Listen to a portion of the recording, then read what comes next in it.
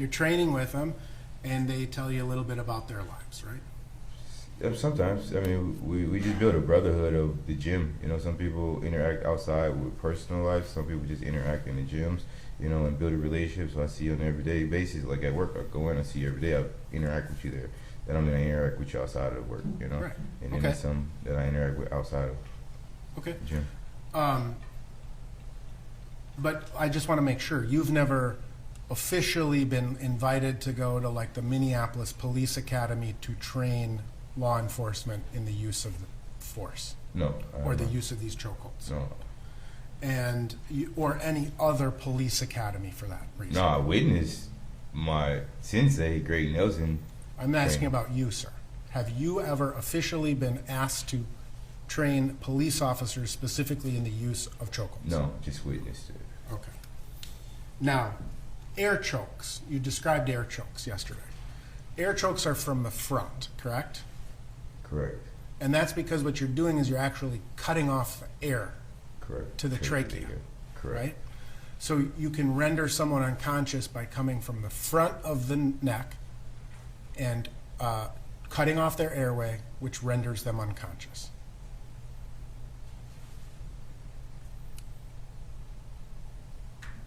Repeat that. Sure. An air choke is a front choke, agreed? Yep. And what you're doing in an air choke is you're cutting off the air supply or the oxygen supply from the front of the neck, correct? Correct. And in doing so, you can render a person unconscious, correct? On an air choke, I'm not a medical person, so I won't answer that. Okay. On a blood choke, right, what you're doing is you're cutting off, and you described yesterday, the blood supply to the brain, right? Okay. Side choke. Correct. A side choke. And you described several different types of chokeholds, like the reverse or the rear naked chokehold, I think it's called, or the triangle. What you're doing is you're actually cutting off the blood supply to both sides of the neck in those. Repeat that. When you do a blood choke, what you're trained on generally is to limit the blood supply to both sides of the neck. No, a blood choke is attack one side of the neck. It's just one side of the neck. Okay? A blood choke is attack the side of a neck.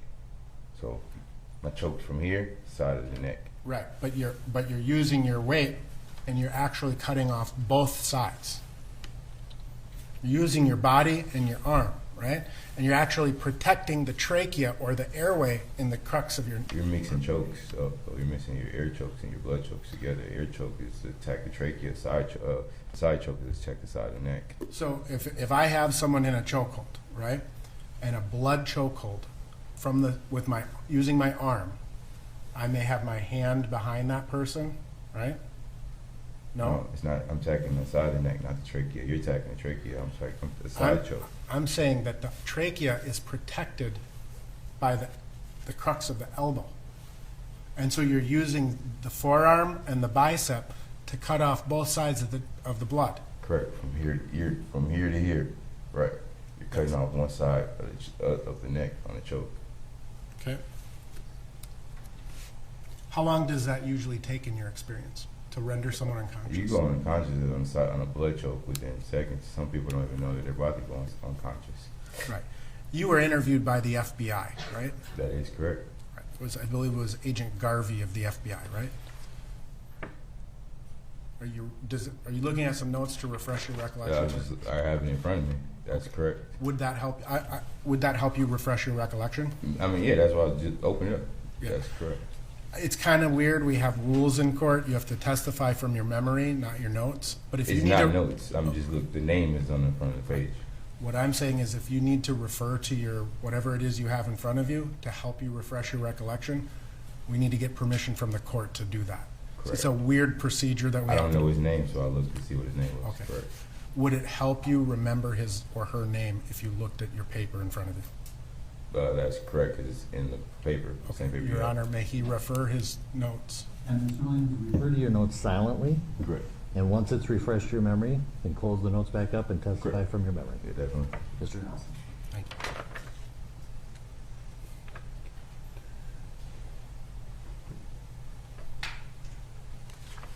What was the name one more time, sir? I believe there were two agents Correct. there, right? One was from the BCA named Angela Garvey, That one's correct. and then Eckert is the last name of the other. I believe that. Yep, that is correct. Okay. And you were interviewed by those agents on May the 29th of last year, correct? Correct, I believe so. All right. You wouldn't, you know, we have a transcript of that statement and the reports about it. Yeah. Would you dispute me if I told you it was May 29th? I don't recollect the dates. Okay, fair enough. And do you recall them asking you about blood chokes and how long it takes to choke someone out? Correct. And you told them 3 to 5 seconds. Correct. Just like I just told you, within seconds. Right. And an MMA round is 3 minutes, right? No, that's for amateurs. MMA round is 5-minute rounds. Okay. 3 minutes for amateurs, 5 minutes for pros. All right. So 3 to 5 minutes are per round of an MMA fight. Oh, MMA fighter. Right. Okay. Have you ever, whether it be in your training after you have rendered someone unconscious, where they come back to and they start fighting again? Inside of a fight? Mhm. Have I choked someone out and they came back to? No. Okay. Like, finished fighting, the referee will... Have you seen that happen in practice? Rephrase it, or So please some, repeat the so question. I will do so. Well, you rendered someone unconscious, right? You're fighting with them. They've gone unconscious. You've released your chokehold from them. Have you ever experienced someone coming back and starting to fight you again right away? Yes, and personally, no. Have I seen it? Yes. Okay, fair enough. So you've seen after someone is unconscious, they come back to consciousness and they start fighting right away again. You've seen that happen. I've seen it on the UFC multiple times where when someone gets choked out, they come back to and they continue to try to fight, and the referee has to explain to them that they've been unconscious. I've been knocked out and I had to come back conscious, and the first thing I wanted to do was continue to fight. And then when I was in the locker room, they told me that the fight was already over, so I have no recollections of what happened in that moment. Okay, great. Now, you testified that one of the things that you do and have done in your career is to work as a security guard, right? That is correct. And you've worked as a security guard in a variety of contexts, right? That's correct. So you've done some personal security for people, Correct. and you've done some like kind of doorman stuff, right? That's correct. Bouncing, I guess, is what you Correct. call it. And you said that you have worked alongside the Minneapolis Police Department in those club type situations with off-duty officers and on-duty officers. That is correct. Okay. The in that capacity, have you ever had to deal with a crowd of people? That is correct. Have you ever had to deal with a crowd of people that was upset? Definitely. Is it easier or harder to deal with a crowd that is upset? Each person is different. Me, I'm able to deal with the high capacity of distractions, different things going on, and still be able to be professional and focus on what's going on in front of me. Okay. And have you ever been involved in a situation where there's a crowd that's upset and you were afraid of them? Correct.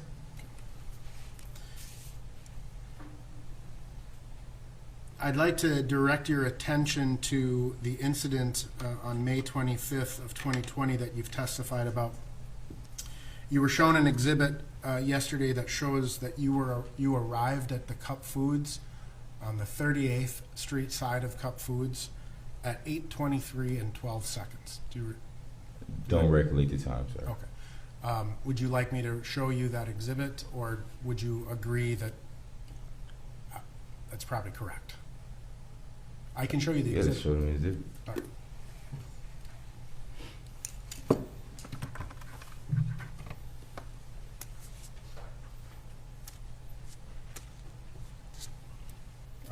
fine. All right. And it's fair to say that prior to your arrival there, you had no idea what had been going on in the area. No, not at all. Like I said, I just seen squad cars and didn't know what was going on. Right.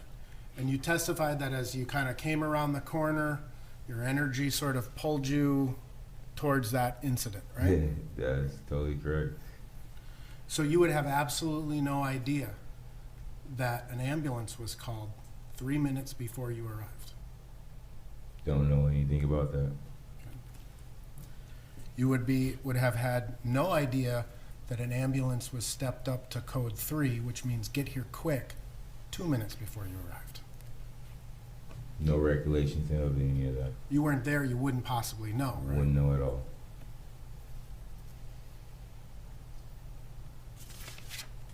You testified that kind of based on your experience as a security guard, your first inclination is to just sort of observe everything that's going on, right? Totally correct. And that's what you did. That's why I felt like I did correct. So it's fair to say that you had not observed any prior contact between the Minneapolis Police Department and Mr. Floyd. Only what I seen. You would have no idea that they had been dealing with him for 15 minutes prior to your arrival. Objection, Your Honor. Not mine. No, right? He can still answer that question. You can still answer that question. Oh, If you'd like me to state it again. repeat that question. Sure. You were not aware that the police had been dealing with Mr. Floyd for 15 minutes prior to your arrival. Not at all.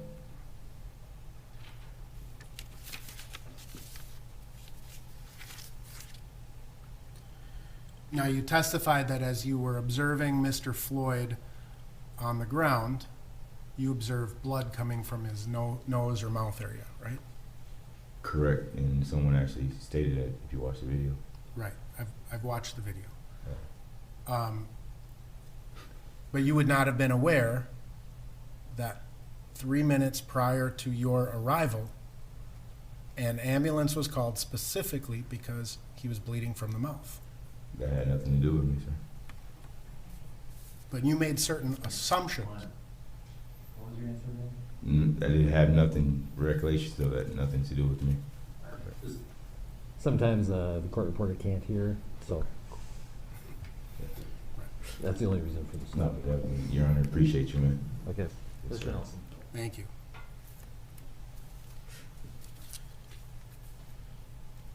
But you yesterday testified that you assumed that the blood coming from Mr. Floyd's nose and mouth area was from his face being pushed into the cement. I didn't say that. I don't. Can you? Yeah. There's no question. Yeah. You answered my question. Right. His blood coming through his nose. I said blood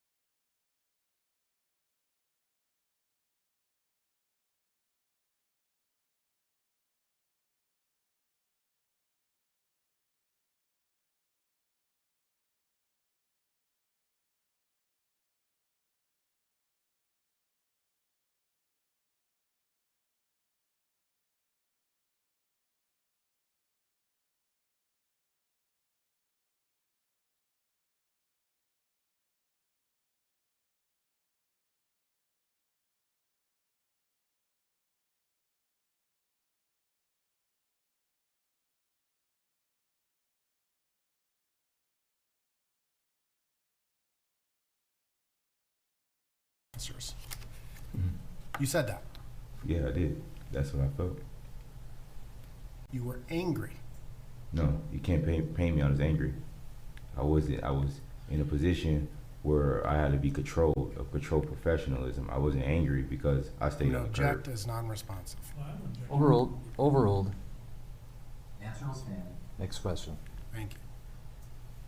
You started calling them names. Yes? Yeah, you heard that. Yeah, you heard the Right? video. You called him a tough guy, right? You watched the video. You call him a real man, right? You watched the video. Okay. You do have to answer the question yes or no based on what he's asking. I'm going to ask you that again, so your answers should be yes or no, okay? Yes, You called him a tough guy. I did. You called him a real man. I did. You called him such a man. I did. You called him bogus. I did. You called him a bum at least 13 times. That's what you counted in the video, That's what I counted. and that's what you got. 13. And that was early on, right? Those terms grew more and more angry. Would you agree with that? They grew more and more pleading for life. All right. After you called him a bum 13 times, you called him a fucking bum. That's what you heard? Did you say that? Is that what you heard? I'm asking you, sir. I'm pretty Did sure you I say did. that? You heard that. I'm pretty sure you did. You call him a fucking pussy ass bitch. If that's what you heard, I'm sure that's I'm what I did. asking you, did you say that? If that's what the video recorded, that's what I did. You called him a bitch. If that's the video you heard from the video, It's that's a what I yes or did. no, sir. If that's what was heard on the video, yes, I did. And at one point, you said that Officer Tao pushed you. That's correct. He didn't. He put his hand in my chest, is what I said.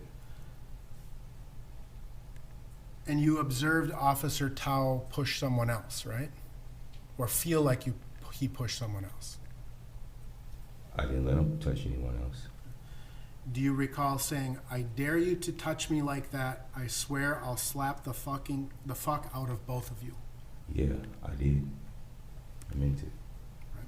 So again, sir, it's fair to say that you grew angrier and angrier. No, I grew professional and professional, and I stayed in my body. You can't paint me out to be angry. You were not standing, you were walking around, right? Correct. Control. And at times, you would go forward towards where Officer Chauvin was, right? Correct. And at times, you'd walk to the side, correct? Well, I didn't really get too close to Officer Chauvin, actually. Tao did not allow me to get all close to Officer Chauvin. You So, attempted to walk closer I stepped off the curb and I stepped back on the curb. because Officer Tao didn't permit you to go forward. He said, step back on the curb.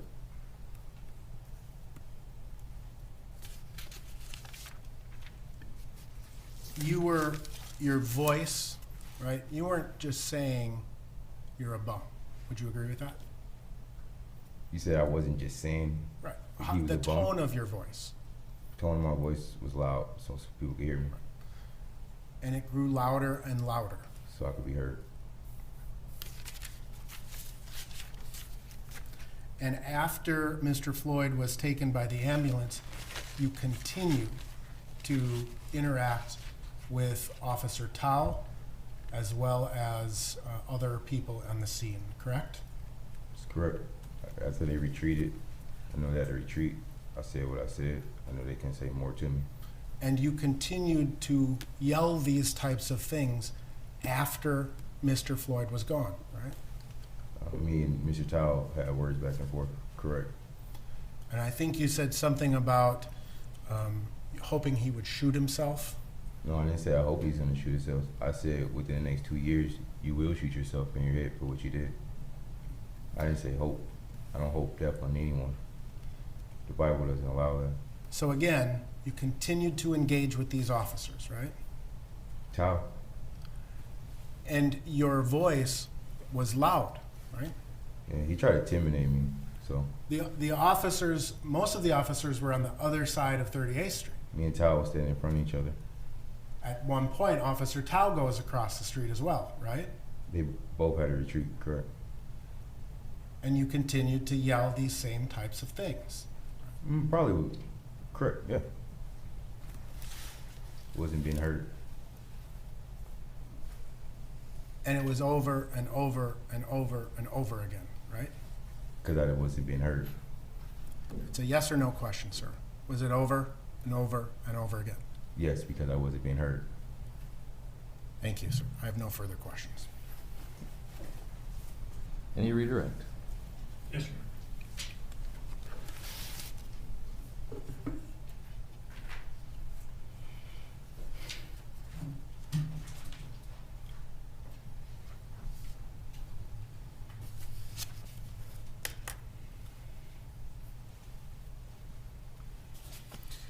Thank you, Mr. Williams. I have a few more questions for you. Yes, sir.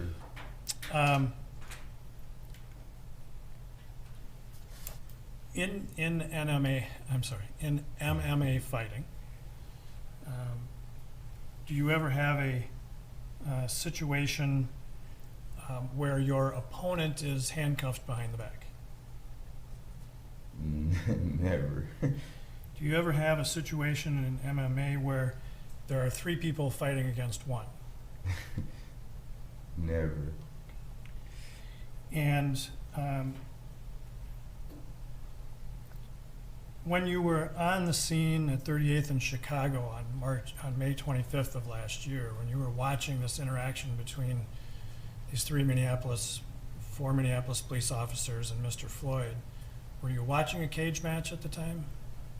Well, I only seen two of them, the animals. So I was watching more of a humane shit show. Okay. Objection, sustained. And Sorry about what you said. That's okay. Okay. so you weren't watching a sport that day, were you? Not at all.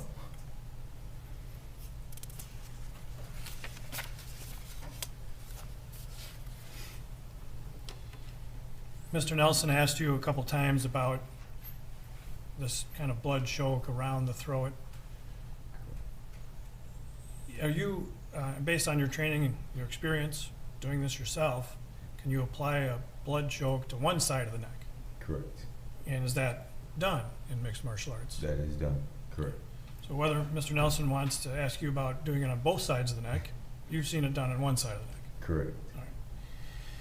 And when you were on the street there at 38th in Chicago on May 25th of last year, watching Mr. Chauvin and Mr. Floyd, was it that kind of blood choke you thought you were seeing on one side of the neck? That is correct. Mr. Nelson asked you about seeing times when somebody has been unconscious in a mixed martial arts fight and come to and try to wrestle again or fight again. When an opponent is rendered unconscious through something like a chokehold in a mixed martial arts fight, is the fight stopped? Right away. Immediately. Medical attention. Right away.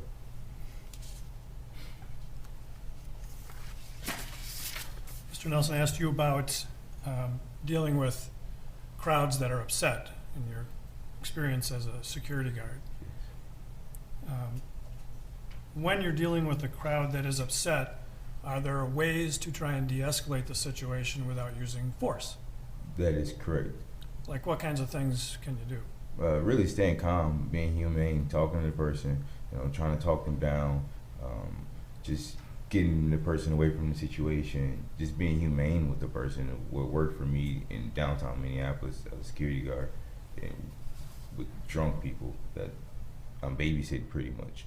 Like I have to come to and try to figure out a way how to solve this problem without putting physical force to them unless they are trying to physically enforce on me. So while you were on the street there on 38th in Chicago on May 25th of last year and watching Mr. Chauvin hold Mr. Floyd down, Did you see Officer Tao try to de-escalate that situation at all with the crowd? Objection called for legal conclusion. Sustained.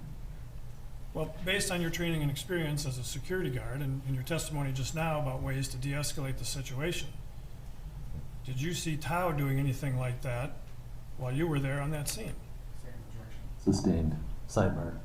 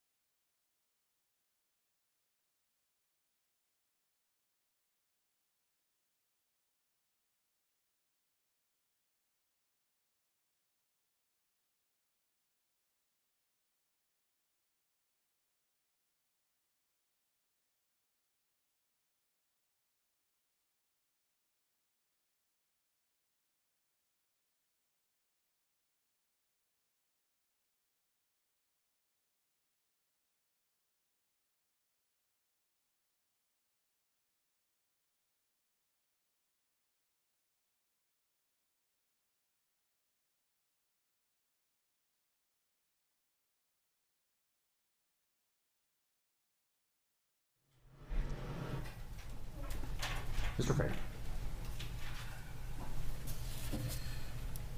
When you're dealing with a crowd as a security guard, Objection. have you- Overruled, he hasn't finished the question.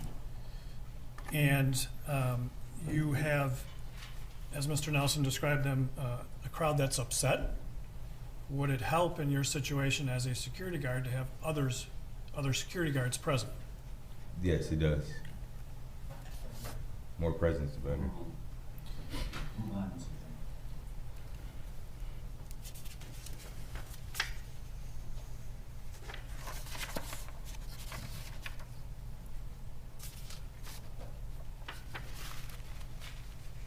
During your cross-examination, you were asked about the time that Officer Tao touched you, put his hand on your chest. Correct. And your reaction was what? Immediately swiped his hand because I felt threatened, and then I stepped back and I put my hands forward, and I really was threatened by his presence. So again, I put my hands up, didn't know what else was going to move forward, and I proceeded to step back. So, I know you backed up to demonstrate, but if you could move back up. Oh, sorry. Yep. Oh, no problem. I think we heard you, so you're fine. just got to stay close to the microphone. So you didn't want Officer Tao touching you, Not at all. and other than pushing his hand away, you didn't touch him. Not at all. We kind of just. And then you went back up on the curb. That is correct. During your cross-examination, you used the term the officer's retreat. Correct. What did you mean by that retreat? What I mean is I'm not a law enforcement or by any means, but I know I see when certain cases happen when it comes to certain things like this, most of the officers retreat away from the scene until all the right authorities come on scene to take care of everything. So, and that's what I noticed that they did. They retreated away from the scene to the other side of the street, and that's where they stayed until whoever came and deal with them. Okay. Also, during your cross-examination, Mr. Nelson asked you about things that happened before you got to the scene. That's correct. You weren't at all trying to tell the jury in your previous testimony that you knew things that occurred before you got there. Nah, not at all. I was deer in the headlights. But when you got there, for that time period after you arrived and saw Mr. Chauvin with his knee on Mr. Floyd's neck on the ground there, until the ambulance took him, you watched that entire time. I watched. Yeah, I watched everything. And so during that time that you were watching, did you see anything that you thought justified holding Mr. Floyd down that way? No, at all. Sustained. Answer is stricken. Did you see Mr. Floyd fighting back to the officers? No. Did you see whether Mr. Floyd lost consciousness while you were there watching? Correct. Ask me to answer. Your Honor, Yep. No argument on objections. I'll ask for sidebar if I want objection, or if I want argument. The objection is overruled, you may proceed. Ask the question again so Mr. Williams knows what it is. while you were there watching, was there a time when you saw Mr. Floyd lose consciousness? That is correct.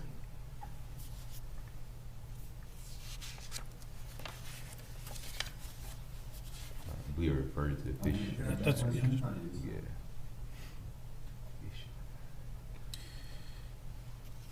you were asked multiple times about being angry That's correct. and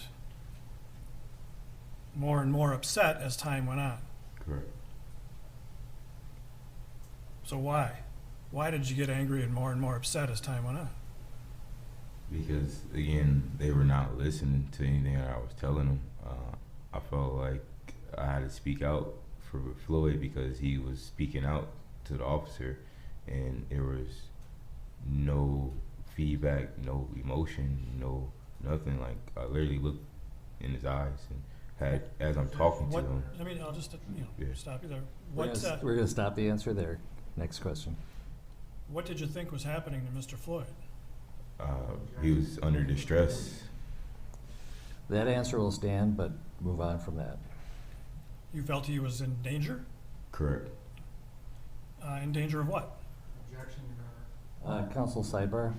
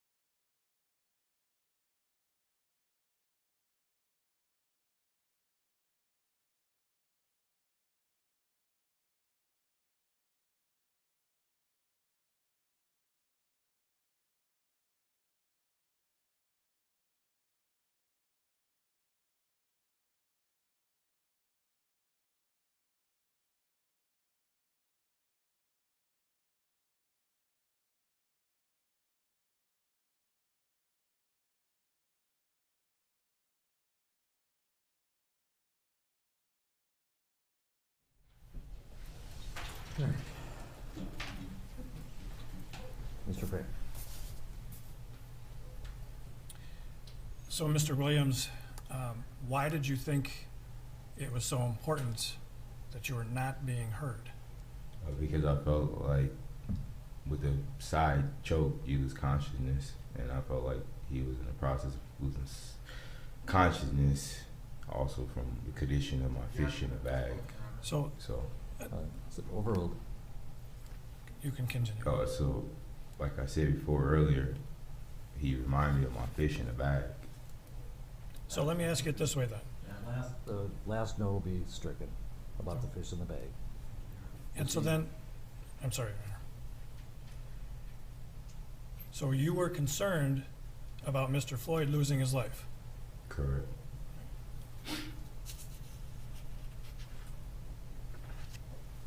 I have nothing further, Your Honor. And you recross. Very good.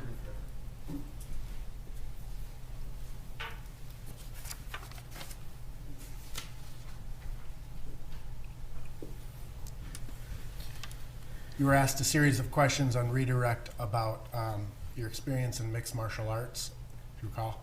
Correct. Can you tell me about any of the conversations that you had as you were being rendered unconscious in any of your fights? Your Honor, I'm going to object. You're saying. What did you just ask me? What did you No, just just wait. Let me rule on the objection first. The objection is overruled. You may answer if you have a recollection as to any time. Ask the question again, but don't answer until I say so.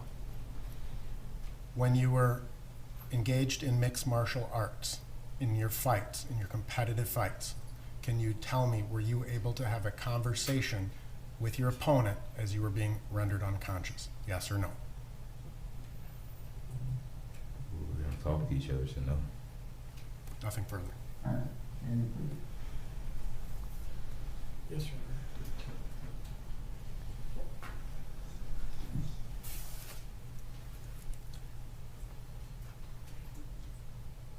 You said earlier you're not a medical doctor. That's totally correct. If Mr. Nelson is asking you whether a person can, Objection, Your Honor. Stop. You're not allowed to give a medical opinion. Mr. Frank is going to ask you about your personal experience. If you have such a personal experience, you can talk about your personal experience. Nothing more. Mr. Frank, please phrase it in terms of his personal experience, not an opinion. I will, Your Honor. In a mixed martial arts fight, when you are being rendered unconscious in a chokehold, you tap out, correct? Correct. And that's to prevent it from going too far. Correct. Losing conscious. And the tap out is the communication you use to your opponent to say, hey, let up. That is correct. And your opponent has to follow that communication. That's correct. That's the rules of the fight. That's the rules of the fight. And so when you tap out, they know it's done and it stops. Correct. And only time you can verbally. That's an answer to the question, right? I have nothing further, Your Honor. Any further recross? No, Your Honor. Thank you. Mr. Williams, you are excused. Thank you.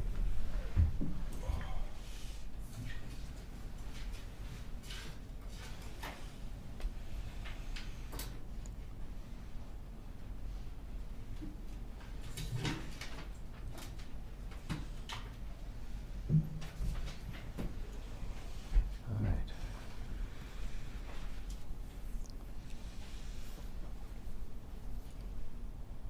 Members of the jury, our next four witnesses are going to be persons who, because of their age, I am allowing them not to be on the video broadcast. Obviously, you will be able to see them in the courthouse.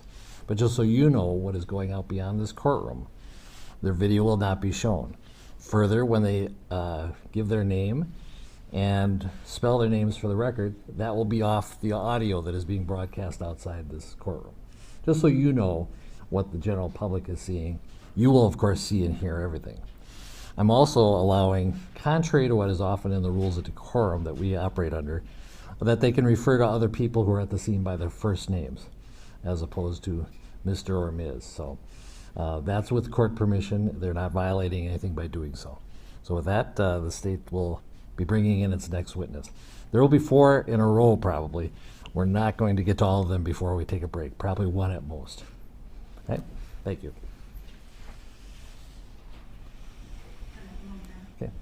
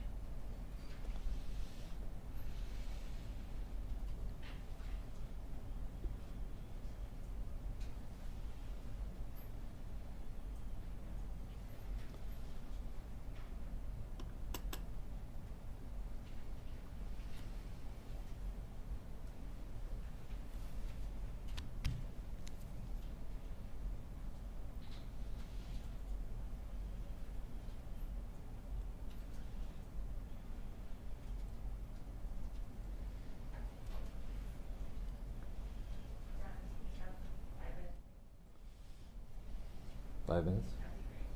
Okay.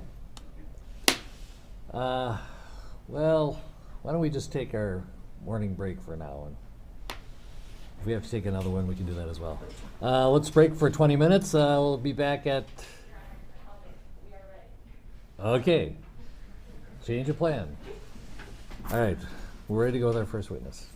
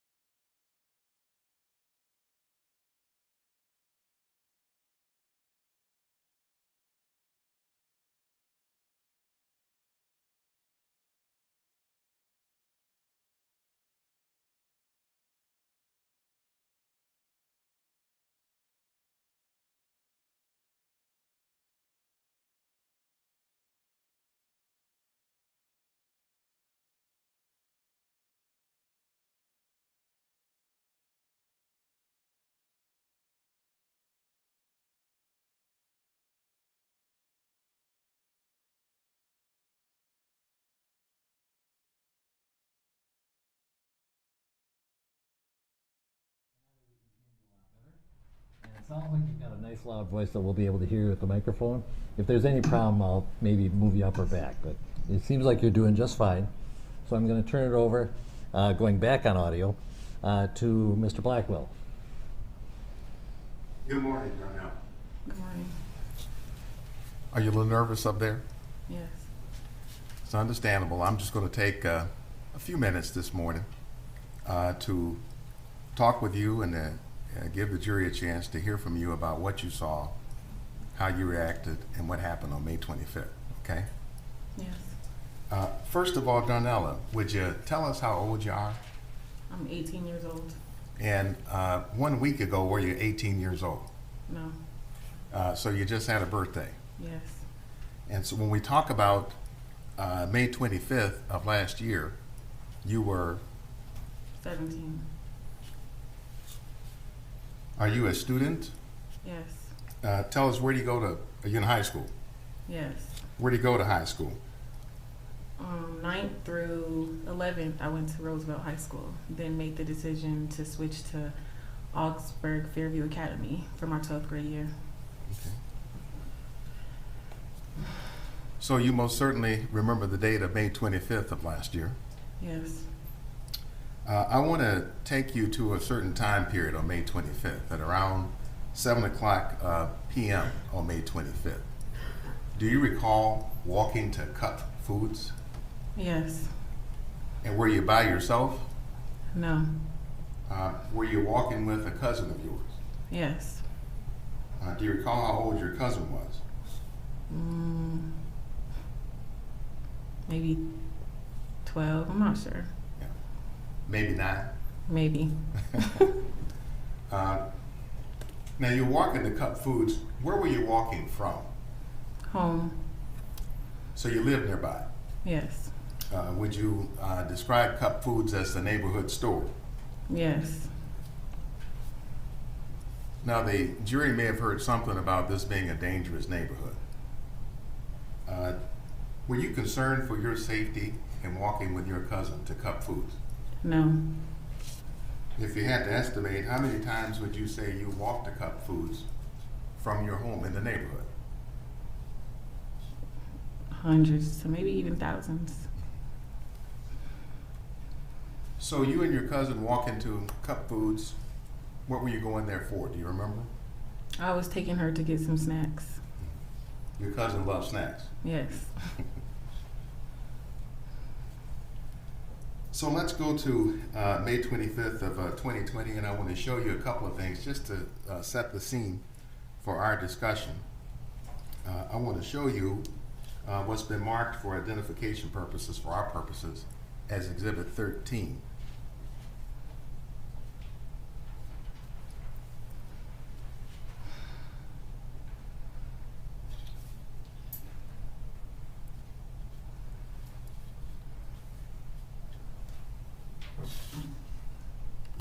think I need a handler. Okay, I got one.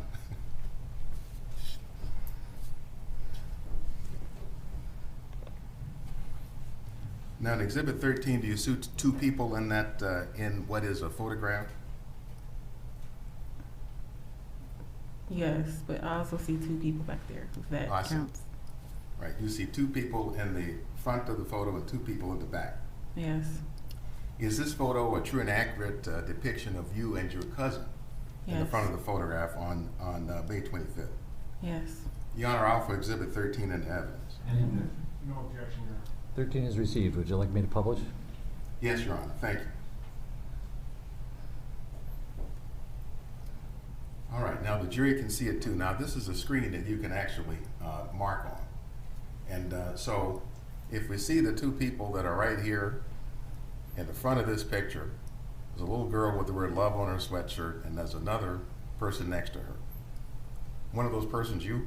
Yes, And which one, the bigger one or the little one? the bigger one. And this is your cousin next to you. Yes, And is this as you walk into to Cup Foods? yes. I want to show you what we've marked as Exhibit 16 for the trial.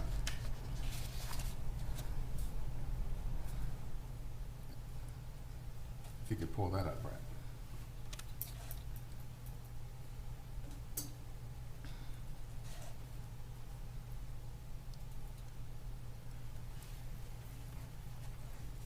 Now, is this a video that you've seen before? Yes, Do you have personal knowledge of the scene that's depicted in this exhibit? yes, Is this video a true and accurate depiction of the scene as you saw it on May 25th of 2020? yes. Your Honor, the state offers Exhibit 16 in evidence. Any objection? 16 is received. So, Mr. Eltiste, if you could play this a little ways, I want to ask you some questions about it. So we can see with the jury, two people walking from the left to the right. There's a little girl in a green shirt, and there you are. Do you see you? Yes, And is this as you all were approaching Cup Foods on May 25th? yes, Now, see there, your cousin goes into the store. Why did she go into the store and then you turned around and then came back toward the squad cars? I wanted to make sure she got in. You can stop there, Brad, for a second. When you walked past the squad car there, did you see anything happening there on the ground as you were walking towards Cup Foods with your cousin? Yes, I see a man on the ground and I see a cop kneeling down on him. Was there anything about the scene that you didn't want your cousin to see? Yes, And what was that? a man terrified, scared, begging for his life. Is that why you directed your cousin to going into Cup Foods? Yes. And then when you saw what was happening there at the scene, what was it about the scene that caused you to come back? It wasn't right. He was suffering. He was in pain. Let me stop you there for just a second, Darnell. And so when you say, first of all, he, are you referring to the person you come to know as George Floyd? Yes. Did you know anything about Mr. George Floyd before May 25th? No. Had you ever met him before? No. Ever seen him before to your knowledge? No. So when you came back to this scene here that we can see in Exhibit 16, what did you do when you first got there and we see where you're standing? What did you do? I pulled out my phone, And what were you doing in pulling out your phone? recording and capturing what I was seeing. And we have already admitted into evidence in this case the video which you had done, which was our Exhibit 15 that's in evidence. So tell the jury what you observed, what you heard when you stopped to look at what was happening there at the scene. I heard George Floyd saying, I can't breathe, please get off of me. I can't breathe. He cried for his mom.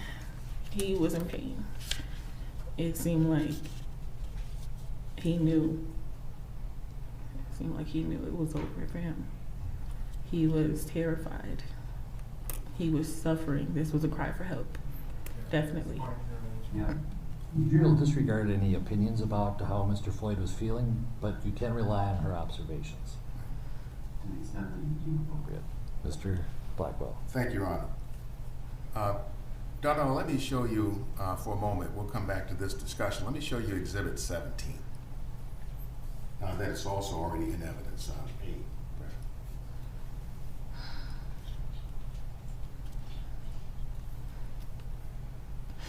So can you see the person depicted on Exhibit 17?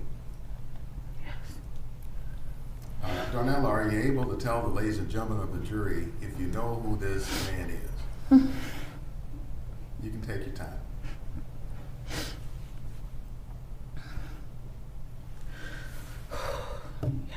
Yes.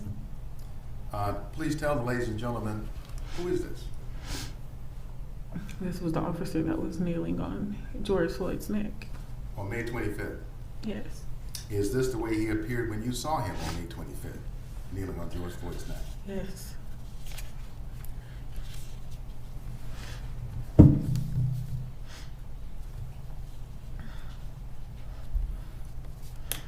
When you first arrived at the scene, you can take that down, Brett. When you first arrived at the scene and you started recording with your phone camera, were there other bystanders or others there present at the time? No. About how long before other people started to gather with you? Not even a minute in. And could you estimate roughly how many others were just there around you who were also observing what was happening? Maybe about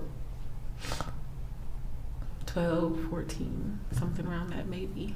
If I showed you a picture of those who were there, might you recognize those who might have been present with you?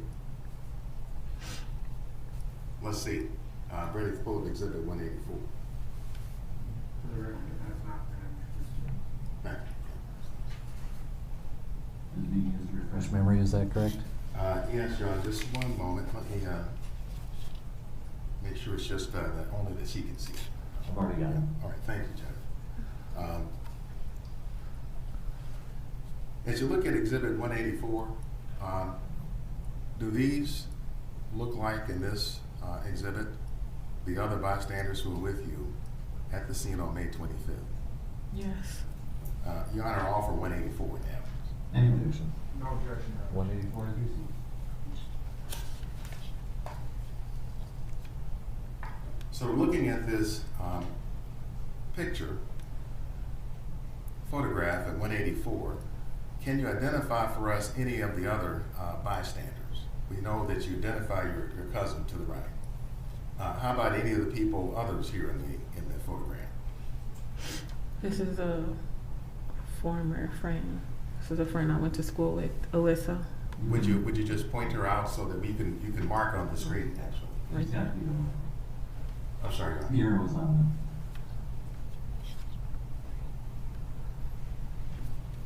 I'm sorry, Judge. Could you repeat that? the arrow is on the screen. The arrow's on Where the she screen. pointed. Yeah, just one moment, Your Honor. Is she able to mark from where she is? She did. She put the arrow. She put the arrow on the screen to Okay. mark where her friend is. Is that correct? Yes. Okay. Okay. You see the arrow, Mr. Blackwell? Yeah, no, I can't see anything on the screen here at all.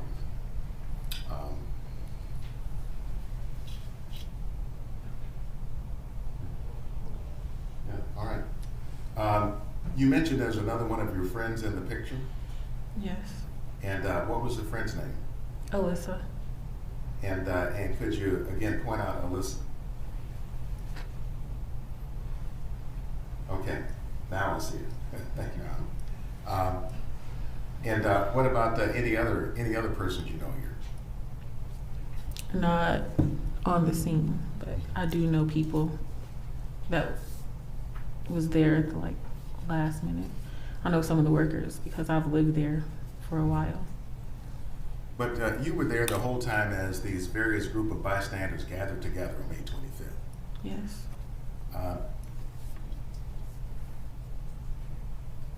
If somebody were to tell the ladies and gentlemen of this jury that you and the rest of the bystanders who were there were an unruly crowd or mob, I didn't finish the question yet.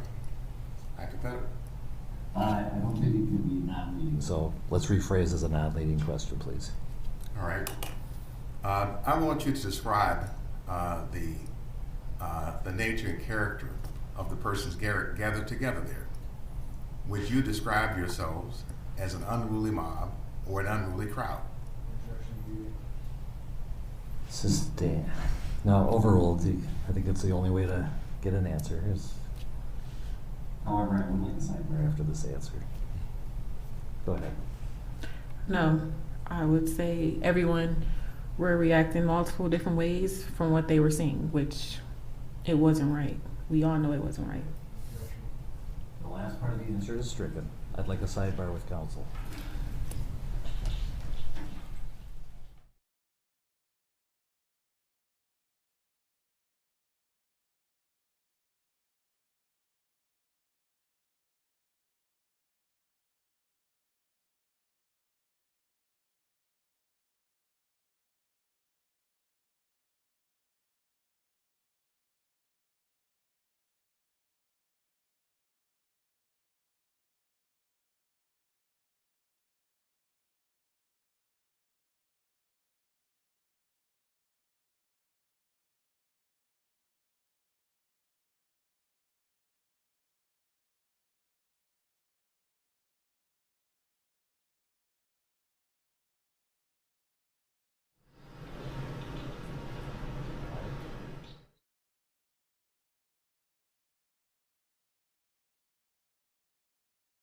Clear? Yes, sir. All right. Sorry, the technical difficulties are sending shooting pains in all of our ears. Yes. Mr. Blackwell, if you would. Thank you, Your Honor. Thank you.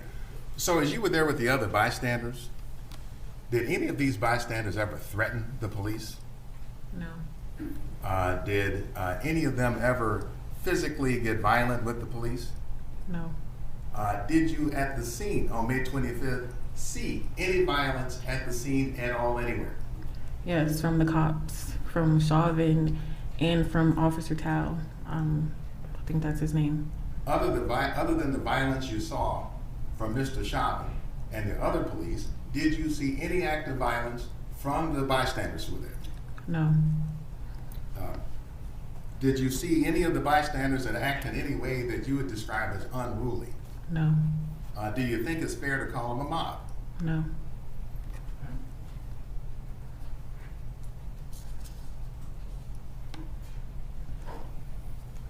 Amongst the bystanders who were there, did you see any of them make an effort to actually offer care for Mr. Floyd? Physically? Yes.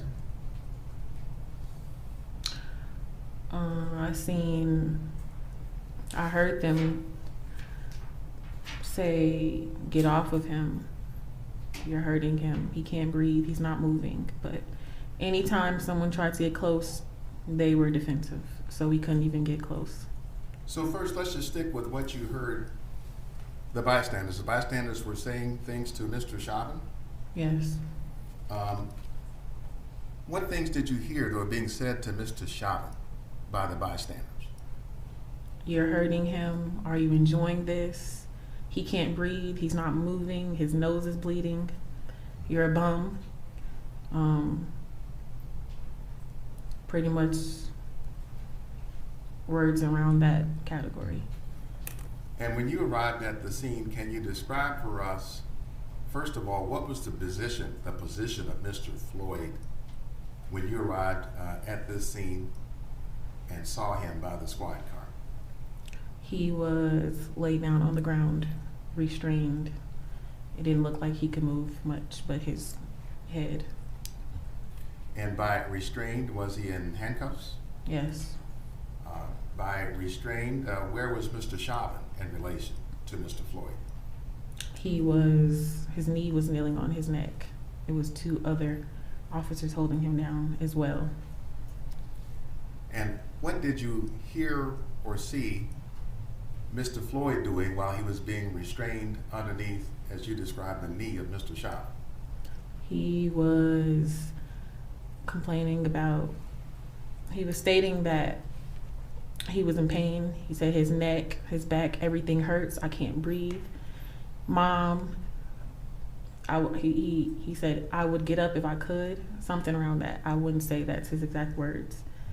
But yeah, pretty much he was saying how much in pain he was. He couldn't breathe.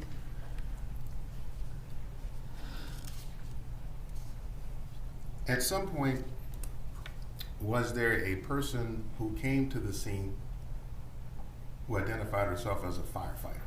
Yes. Are you able to see her in this exhibit 184? Yes. Could you point to her? Okay, and let the record reflect she's pointed to Genevieve Hanson. Objective as far as the name. She's identified who she believes is the firefighter. She hasn't testified yet. So, The record will reflect that the witness has identified the person dressed in black, holding up a phone with a white headband in exhibit 184. when this person who identified herself as a firefighter came, what did she do? She asked him to check his pulse. Who did she ask to check? Chauvin. And she asked Officer Chauvin to check the pulse of Mr. Floyd. Yes. Then what happened? He remained kneeling on his neck. And she asked multiple times, not just once. Then what did she do? Did she try to check his pulse? No, they wouldn't even let us get close. And what prevented your getting close when you say they wouldn't let us get close? They were quick to pull out mace. Who pulled out mace?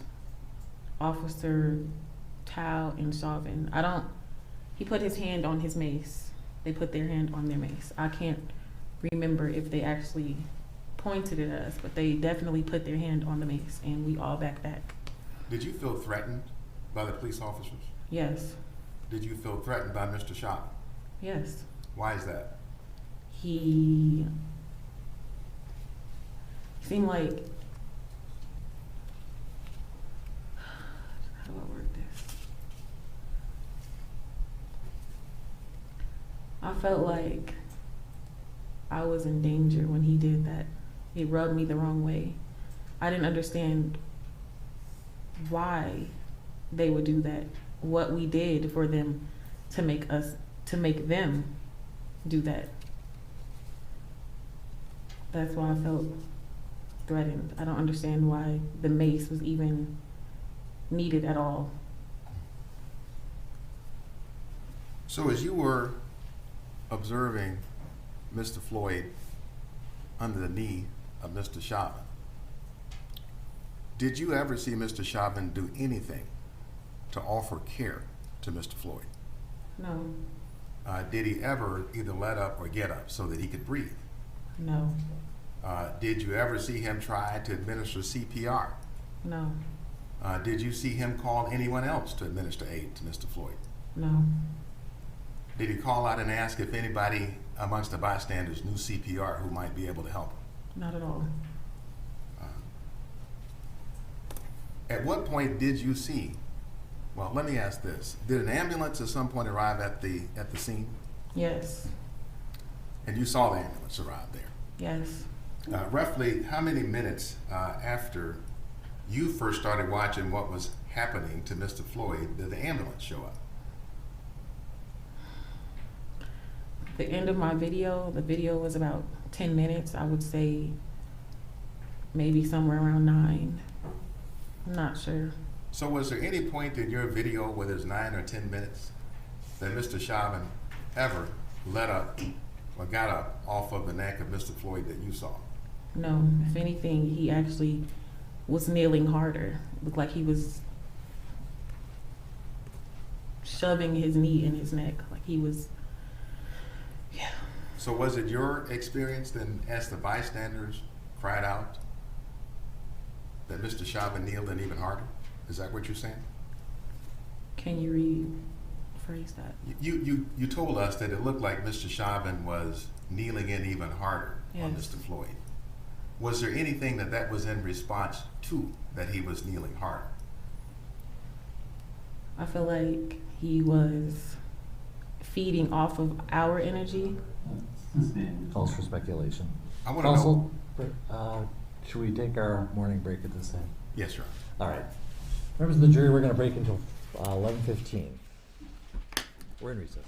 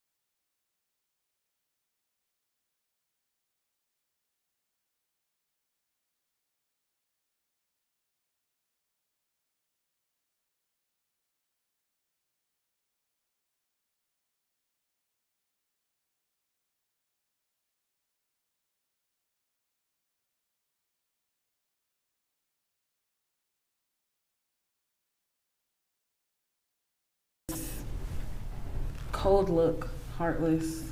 He didn't care. It seemed as if he didn't care what we were saying. It didn't change anything he was doing. In response to what you and the other bystanders were saying, did you see him do anything differently to the body of George Floyd? Can you Well, I'll just ask you the question. Yes. In response to what the crowd was doing or saying, did you see him at any time kneel in harder on George Floyd in response? Yes. Incidentally, do you see Mr. Chauvin in the courtroom Yes. today? Could you please point him out? Right there. Yep, for the record, she's pointed to Mr. Chauvin. Thank you. Now, you had at some point told us that you were there when the ambulance came. Yes. Did Mr. Chauvin get off of Mr. Floyd when the ambulance arrived? No, the ambulance person had to actually tell him to lift up. So the ambulance arrives, and does an ambulance person get out right away and come over to ask Mr. Chauvin to lift up, or did something else happen before that? He checked his pulse first while Chauvin's knee was still remained on George Floyd's neck. All right, so paramedic checks his pulse with Mr. Chauvin still on his neck. Then what happened after that? The paramedic he did like a motion, like get up, basically telling him to remove his knee. His knee was still there, even when they came, even at the end, even unresponsive. Right. And did Mr. Chauvin get up at that time then? Yes. As you were observing the entire scene, did you observe Mr. Floyd do anything that you felt was threatening to any of the police officers? No. Did you see him do anything other than call out in anguish? No, besides maybe trying to get more comfortable. No.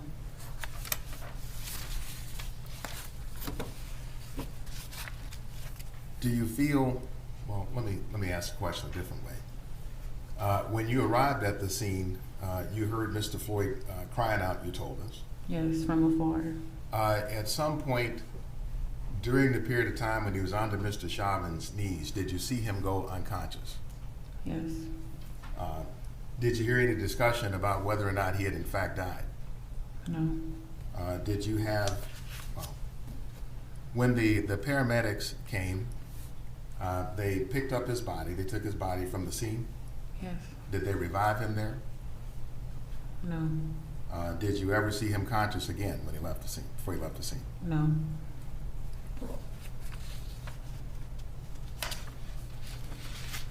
Incidentally, with the photograph here of the bystanders, the exhibit 184 that's in front of you, did the bystanders for the most part stay there on the sidewalk where they were? For the most part, yes. If they stepped at all into the street, was there an officer there telling them to get back? Yes. Did you see that the bystanders complied with what the officer was asking to get back? Yes.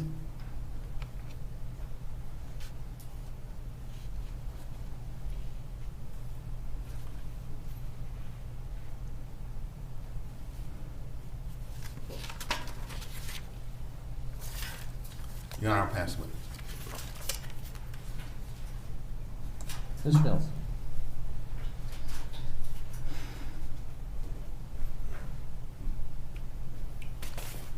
Thank you. Good morning, ma'am. Thank you for being here. Just have a few questions for you, okay? Okay.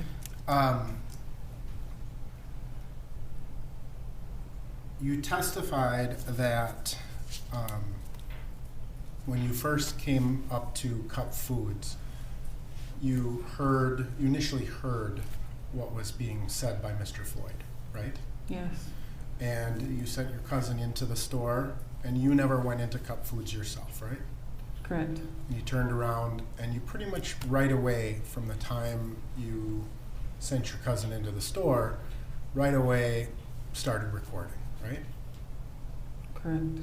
And ultimately, you recorded from that point all the way until shortly after the paramedics came and left, right? Correct. All right.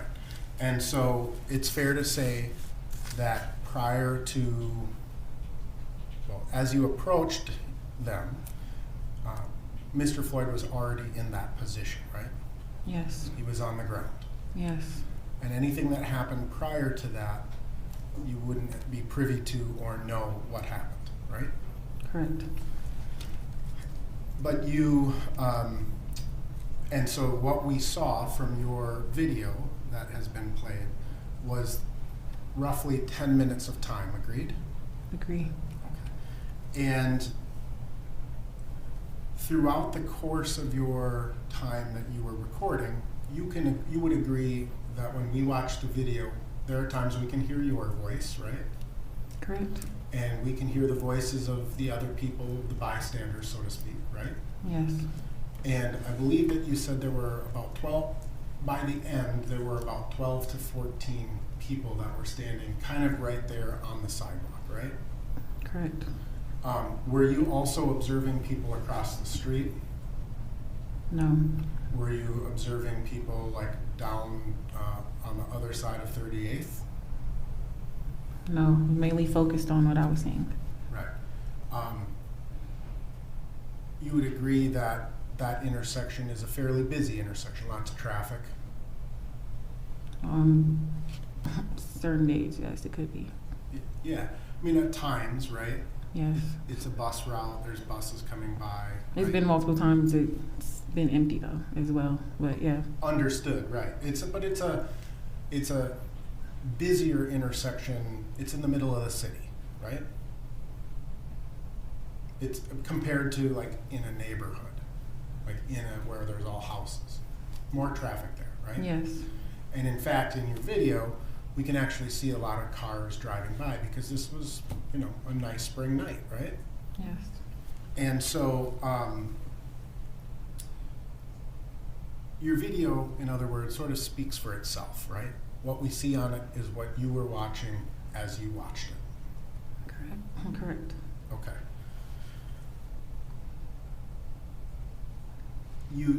You were interviewed by, I believe, a couple of Bureau of Criminal Apprehension agents early on in the case, right? Who? The BCA, Bureau of Criminal Apprehension. They came and took a statement from you. Yes. Okay. The FBI? Was there an FBI agent? Let's call them law enforcement, all right? There were a couple of law enforcement agents that interviewed you. Closer to the situation, yes. It was I believe two white guys. I'm not sure if they were white, but they looked white. But yes, closer to the situation, yes. Right. You met with them, you provided them your cell phone, and you Yes. allowed them to copy the video from your cell phone for purposes of their investigation, right? Yes. And at that time, they took a statement from you. Would you agree with that? Yes.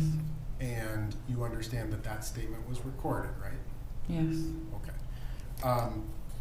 Now, I don't want to misphrase what you said before, but I thought I heard you say that you were aware that there were 4 officers on the scene when you walked up. No. I didn't see the other officers until the end, and when everything blowed up, I've seen different angles. That's when I figured out it was two other officers on George Floyd when he was laying on the ground. The question being, though, however, as you were filming it, you were not aware that those other 2 officers were there. No, only officer I seen was Chauvin and Officer Tao. Right. And those are the 2 that you primarily had interactions with Officer Tao, right? Yes. And you testified that Officer Chauvin didn't say very much, right? Yes. But it's also fair to say that you couldn't necessarily hear whether those other officers were speaking to Mr. Chauvin. Objection, Your Honor, is assuming facts that are not established. Overruled. You can answer if you know. You want me to ask the question again? I heard him. Okay. No, I did not hear the other officers. Right. And it's also fair to say that when you first started recording, you were one of the few people that were there, right? I was the first person to record. Right. First person. Yeah, sure. And by the end of the video, there were more people present. Yes. And would you agree that initially when you started recording, you weren't saying much, if anything, to the officers, right? I don't remember. But as time went on and more people showed up, voices became louder. Would you agree with that? As we understood more what was happening. I just want to know. What we seen Right, is how we reacted. right. Like you said, the video speaks for itself. Understood, and I appreciate that. So you heard various people calling the officers names, right? Yes. And the volume of the people in the that were bystanders grew louder over time. Would you agree with that? Yes. More so as he was becoming more unresponsive. And more people also started speaking at the same time, right? Yes. So we had, you said there were 12 to 14 people Around that. around that number. I think I counted 12 in the picture. Okay. And several of them were speaking. Would you agree with that? Yes. And several of them were yelling. Yes. And they were becoming more and more upset based upon what they saw. Correct.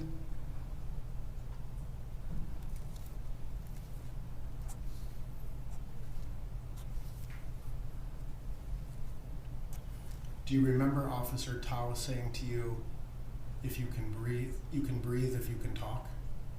Yes.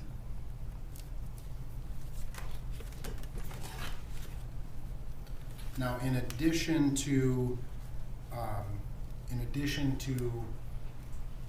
your initial interview with law enforcement officers, you've also met with the prosecution team a couple of times in preparation for trial, right?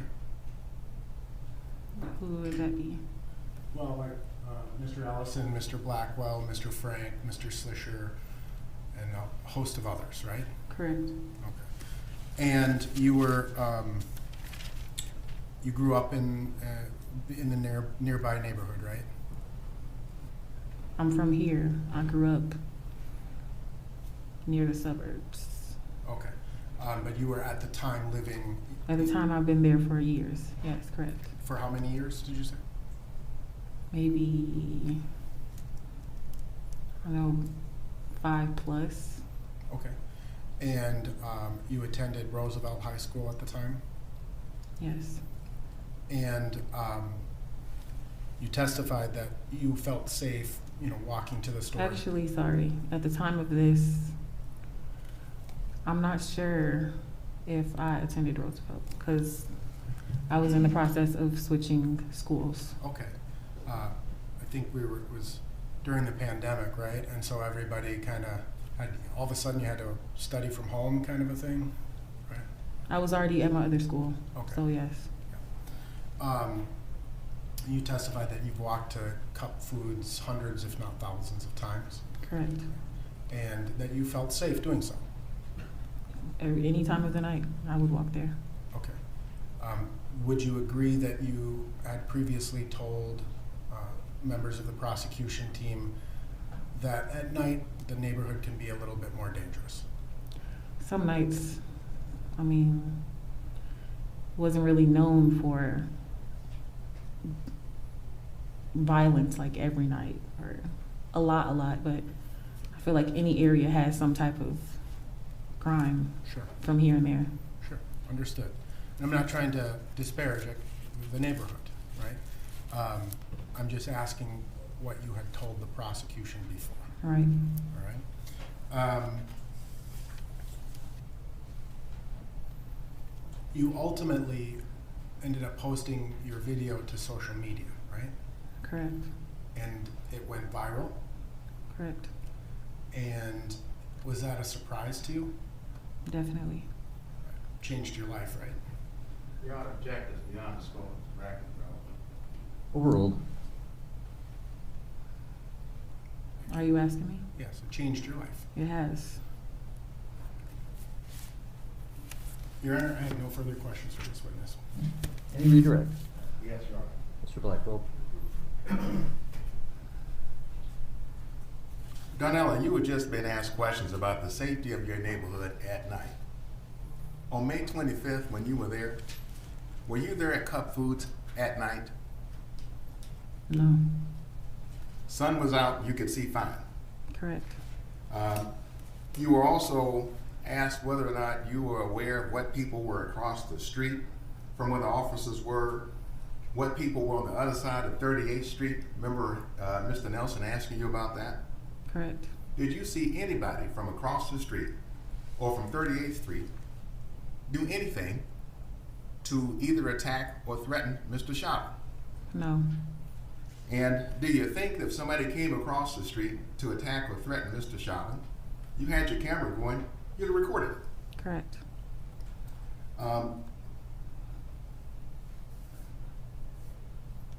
Now he asked some questions about, again, the bystanders who were there, and he talked with you about that, those bystanders.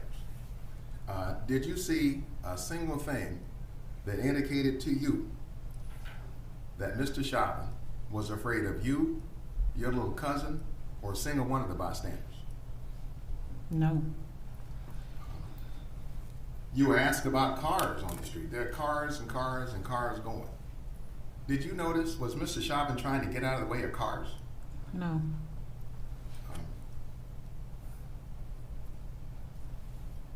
You were also asked about what the officers might have been saying to Mr. Chauvin. Correct. Remember talking about that? Yes. Did you hear any of the officers tell Mr. Chauvin that Mr. Floyd didn't have a pulse? Did you hear him say that even? No. You didn't hear him say anything. No.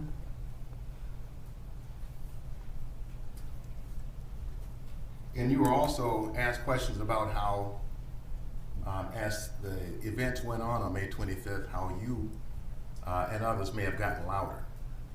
Correct. Darnell, are you the sort of person who, in response to seeing somebody being potentially harmed on the street, gets louder? I'm more of I bottle things up. I feel things inside. I have social anxiety, so it's really out of my comfort zone to really be that out person. But, you know, when I saw, at moments I was loud. Loud in response to what you saw. Correct. Now, Mr. Nelson asked you a few questions about your video going viral and how that's changed your life. Remember that at the end? Yes. Would you tell the ladies and gentlemen how your viewing, experiencing what happened to George Floyd has affected your life? When I look at George Floyd, I look at my dad, I look at my brothers, I look at my cousins, my uncles, because they are all black. I have a black father, I have a black brother, I have black friends. And I look at that and I look at how that could have been one of them. It's been nights I stayed up apologizing and apologizing to George Floyd for not doing more and not physically interacting and not saving his life. But it's like, it's not what I should have done, it's what he should have done. He Thank should you, have. Donna. That'll finish the answer, thank you. Right. Did you finish your answer, Darnell? She finished her answer. Yeah, thank you. Proceed to your next question. No, Your Honor, that's my last question. Thank you, Darnell. Mr. Nelson. All right, thank you. You may step down.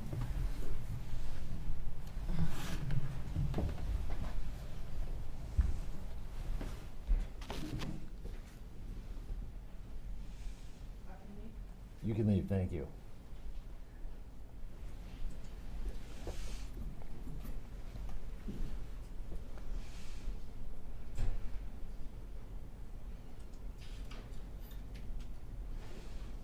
All right, next witness for the state is coming.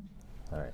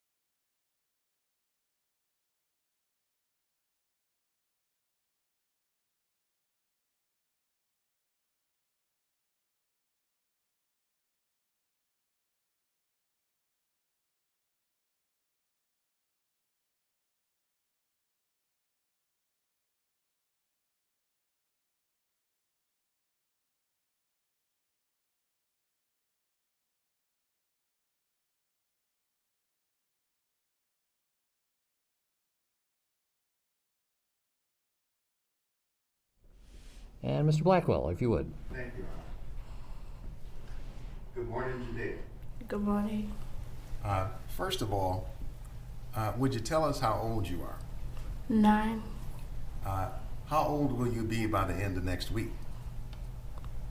10, And then you got a 10th birthday coming up. yes. What grade are you in? 3rd, Do you have a cousin named Darnell? yes. Do you remember going with her sometime last year in May? Yeah, You have to let me finish my question, but do you remember going with her to Cup Foods? yes, And you like going to Cup Foods to buy snacks. yes, Did you go with your cousin Darnella sometime in May of last year to get snacks? yeah. Let me show you what's Exhibit 14. No? No, no.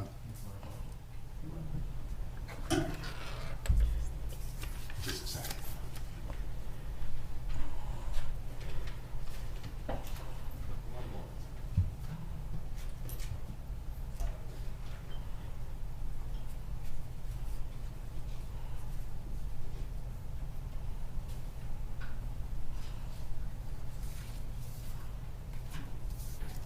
Okay, I'm showing you what's been marked as our exhibit number 13 and asking, can you see the two people Yes, in the front of that picture?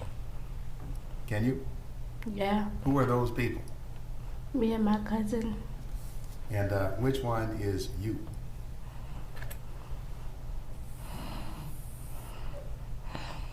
All right. And so the little one with the word love on her shirt. Yes. Now, you that day, you went into Cup Foods to get your snacks. Yeah. And when you came out of the Cup Foods, do you remember what you did next when you came out? I saw the officer put a knee on the neck on George Floyd. Okay, now you mentioned someone named George Floyd. Yes. Did you know George Floyd before May 25th? I can't hear it. Could you say that again? You can't hear? No. Okay. Had you ever met George Floyd before No. going into Cup Foods that day? No. As far as you know, had you ever seen him? No. Now, when you came out to where your cousin was and you saw George Floyd, was there a policeman there? Yes. Do you remember what the policeman or policemen were doing? Putting a knee on the neck with George Floyd. If I showed you a picture of a policeman, why don't I just do that? Exhibit 17.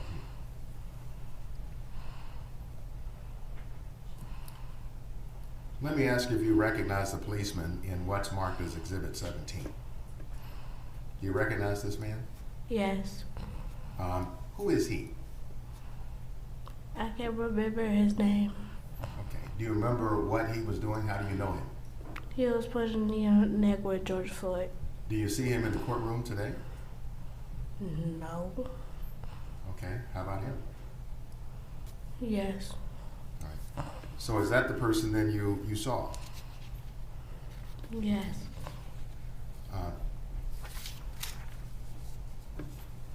So you saw a knee being put on the neck of George Floyd. When was the knee taken? Did you see that the knee was ever taken off of George Floyd's neck? No. Were you there when an ambulance came? Yes. Tell us what happened after you saw the ambulance come. Yes. The ambulance had to push him. And how did that happen? Did they simply come in an ambulance and then go up to push him off, or what happened? They asked him nicely to get off of him. And when they asked him nicely to get off of him, what did he do? He still stayed on him. And then what happened after he still stayed on him? What did the ambulance people do? They just had to put him off, get off of him. Are you able to tell us, having been there on this day and seeing the officer on top of George Floyd, how did you feel about that? How did it affect you? I was sad and kind of mad. And tell us, why were you sad and mad? Because it felt like he was stopping his breathing, and it is kind of like hurting him. Thank you, Judea. I want to ask you any other questions. Mr. Nelson? I have no questions for this witness. Thank you. Judea, you can go, you are excused, so you're done testifying. Thank you.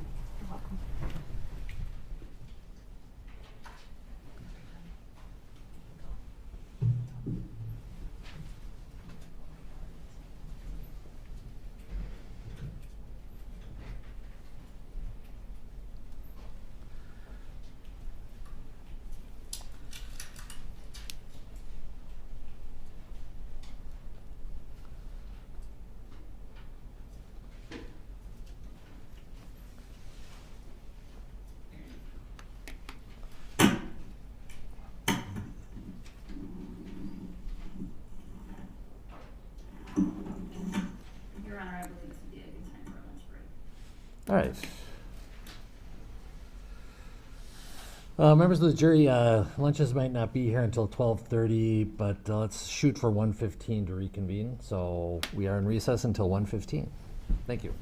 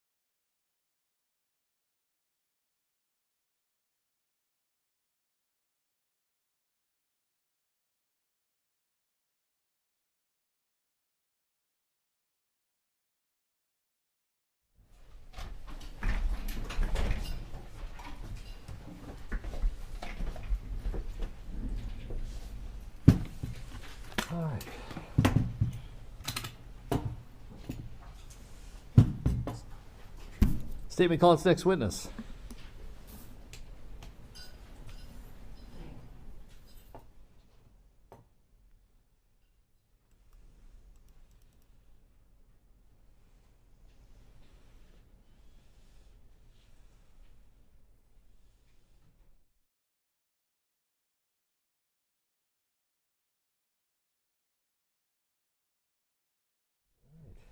You can have a seat right here.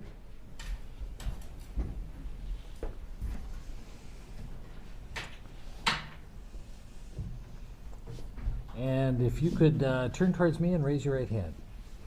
Do you swear or affirm, under penalty of perjury, that the testimony you're about to give will be the truth? Yes. Okay. And we're going to go off the audio, which means it's not going to be broadcast.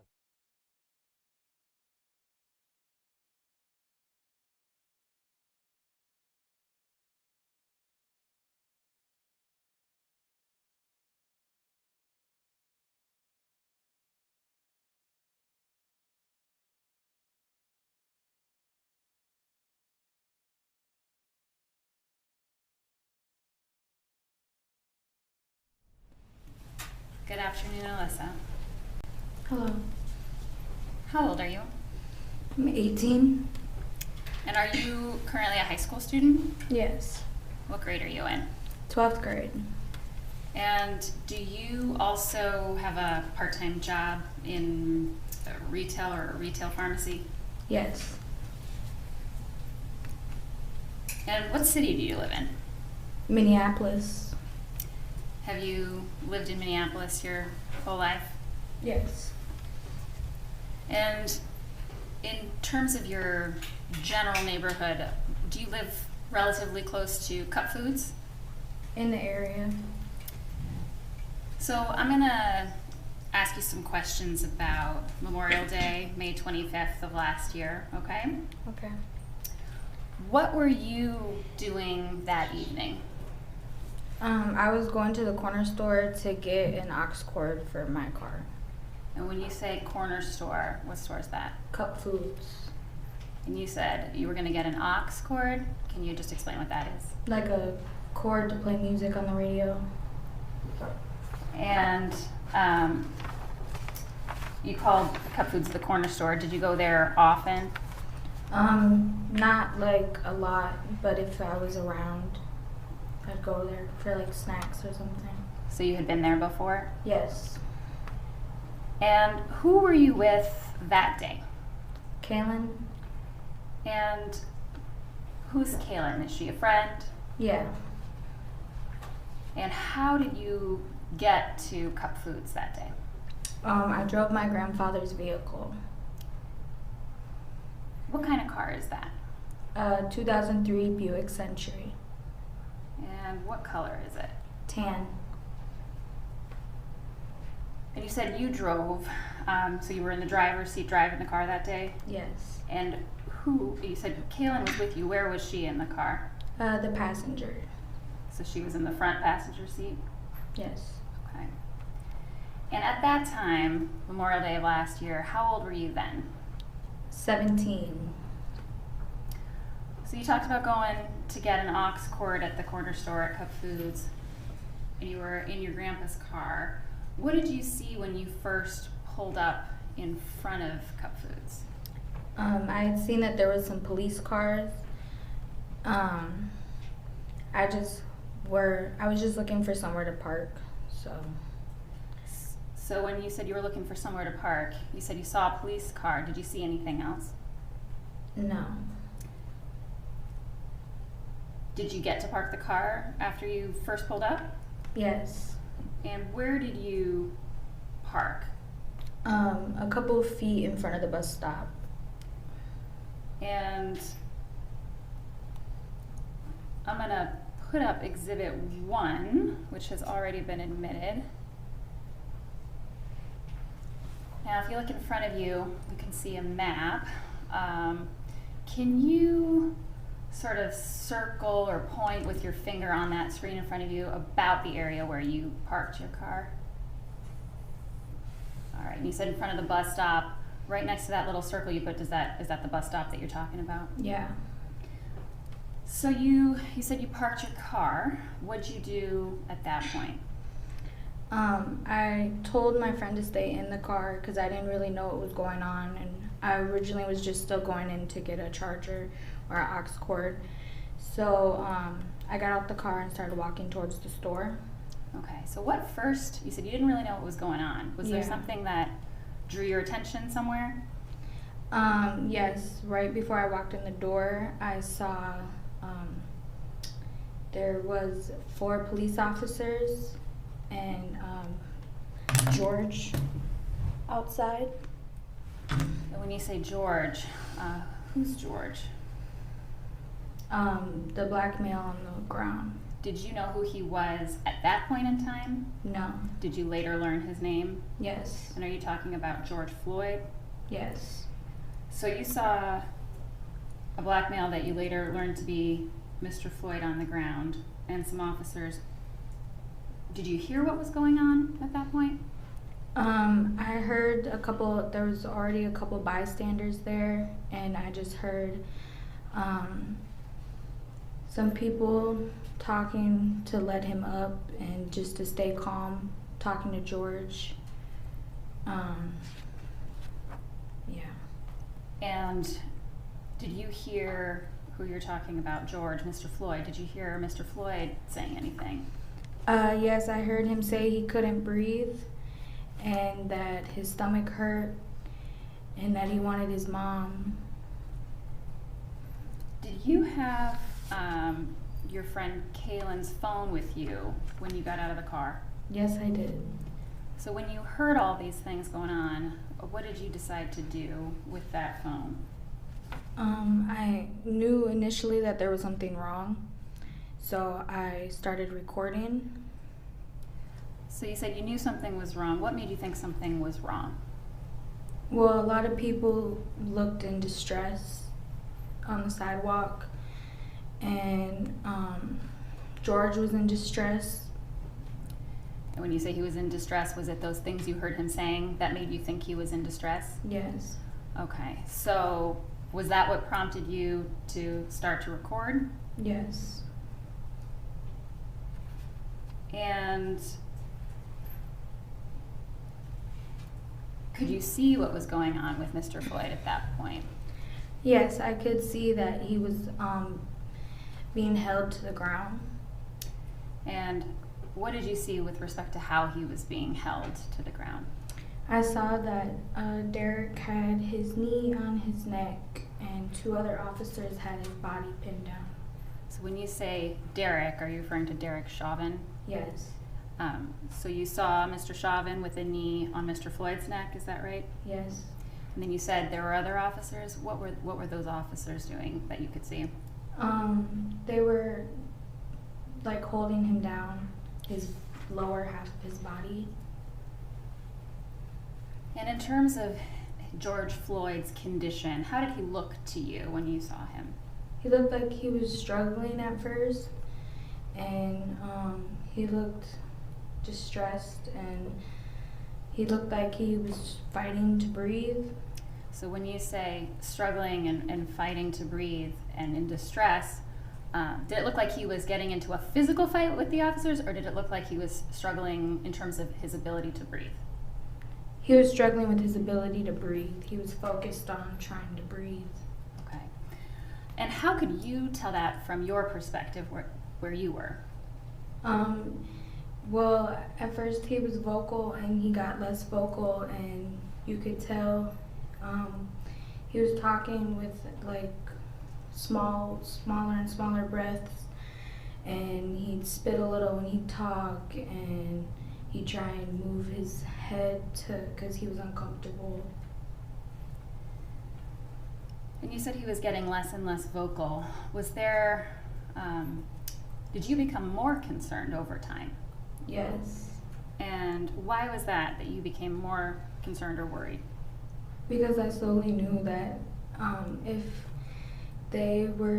he were to be held down much longer, he wouldn't live. And what made you think that? Because you could see in his face that he was slowly not being able to breathe. His eyes were rolling back, and at one point he just kind of sat there. And when you or say, laid there. sorry, when you say he just kind of sat there or laid there, did you notice a change in his ability to speak or make sounds? Yes. And take your time. If you need a tissue, there's some right there. Is this difficult for you to talk about? Yeah.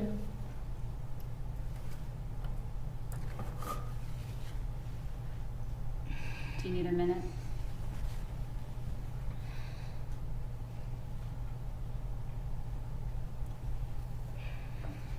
And Melissa, why is this difficult for you to talk about?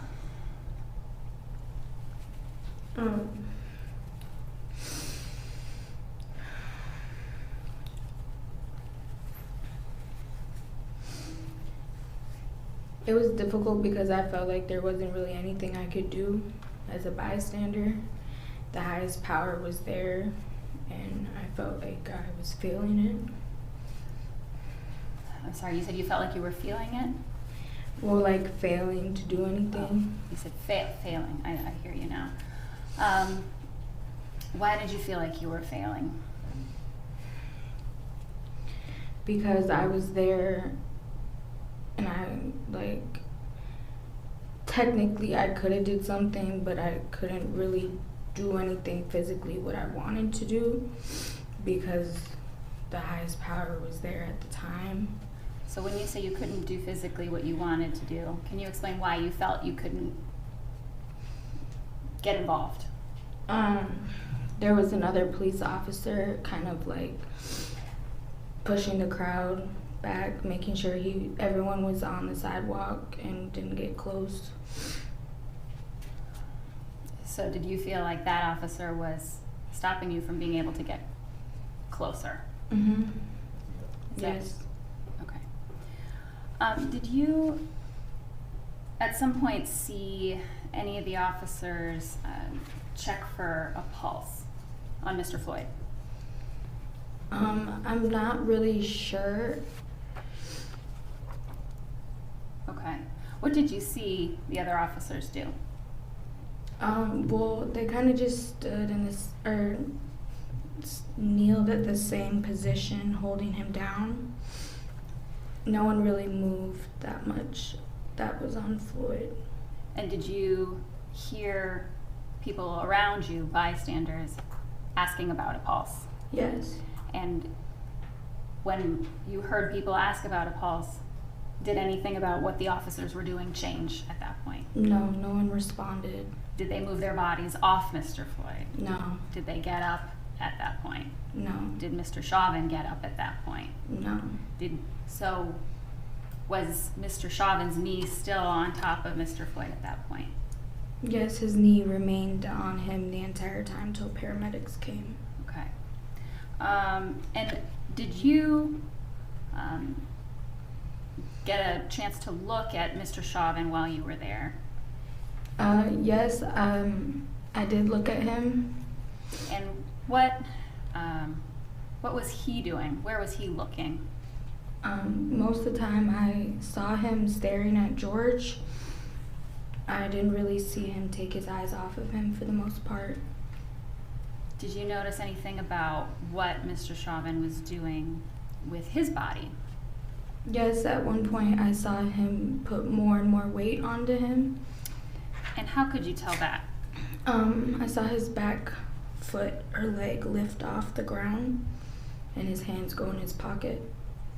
So, can you just describe a little more what you saw?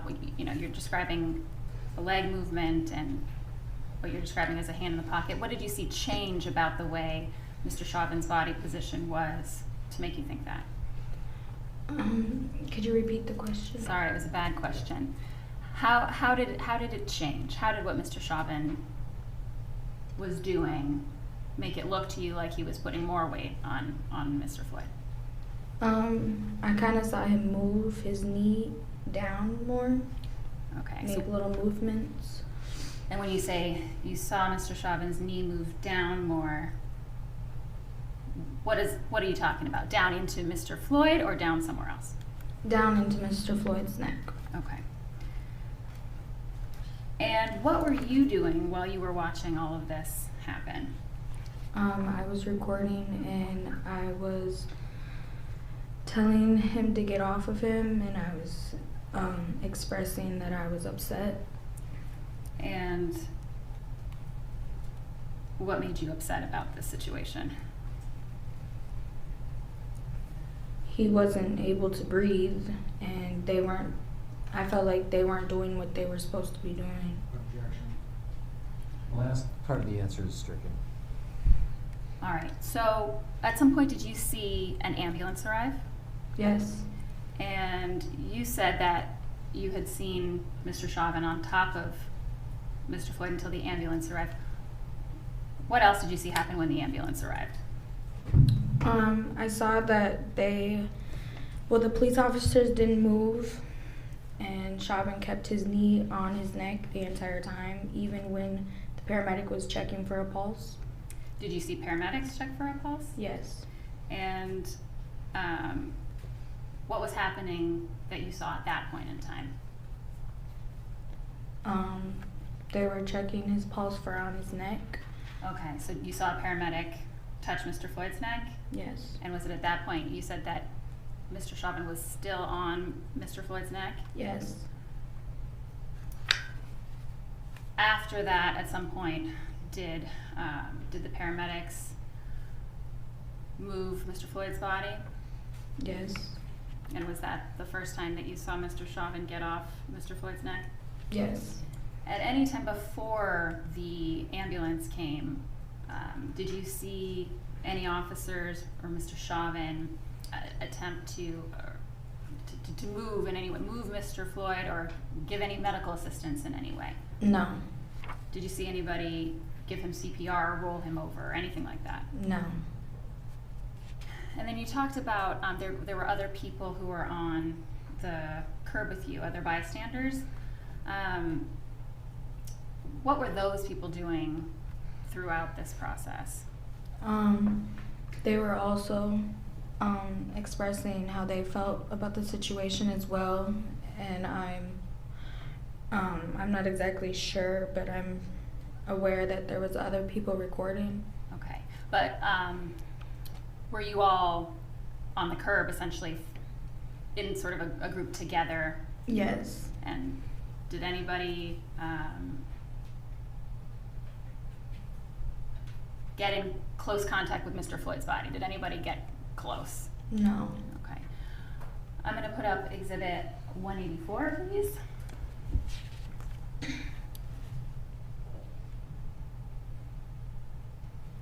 I'll clear that. So, do you see yourself in this picture?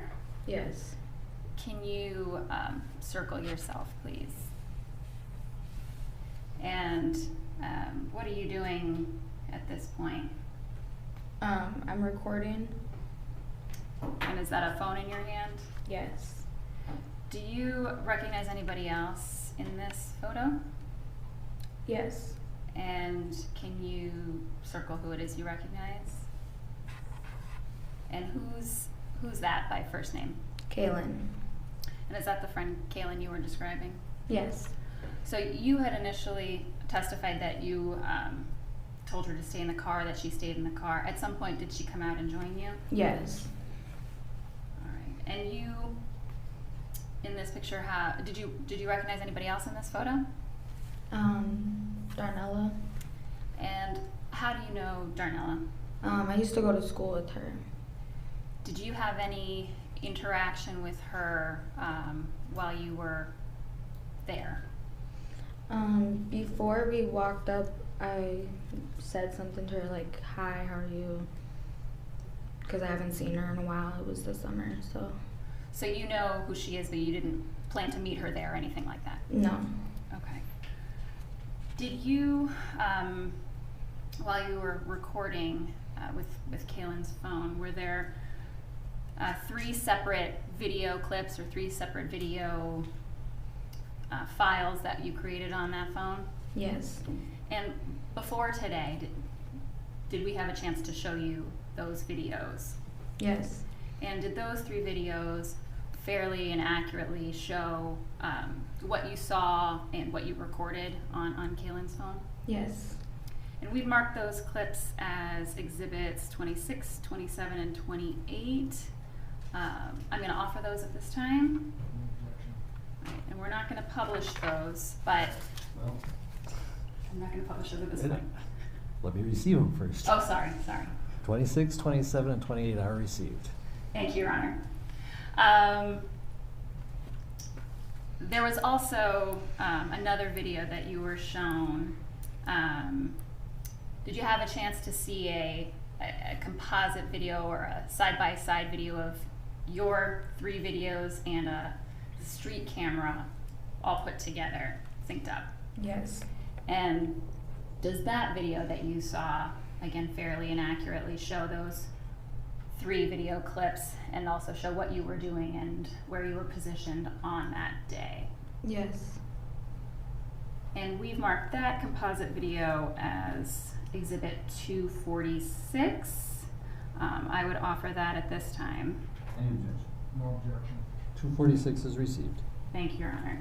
So we will publish that, and just before we do, Alyssa, we're going to play that video now, and I may stop it at points just to have you describe what's going on and what you're doing, okay?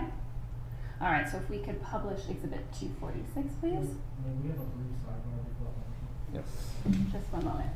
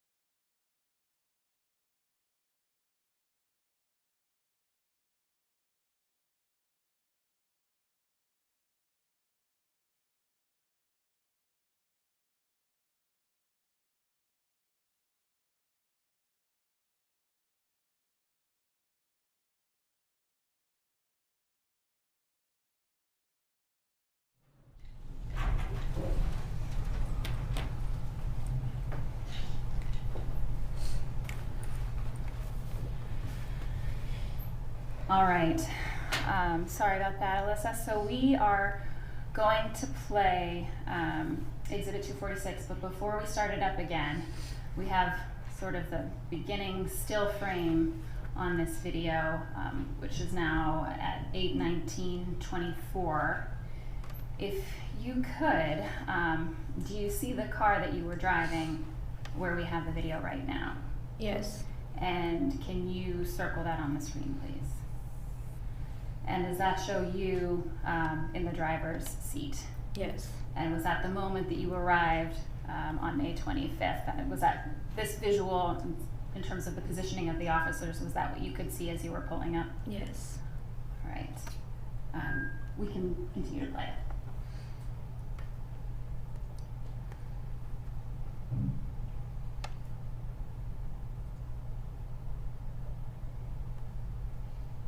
And we'll let the clip continue to play, but are you parking it as this is happening? Yes. And then when you see yourself come on screen, if you could point out where you are.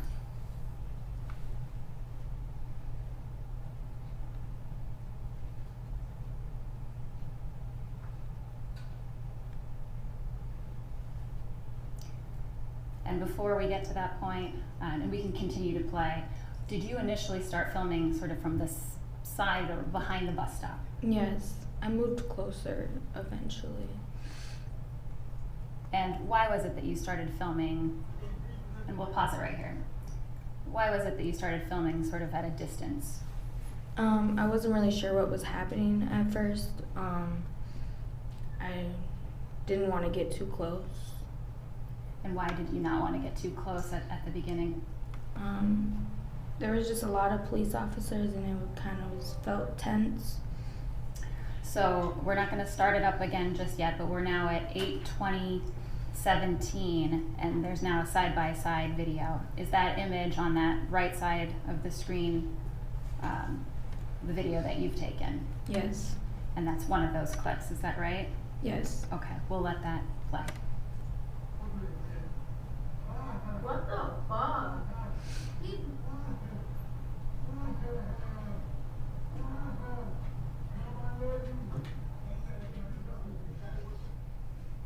And what was going on right there as you were filming? Where were you positioned? I was behind the bus stop, or in front of it, I guess you could say. Okay. And was that your voice that came on briefly? Yes. And when you said what the expletive, what were you responding to? I could hear George basically crying and begging them to get off of him, that he was in pain, and I knew that he was hurting, so it was upsetting. And at this point, we still don't see you on screen, is that right? Yeah. So were you still in the area off screen by the bus stop? Yes.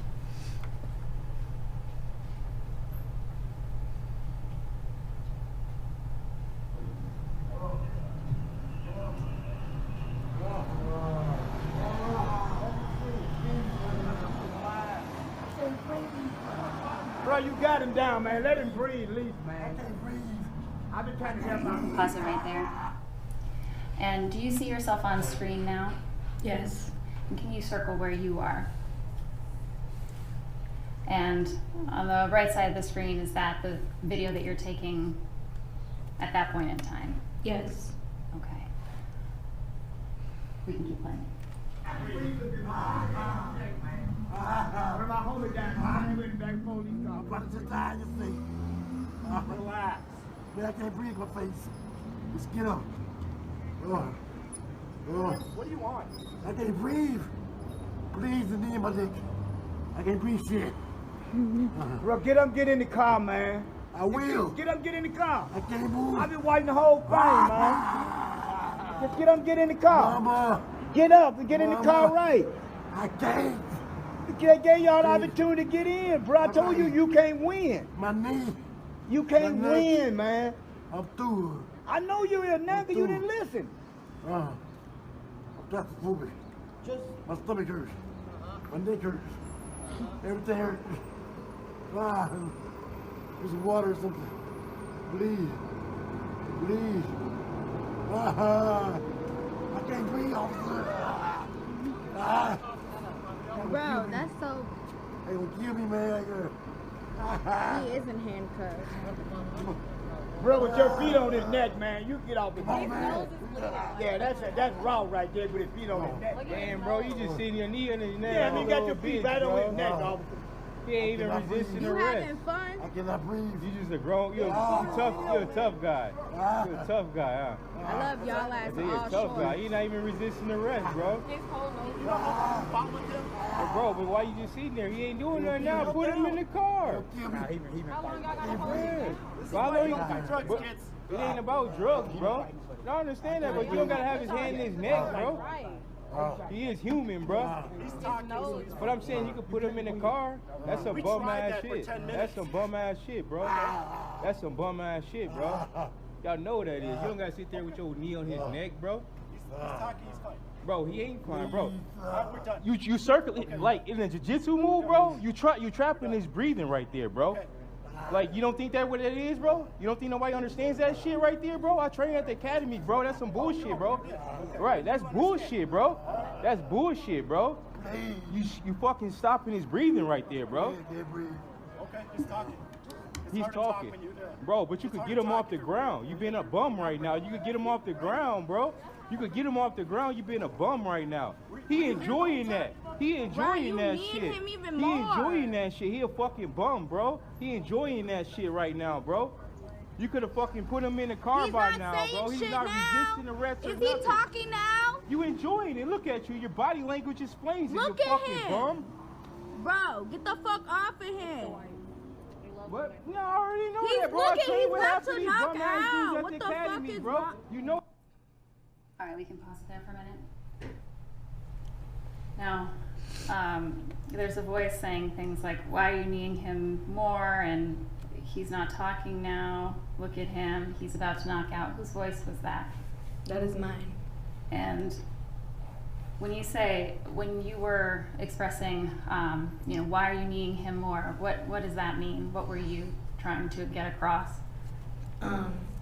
Well, at that point, I saw him like moving towards him more, putting more pressure.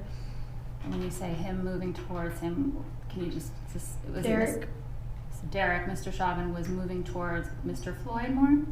Yes, with his knee. Okay. So when you say kneeing him more, are you meaning pushing on him more with that knee? Yes. Okay. And you said, he's not talking now, things like that. Did you notice a change in Mr. Floyd at that point in time? Yes, he stopped being as vocal, and he was more struggling to breathe. And when you said he's about to knock out, what does that mean? What were you trying to get across there? Well, I could see that he was going unconscious, and his eyes were starting to roll to the back of his head, and he had some saliva coming out of his mouth. Was that the point in time where you became even more concerned? Yes. Okay. All right, we'll continue to play.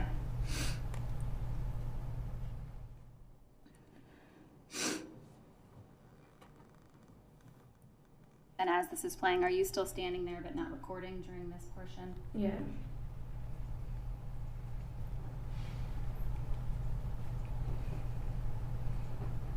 And then did you record again afterward? Yes. I think that's cool though, bro. You're a bum, bro. You're a bum for that. You're a bum for that, bro. You getting mad. You just sitting there stopping his breathing right now. Look at it! What the fuck? Right now, bro. Look at bro. Get the fuck off of him! What is wrong with y'all? What the fuck? What the fuck? I'm not scared of you, bro. You're a fucking pussy. I hope you know you're a pussy on God. I hope your ass rot in hell.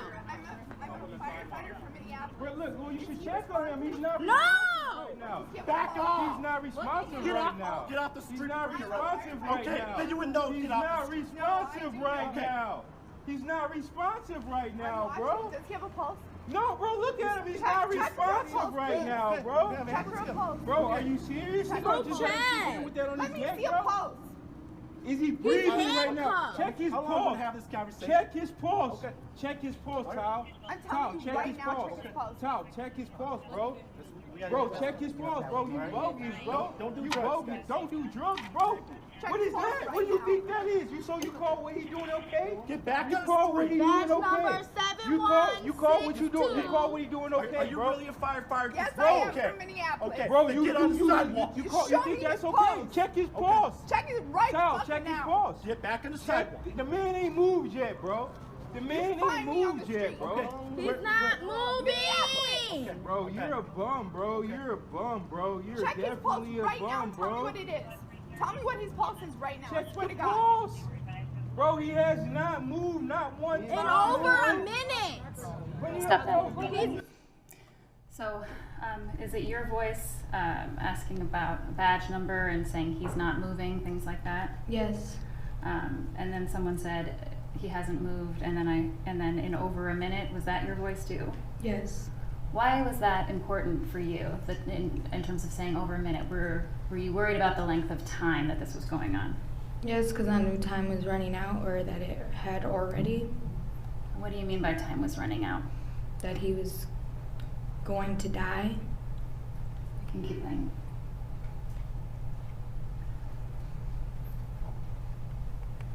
Go ahead.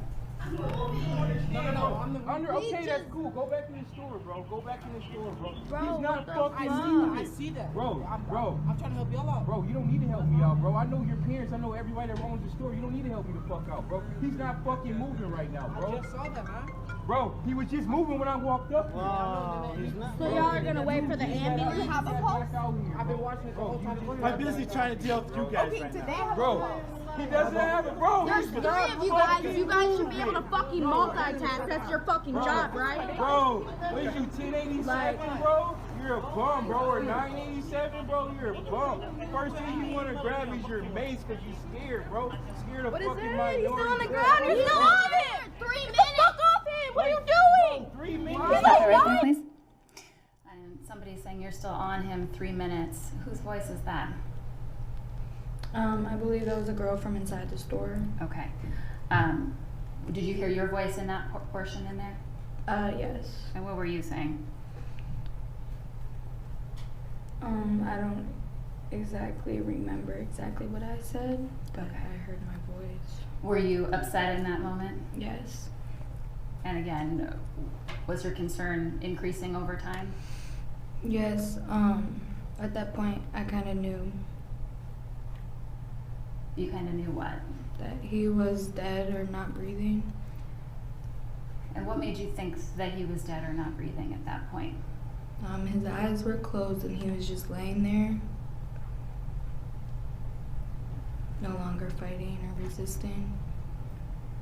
And again, when you were saying fighting and resisting before, what do you mean by that? Were you talking about breathing or are you talking about a fight? Breathing. Okay. Go ahead and play it. Oh, what are you doing? Why not? Still on him. Yo, see that he's not. Like, what is wrong with you? Fucking neck, bro.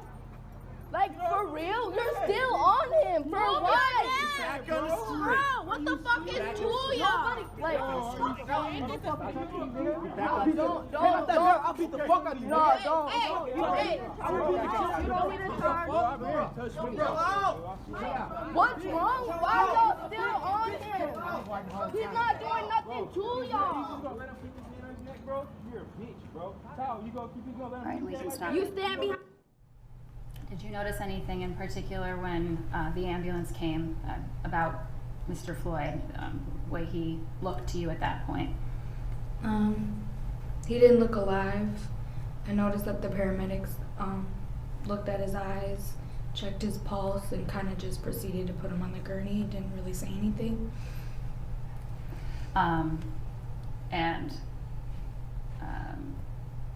Would you, had you previously described his body as limp? Yeah. Okay. All right, you can play the rest. Thank you. Coworkers, right? Those are your partners, right? Like what? No, that's not like. This is what it is, bro. This is what it is. We gotta deal with this shit. They're not gonna help us, bro. Get on the sidewalk. They're not gonna help him. Ain't nobody doing nothing wrong. Bro, what the You gonna just sit there with your knee Like, on what the the ground? fuck? Bro, you're a real man for that, bro. He ain't handcuffed, bro. He's not doing nothing to y'all. I'm a first responder with these dumb ass The fact that you guys aren't checking his pulse and doing compressions if you need that, you guys are on another level. And then you just gonna throw him up there like that, bro. Yeah. He's died. He's died. Hey, bitch. He's died. That's not very professional. Bro, look, he's fucking dead, bro. He's fucking dead, bro. Back on the street. Don't touch me. Don't touch me. Don't touch me. Do not He died already. He didn't touch me. Hey, bang. I've been there the whole time. Don't touch me. What's your badge number, actually? Back on the street. Hey, Try to get run over. Don't touch me. Ain't nobody. You better Try to get run touch over. her. Get back in the street. I've been the whole time now. I ain't tell you what happened. You're wrong now, bro. You're wrong now, bro. I ain't tell you what the whole time I've been standing there. I even tried to help out, didn't I? I even tried to help the man, didn't I? But you're wrong now. You're coming at people now. You know that, bro. And at that point, when you stopped recording, did you end up proceeding into the store? Yeah. Okay. All right, we can stop it there. And was it your voice asking about badge numbers and things like that? Yes. And think you had said that earlier too. Why was that important for you? You know, badge numbers, stuff like that. At that point, I kind of felt like all I could do was catch what was going on with the camera, and I just wanted to make sure I got everyone there. That's why I was moving around a lot. Did you feel it was important for you to document what was going on? Yes.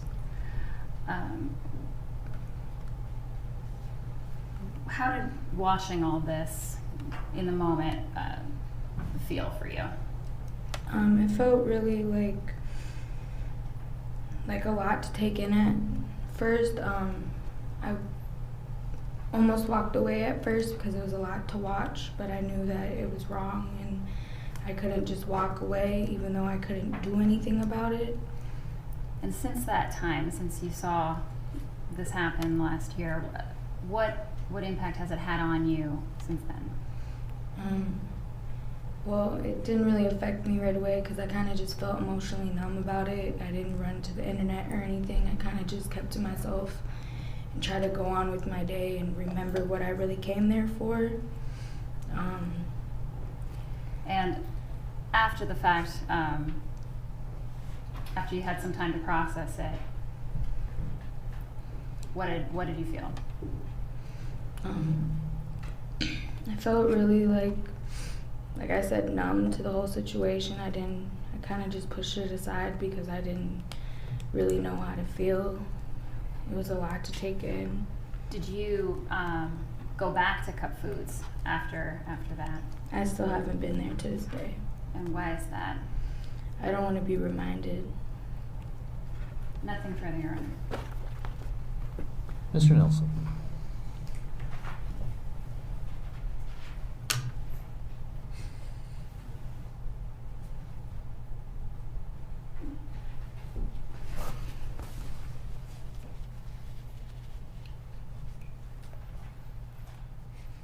Good afternoon, ma'am. Hello. Just a few questions for you. Do you recall being interviewed by Agent Peterson and Ryerson of the Minnesota Bureau of Criminal Apprehension? I believe so. Okay. You remember talking to two police officers about what you observed, what you saw, things of that nature? Yes. And if I told you their names were Agents Ryerson and Peterson, would you have any reason to dispute me? No. Okay. And they recorded that call, is that correct? Yes. And then again, I believe just within the last 2 or 3 days, you met with the prosecution team? Yes. And you told them, gave them some more information as well, correct? Yes. All right. So, do you recall telling Agent Peterson and Ryerson, as well as the prosecution team, that while you were there, you observed the officers check Mr. Floyd's radial pulse? I said I believed that they did. The two that were on his body, I thought at one point that I did see someone try.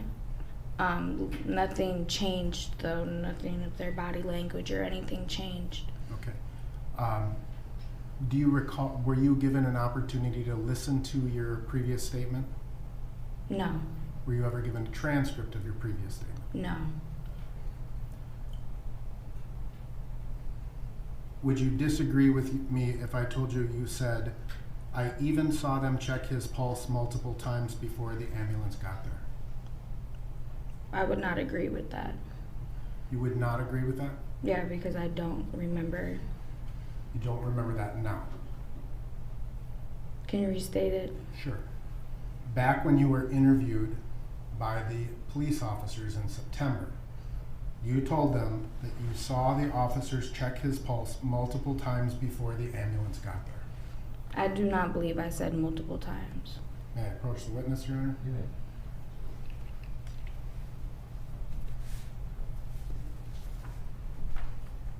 Date stamp 36415, page 4 of 8.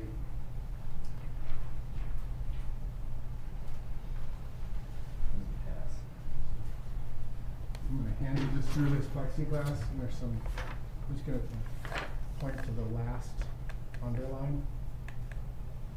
I'm going to ask you to read that in your mind.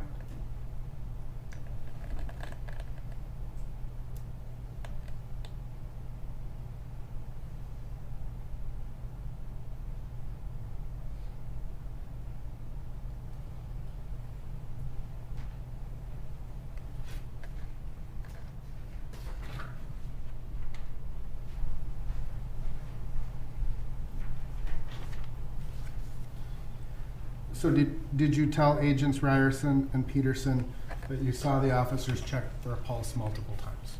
Yes, I did, and then afterwards I told them that it looked like they did not find one. Okay. Now, you also described to the officers that you were angry. Yes. And you would agree to this day that you were angry at what you saw. Yes. And would you describe others in the crowd as angry as well? I would assume so. I have no further questions. Any regrets?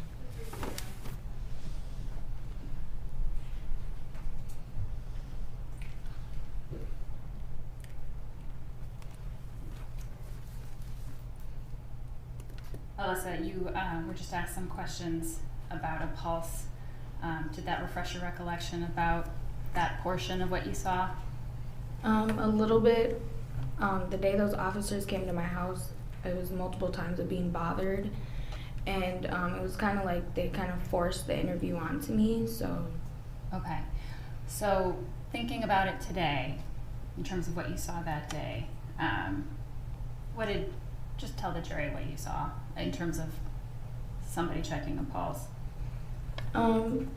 Well, I don't exactly remember standing right there all the way because it's kind of like in and out. But rewatching the video, I remember seeing like someone move their hands towards his wrist, his vitals, behind his back. And was that person Mr. Chauvin? No. So that was someone else? Yes. And are you unclear about whether or not that was an actual pulse check because you said they didn't change anything they were doing? Correct. Okay. And did you assume that if they hadn't, that if they were concerned, they would have changed what they were doing? Yes. Would they have gotten off him? Is that what you expected to happen? Yes, that is what I would expect they would do. And you were asked some questions about being angry. Were you upset about what was going on in front of you? Yes. Did you attack anybody? No. Hit anybody? No. Threaten the officers in any way? No. So when you say angry, what do you mean? I was upset because there was nothing that we could do as bystanders except watch them take this man's life in front of our eyes. And when you say we, were all of you doing what you were doing? Meaning not getting physical and not throwing punches or making threats to the officers? Correct. Nothing correct. None of you guys. No, you're. All right, thank you. You may step down.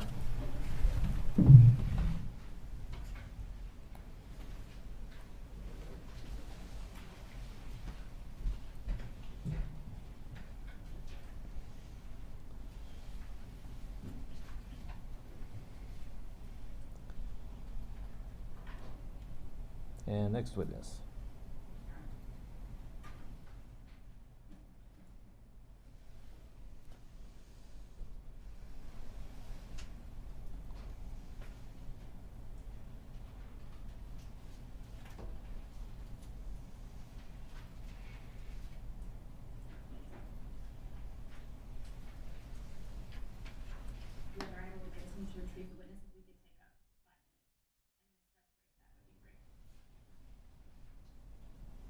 Members of the jury, why don't we have you go back to the other, long enough for a bathroom break. How's that?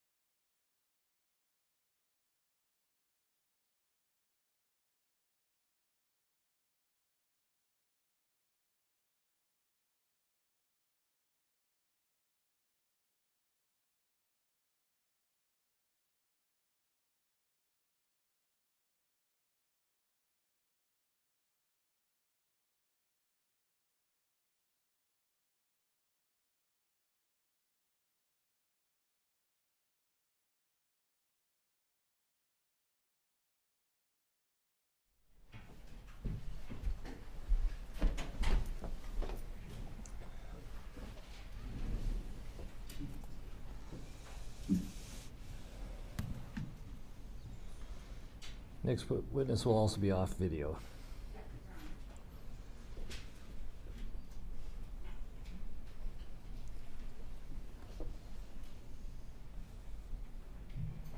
If you could come on up and have a seat. And if you could just turn towards me to start. I'm going to have you raise your right hand so I can swear you in. Do you swear or affirm under penalty of perjury that the testimony you're about to give will be the truth? Yes. Okay. We'd like it probably because it's easier to hear you. If you wouldn't mind taking your mask off, Yes. that'd be great. There's also sanitizer and Kleenex there if you need it. We're going to go off audio.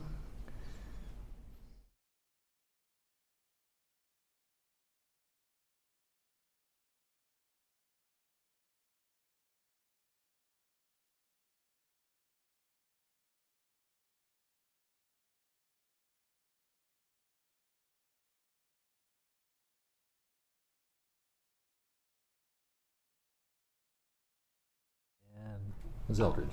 Thank you, Your Honor. Good afternoon, Kaylin. Hello. How are you feeling today? A little nervous. A lot of anxiety. Tell me why you have anxiety today. Just because of what happened. Just want the truth to come out. Okay. Deep breaths. We'll take it slow, okay? If you need a break, you just let me know. Okay. All right? Okay. You ready? Yes. Okay. So I'm going to start with some easy questions, background questions, okay? So why don't you tell the jury how old you are? I'm 17 years old. And are you a high school student now? Yes. I'm a senior. And are you doing in-person school or online? Online school. How's that going? It's going good. Almost there for your Yeah, senior year? almost there. And what city do you live in now? St. Paul, Minnesota. Was there a time that you and your family lived in Minneapolis, South Minneapolis? Yes, when I was younger. Okay. Do you still have some friends, family friends in that area? Yes. I'm going And to ask you one favor. Can you just pause a little bit after your question? We have a court reporter who's taking everything down with a stenographic machine, and it'll make it a little easier for her to take everything down. So don't worry about it. You're doing fine. and I talk fast. I'll try to slow it down, try to make it easy for everybody. Okay, so you said you still have friends in South Minneapolis, Yes. and is one of those friends named Alyssa? Yes. Okay. So I'm going to ask you some questions about, the reason you're here today. So why don't you tell the jury why you're here today? For George Floyd. Okay. And when you say for George Floyd, did you see what happened to George Floyd? Yes. So I'm going to ask you some questions about that, okay? Okay. You ready? Yes. If you need a tissue, you need a break, you just put up your hand and let me know, okay? Okay. But you can grab tissue anytime you need one. So, I'm gonna ask you some questions about that day, the day that all this happened. So, first things first, how did you come to be in the area? What were you doing that day? Me and Alyssa were going to get snacks and an aux cord for the radio.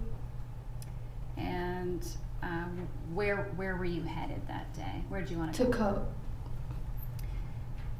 And when you say Cup, is that Cup Foods? Yes. All right. So you said you were with Alyssa, and how did you guys get there? We drove there. And who drove, you or Alyssa? Alyssa. And where were you in the car? Were you in the front passenger seat? Yes. Is it just the two of you together? Yes. So, she was driving, you're in the passenger seat, you're headed to Cup Foods. What's the first thing you notice once you get into the area? We hear George Floyd's voice yelling out for his mom and saying he can't breathe. Okay. And did you notice, well, how soon did you notice what was going on? Were you still driving up when you noticed what was going on? Yes. And is that what you heard from the car? Yes. And what did you see as you were driving up? We seen 3 officers on top of George Floyd. And what did you do next? Did Alyssa park the car? Yes. And then what happened? She pulled over and she asked if she should record it, and she didn't have a phone at the time, so she took my phone and recorded it. And what were you doing when, did she get out of the car first? Yes, she told me to stay in the car and leave the car on just in case anything happened. We didn't know what was going on. So did you stay in the car for some period of time? Yes. So when you were in the car and Alyssa got out of the car, could you hear what was going on? Yes, I could kind of hear what was going on. All right. I don't specifically remember exactly what was said, but I do remember hearing voices. So tell the jury just what you remember noticing from where you were in the car. What were you hearing or seeing or observing? I believe I heard George Floyd yelling still, saying he can't breathe. And then I heard witnesses that were there saying he was unresponsive. And that's when I started hearing voices getting louder, I got out of the car. Okay, so I'm going to stop you there for just a second. You talked about George Floyd. You said you're here for George Floyd, and you're talking about seeing George Floyd. Did you know who he was at that time? No. After the fact, did you learn his name? Yes. Okay, so you now know him to be George Floyd. Yes.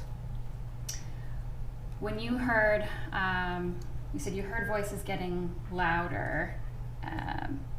What prompted you to get out of the car? What made you think you should get out of the car? I guess it was kind of just a gut feeling.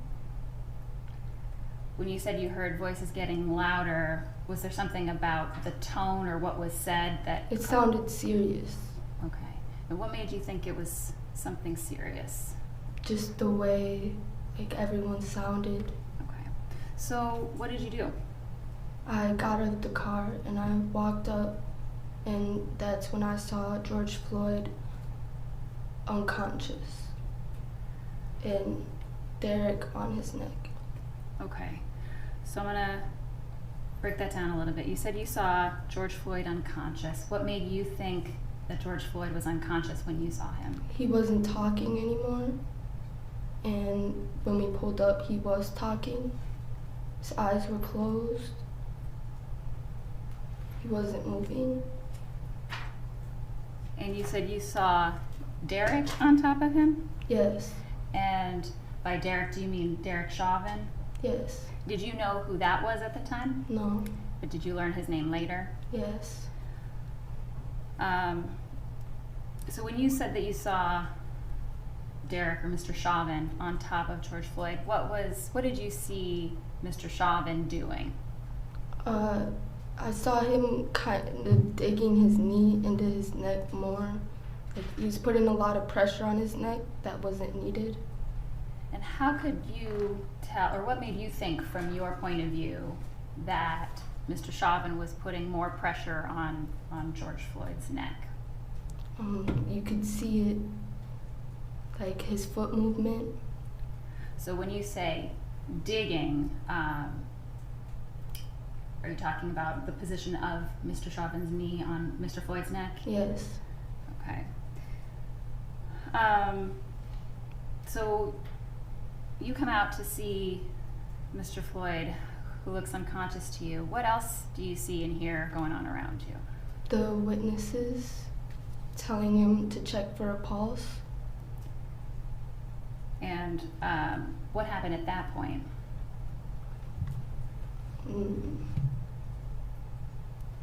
Did you see anybody check for a pulse or do anything at that No, point? not that I saw. Okay.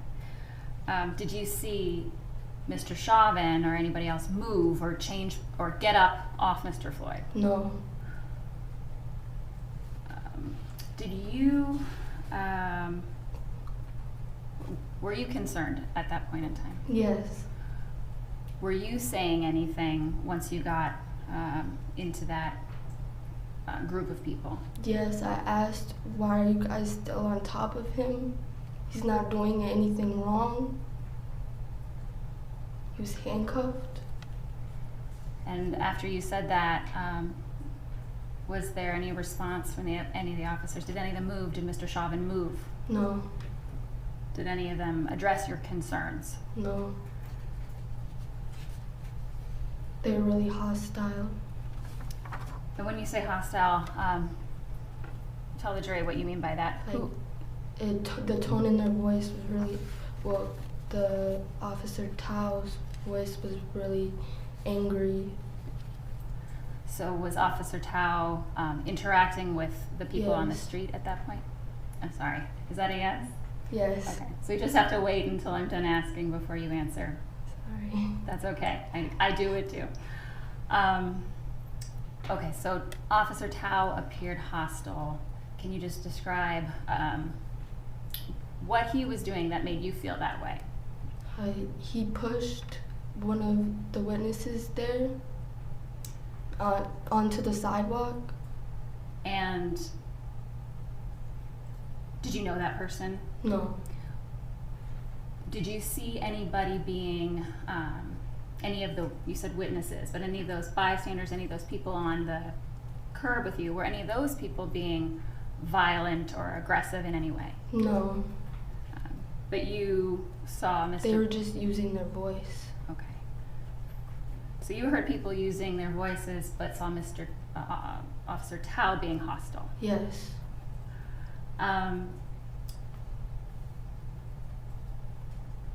What else did you see? Did you see any of the other officers who were there at that, when you were on the curb? Not when I was on the curb. And what about Mr. Chauvin? Did you see him? Yes. And what did you, how would you describe his body movement or body language at that point? Kind of angry, like. So I'm going to stop you there, but tell me what he was doing with his body. He was like digging his knee into George Floyd's neck. Did you notice anything else about him, Mr. Chauvin, reaching for anything or touching his mace or anything like that? Yes, he did grab his mace and started shaking it at us. And how did you feel at that point? Scared. And why did you feel scared then? Because I didn't know what was gonna happen. And were you scared of Mr. Chauvin or scared of Mr. Floyd or something else? I was scared of Chauvin. Okay. At that point that you saw Mr. Chauvin go for his mace, was there anybody in your group of witnesses or bystanders that were, again, being violent or attacking in any way? No. Okay. I'm gonna put up Exhibit 184, please.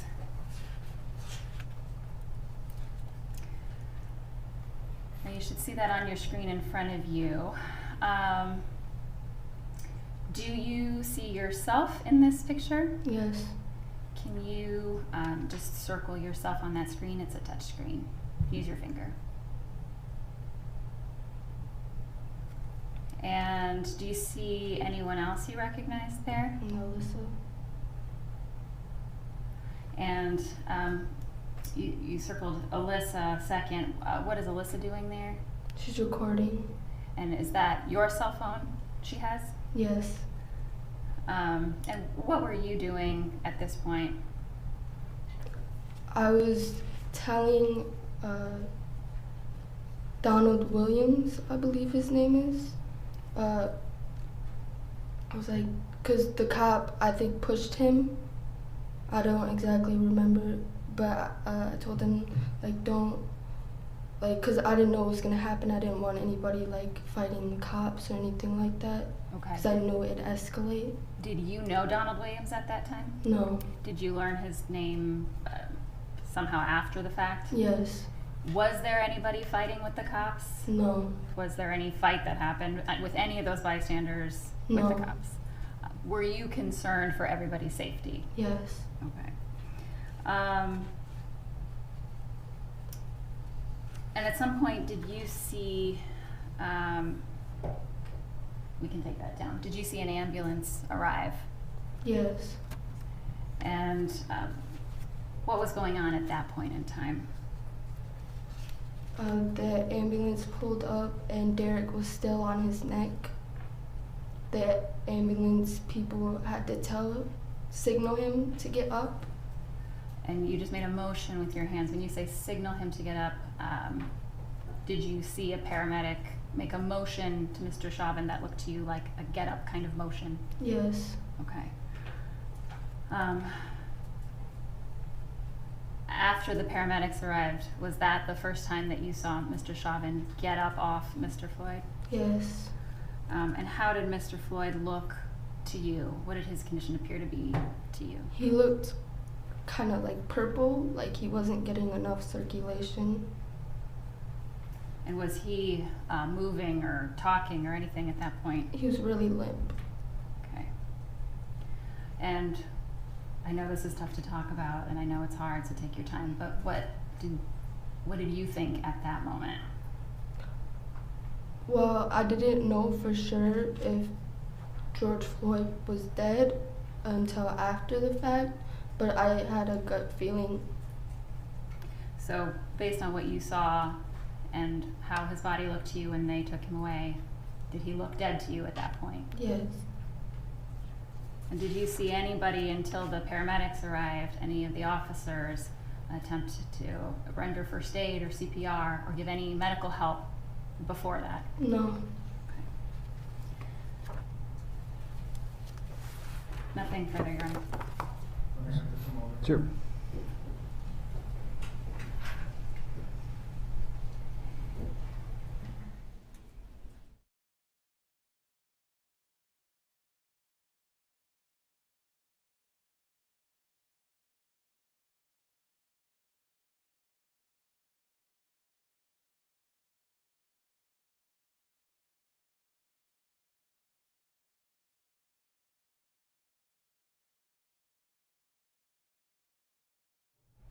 I have no questions for this witness. All right, thank you. You may step down. So you can go back there.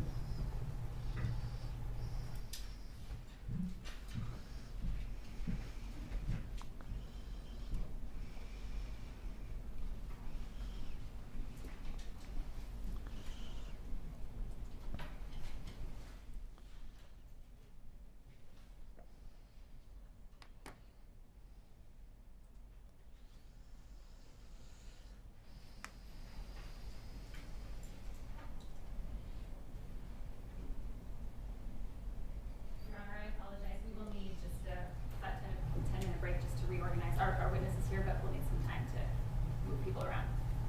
Let's take another break.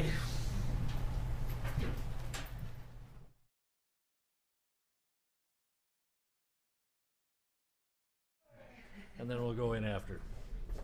Thank you.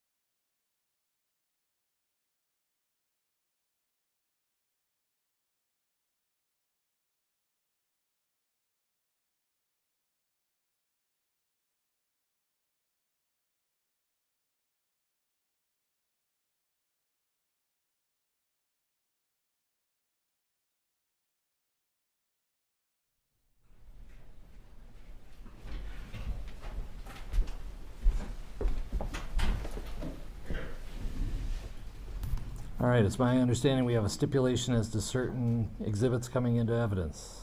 Mr. Frank? If you could.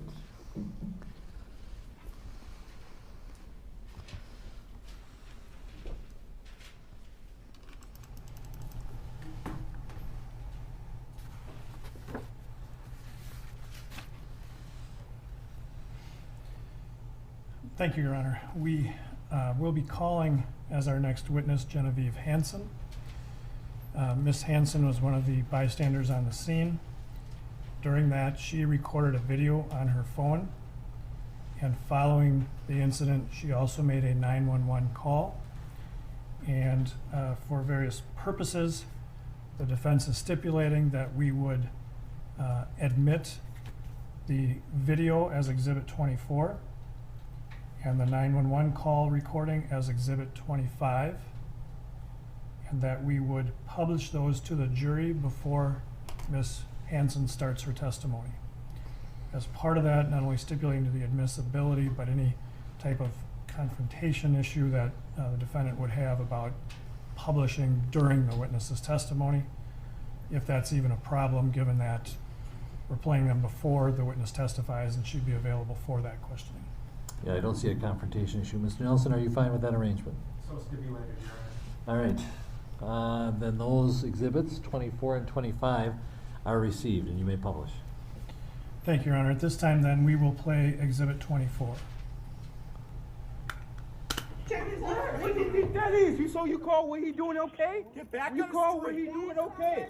You call what you doing? You call what he doing okay? Are you bro? really a firefighter? Yes, I am Okay. from Minneapolis. Okay, Bro, then get on the sidewalk. You show me his post. Check his Okay. boss. Check it right Kyle, fucking check his now. boss. Get back on the sidewalk. The man ain't moved yet, bro. The man ain't find me on moved the yet, street. bro. Minneapolis. Bro, you're a bum, bro. You're a bum, bro. You're Check his post definitely a right now. bum, Tell me bro. what it is. Tell me what his post is right now. Check I swear the to God. boss. Bro, he has not moved not one time, bro. But you know, bro, go back in the store, bro. You don't understand, bro. Okay, that's cool. Go back in the store, bro. Go back in the store, bro. He's not fucking moving. I see that. Bro, I'm trying to help you out. Bro, you don't need to help me out, bro. I know your parents. I know everybody that runs the store. You don't need to help me the fuck out, bro. He's not fucking moving right now, bro. I just saw them, huh? Bro, he was just moving when I walked up here. Yeah, I know. Then he Bro, they gonna you wait for the just got out. Do you You have a got post? back out here, I've bro. been watching it the Bro, whole you time. just I'm got busy back trying out to deal here, with bro. you guys. Okay, do they have a Bro, post? he doesn't have it, bro. He's not fucking moving. Tell them to check one. Bro, I swear to God. bro, what is you, 1087, bro? You're a bum, bro, or 987, bro? You're a bum. First thing you want to grab is your mace because you scared, bro. Scared of fucking minority, you fucking bum, bro. Get the fuck off him! What are you doing? Bro, 3 minutes, He's bro. not He's dying, not bro. What are fucking you moving. doing? He's dying. Yo, see that he's Bro, not. he's Oh, not like, even what is fucking wrong moving. with Get off of his fucking neck, bro. Like, Get off for of his real? You're neck. still on him. For Bro, what? get that, bro. Are you serious? Nobody, like,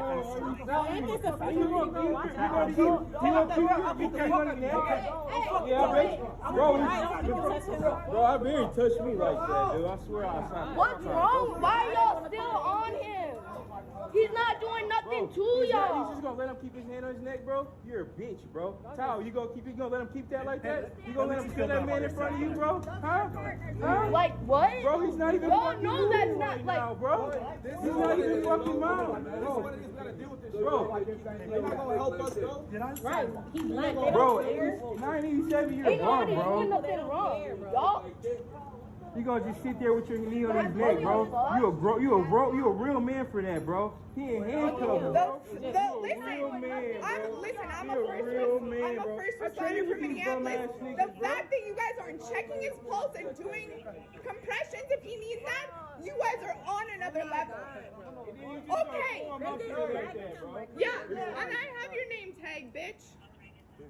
That's not very professional. I don't fucking care. I'm not on call. Freedom of speech. Back on the street. Back on the street. Don't touch me. Don't touch me. Don't touch me. Don't touch me, bro. Don't touch me. Don't touch me, bro. Don't touch me, bro. I'll fuck you up, bro. Don't ever touch me, bro. Like you bogus, bro. He damn near dead, bro. He's fucking dead, bro.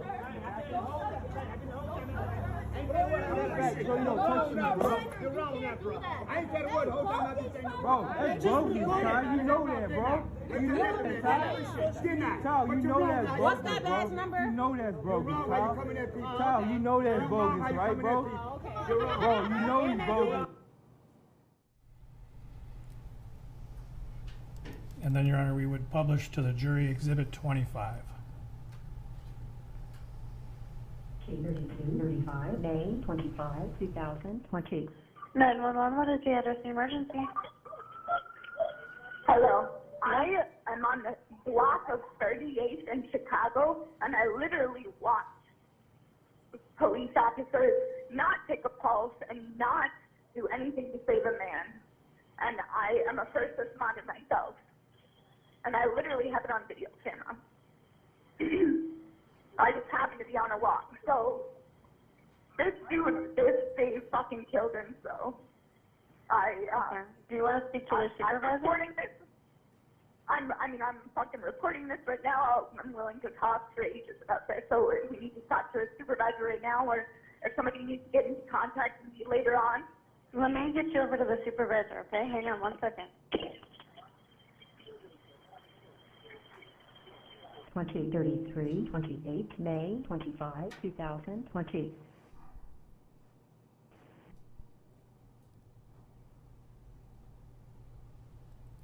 Thank you, Your Honor. Then we would call Genevieve Hansen to the stand.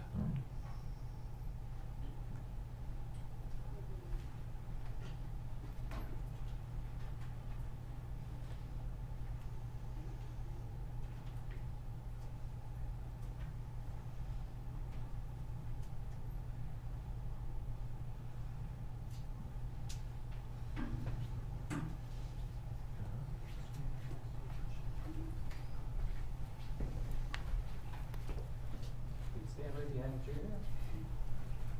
Say it again? Just to stand behind the chair. Okay. No, come on. Raise your right hand.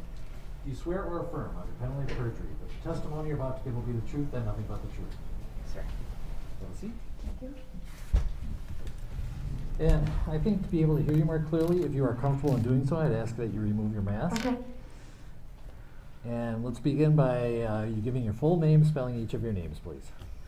My name is Genevieve Hansen, Genevieve. Last name Hansen, Hansen. Thank you. Mr. Frank. Thank you, Your Honor. Ms. Hansen, what's your current occupation? What do you do? I'm a firefighter for Minneapolis That City. explains the uniform you're wearing today. Correct, sir. And how long have you been a firefighter for the city of Minneapolis? Just about 2 years now. And so, not a question I often like to ask women, but how old are you? 27. Okay. There's a reason we asked that. The jury will figure that out later. Okay. So for about 2 years now, you've been a firefighter. And can you describe for the jurors, what you had to do to become a firefighter for the city of Minneapolis? There's a hiring process, and once you're hired, we go through an EMT training. I am certified for the state and a national license. And then you go forward with firefighter licenses. That's a 4-month academy. And so tell us, well, even before starting as a firefighter, did you have to learn some first aid type? Yeah, it wasn't necessary to get on the job, but I had gone through an EMT program already, so I've gone through the course twice. So when did you first do the EMT program? I think it was sometime in 2017. And so what was that program? How long was that? It's called Pathways Academy, and it was a summer. It was just the majority of the summer. I went to a fire station and did my course. And so that, do you remember how long that was? Was that 4 months, did you say? Maybe about that. It wasn't every day, so it depends on which one you do. And so what kinds of things did you do during your work at Pathways Academy? We did a lot. The Pathways Academy is longer than your typical EMT training because it really wants to give a chance to people to pass it. It's quite a difficult test. So we did a lot of hands-on training and book work. And so the book work, what kinds of books, what are you learning in that? Probably more than you do need to know about the anatomy and different bones and the way your heart works, and then down to basic life-saving things that we need to know for my job, or if you wanted to move forward with paramedics. I could go on. So you have some classroom. Correct. And do you remember how long the classroom instruction was? A day. Okay. I think it was like an 8-hour day or something. And then you have some more hands-on training? That was throughout the day. And we had homework. I mean, we did homework all night, every night for the whole time. So how long was the Pathways Academy program altogether? I think it was probably about 3 months or so. I can check, but. So then after you have a day of classroom, what do you spend the rest of the time doing? Studying. What's that? Studying. Okay. Yeah. And so for then, there's some. We did quite a few ride-alongs as well with, I did a couple of ride-alongs with paramedics and with fire. So is this Pathways Academy affiliated with the fire department? I believe it's through the city of Minneapolis, just for trying to reach out to city youth within the city. So is this a way of helping you get a job as a firefighter? Yes. Okay. And so then during that time, you're doing some ride-alongs, you're actually working with the fire department? Mm-hmm. I actually had a cardiac arrest, our first call on my first ride-along. It's quite the sight. And that was before you were even hired as a firefighter? Before I was hired as a firefighter, before I was an EMT. And so then, after Pathways Academy, did you have to take a test of some kind? Yes, that's when I got my national registry test finished. And describe for you, excuse me, if you would, describe for the jury what that test is like. How long is it? Yeah. You go through a hands-on portion and a written portion, just to demonstrate that you're prepared for any life-saving measures you need to take, or splinting, or kind of covers all of that. And then the test is really scenario-based, like what are the first things you need to look at. What are the most important things that you need to address to have the best outcome for the patient? So is it written, or is it? Both. Okay. Both. Both. You mean the written part, or it's fill in the blank. And then, right, so yeah. It's some like written part, but is there also like showing you know how to do certain procedures? Right, that's what I was explaining before. It's the hands-on portion. Right, hands-on, thank you. Mm-hmm. So that when you say both, it's a written test kind of, and as well as hands-on. Separate days, yep. And so you took that test at the end of the Pathways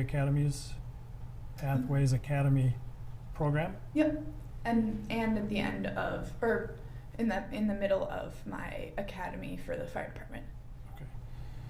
And so, did you pass? Yes. And so then you obtain a certification? Mm-hmm.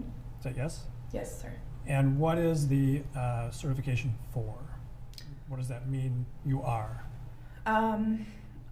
I can, there's a range of things that I can do for our role. A lot of times is to assist the medics, or we get there before the medics, and so we can start any basic wound bandaging, or up to starting compressions for full working CPR right away. Does it also involve assessing a patient to determine what is needed? Correct, that's the first thing we would do. Okay. And then, so you're certified as an EMT, and I guess just for the record, what does EMT stand for? Emergency medical technician. And you got a national certification for that? Yep, and a state. And is that separate testing, or how does that work to get national and state? Yeah, I believe it is separate testing, and then you have, we have continuous hours of education that for both. And so, since your certification, you've had to continue taking classes to maintain the certification? Yep, the fire department does continuing education all year round. So then you, when you finished Pathways Academy, had you already been hired by the fire department, or did that come after? That came after, about about a year after I started the process. And then or once you got hired, is that when you obtained the state certification then? I think I had both all along. The Pathways is why I have both. Okay. So as part of this certification, you are able to do what we think of as CPR. Right. And that's, well, explain for the jurors what CPR is when we use that term. So if we find no pulse, I would ask for medical, calling 911. I'd want an AED on scene, and I would start compressions. If I had my med bag, I would also be giving breaths. But if I didn't, just a rate of 100 compressions a minute. And so CPR is the process of trying to resuscitate somebody, if I'm we're looking to regain a heart rhythm. And heart rhythm is another way of saying a pulse, essentially. Correct. Okay. You can tell I have not been through the training you have, right? And so I just want to make sure, that you know more about this than we do, so that's why I'm trying to just fill in these terms. Yeah. Okay. And, incidentally, before Pathways Academy, had you received some training in CPR before that even? Yeah, I did Red Cross babysitting. Work as a lifeguard ever? Yes, I was lifeguard. Okay. Yep. So you got to know that kind of stuff then too. Yeah, yep. And that was I did that quite a few times in my youth. We need to wait till he's done with the questions so that we don't have people talking over each other. I'm sorry, say it again? Let's make sure we don't talk over each other. Oh, sorry, I didn't notice. It makes it really hard to have a good record, so. Got it. All right. Yeah, the court reporter has to take down everything we're saying, so we got to each wait to answer, Yeah. or wait for the question to be done. And I'll try to be better about that too. So, so when you start working for the fire department, explain, if you would, for the jury, when you go in for your shift, who are your coworkers? Not who they are, but like how many people are at a fire station during a shift, and how are they divided up? Yeah, it depends on if you're at a single house or a double house, meaning is there just an engine there, or is there an engine and a ladder? And on the engine we have 3 to 4, and on the truck we ride 4. So maybe 8 in a house, and if there's a chief there or not, we're all EMTs. And so, as a firefighter, you mentioned earlier, I think, receiving separate training on fighting fires, right? I mean, that makes sense, right? Very different jobs. Yeah. And so in your 2 years as a firefighter, have you gone to fires? Yeah, quite a few for somebody with as much time on as I have. And have you, had to enter buildings that are on fire? Yes, sir. And provide, I guess, rescue for people who are in a building that's on fire? Yes, I have pulled victims out of buildings. And when you do that as a unit of 4 or however many other firefighters are there, you all work together on those types of calls? Correct. When you're, in your work as a firefighter, the title obviously makes us all think that you fight fires. But you do a lot more than that, correct? You have to say yes or no. Yeah. Thing to remember is the court reporter has to take it all down. So Oh, right, sorry. Yeah. Yes, we don't often get a fire. I would say, I mean, I've heard quite a few people give like a 90% medical for the calls, and that also depends on which station and which part of the city you're serving. So, whatever the specific number is, it's the great majority of your cases are medical, not fire. Right. And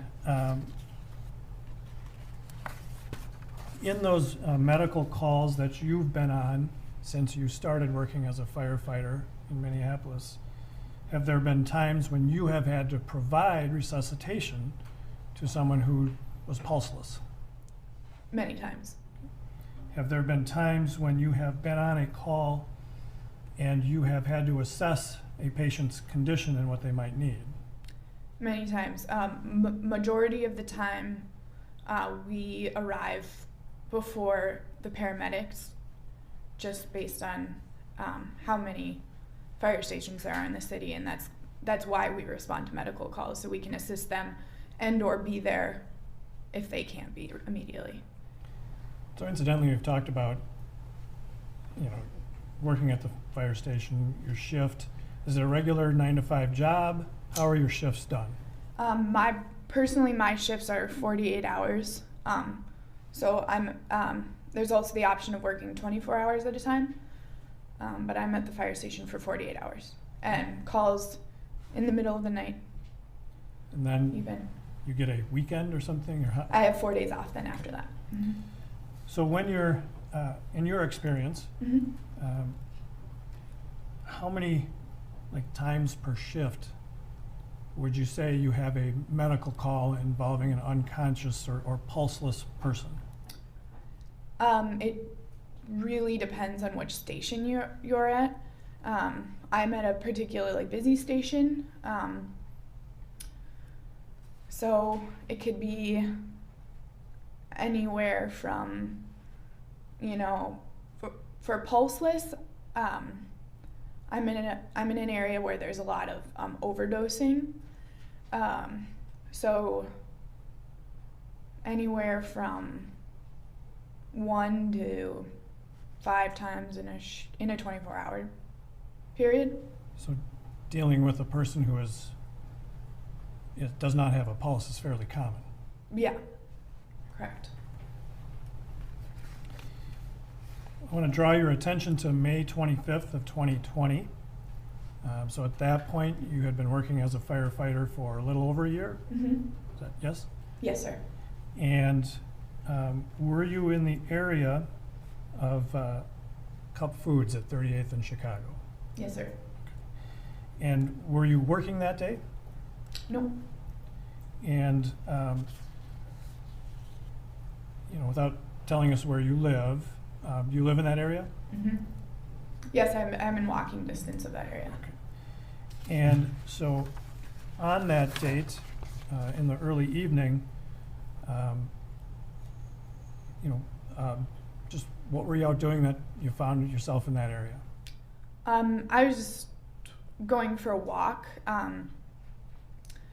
believe I worked the day before, so a lot of times you're just kind of tired, and I just wanted to sort of have a peaceful day. So I went on a walk and I sat in a little community garden on 38th for a while, and just thought it would be getting kind of dark soon, so I decided to take Chicago home rather than go through neighborhood streets. Do you remember, were you on foot or in your car? I was on foot. And so you approached Cup Foods on Chicago? Yes, okay. Sir. And as you were approaching that area, did something catch your attention? Mm-hmm. It's not uncommon to see, lights and think that, oh, my coworkers are there.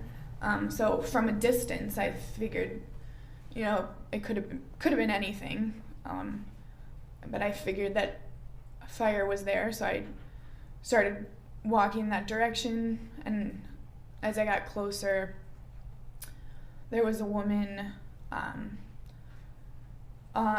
across the street screaming that they were killing him. So that's when I was alerted that the situation wasn't a basic medical call. So at some point, did you walk to the area where this woman was? Yes, I actually asked her what was going on. And then from there, did you notice some police cars in the area? Mm-hmm. Yes? Yes, sir. And did you then walk over to that area where the police cars were? I walked. Police car. Yeah, I walked kind of in a big circle around the scene just to sort of start to have an idea what was actually going on. And so you approached this police car where the incident was taking place? Yeah, I came from behind the officers. And I'm going to show you Exhibit 1 on the screen. Okay. It should come up on the screen right in front of you. Okay. Yes, Your Honor, this has been admitted already. Do you see the photograph of Exhibit 1 in front of you? Yes. And you recognize this as the intersection of 38th and Chicago? Yes. And you'll notice in front of you, there should be a little stylus like this.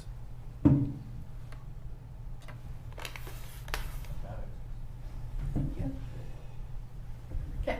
And you can actually draw on the screen with that. Okay. And I'd ask you just to kind of draw on there for the jury, you know, your approach to this area and where you went until you went over by the squad car. Okay. So the garden was on this side of the street. I'm not sure if I walked across or straight, but the woman that I first asked what was going on was just about here. So I made my way around, and I believe I came all the way around this way. And I was kind of watching what was going on here, and then I made my way around. And then just for the benefit of the record, you're drawing that you were going westbound on 38th and then crossed over to the Dragon Walk side of 38th.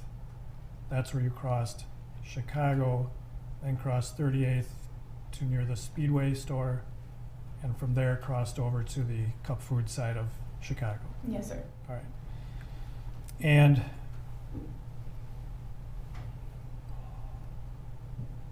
Your Honor, can you erase that all in one fell swoop? And then, so when you crossed from the Speedway side of the store, well, let me do it this way. No, I'll back up. Why did you bother to walk then from the Speedway side of the store over to the Cup Food side of the store? Because I was concerned to see a handcuffed man who was not moving with officers with their whole body weight on his back, and a crowd that was stressed out. And so we have, we have previously admitted Exhibit 11. And this is a video taken from a camera across the street. And I'm going to show you a shortened version of Exhibit 11. Mm-hmm. All right? Is that yes? Yes. All right.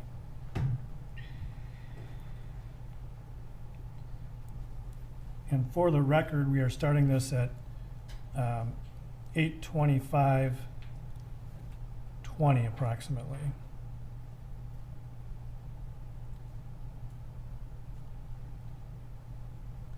So do you see that video on the screen? Yes. All right. And does this look like, you know, the area that we were talking about where you went and approached this Yes. scene that you described? All right. Now I'm going to pause it right here. Yes. And looking at this, do you see this person I'm circling here? That's myself. Okay.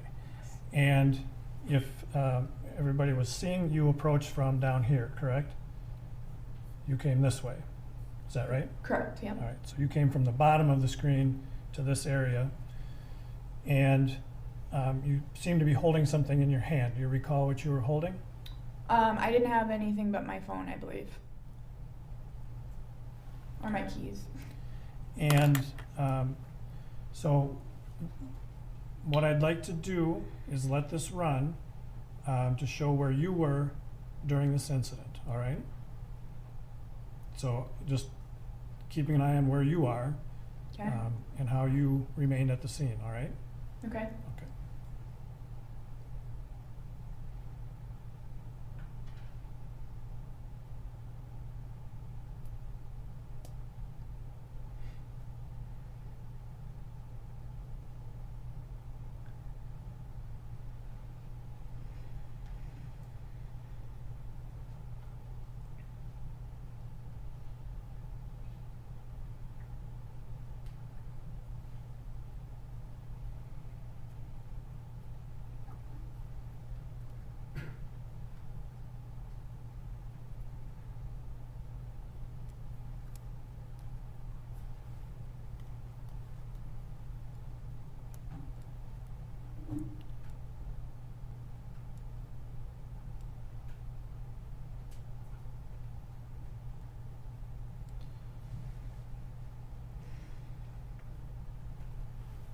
Now, if we can pause it right here, and just for the record, it's at 8:26:29. We saw the camera moved a little bit, correct? Mhm. Yes. And so for a moment there, you were just off screen, correct? Correct. And up until that point, you had essentially remained on the sidewalk, correct? Correct. And so at that point, you stepped off the curb. How far from the curb did you go while you were off the screen? I don't remember. Okay. You didn't leave the area. No. And at that moment, you go back up onto the sidewalk. Do you remember why you went back up onto the sidewalk? Because the officer controlling the scene was requesting that we stay on the sidewalk, demanding we stay on the sidewalk. And if you could just take the stylus and circle the officer that you're saying demanded you stay on the sidewalk. And for the record, Your Honor, the witness is drawing a circle around Officer Tao. And so when he asked you to go back up on the sidewalk, you did. Yes, sir. And at some point, you started a video recording with your phone, correct? Mhm. Yes. And so we've already dealt with that, but at some point here, you actually start recording, correct? Correct. All right. So you can continue.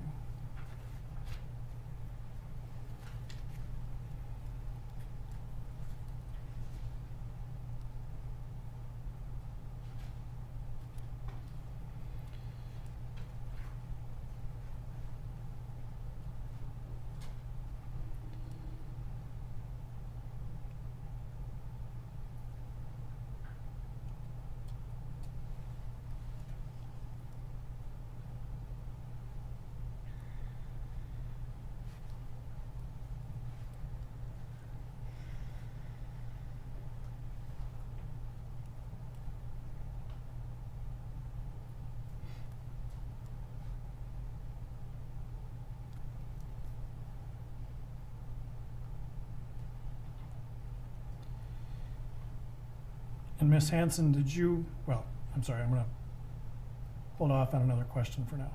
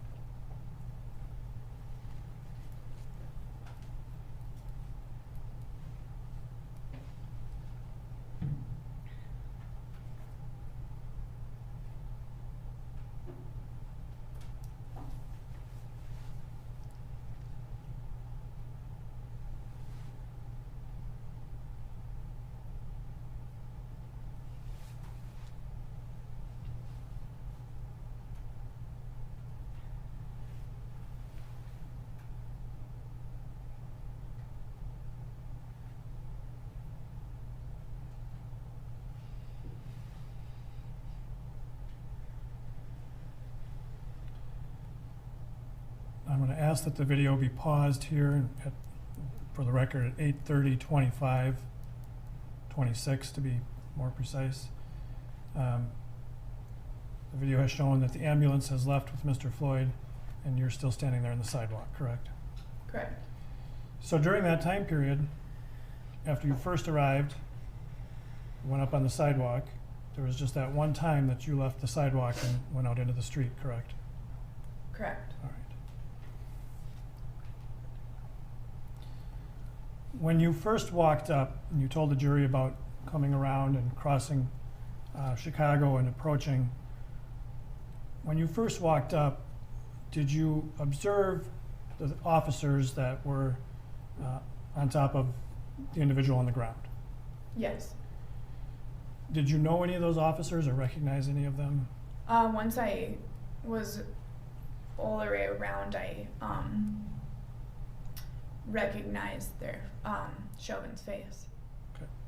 And where did you recognize it from? It was a call probably the day before, or I believe it was the shift I had just worked. But did you know him at all? No, sir. Did you talk to him on that previous call? Or? No, sir. I just noticed him because I had observed him on that previous call. Did you know his name at that point in time? No, sir. All right. So what did you see about the officers there in relation to the body on the ground? I noticed leaning, the officers were leaning over his body and with the, it appeared to be the majority of their weight on Mr. Floyd. And so how many officers did you see over Mr. Floyd?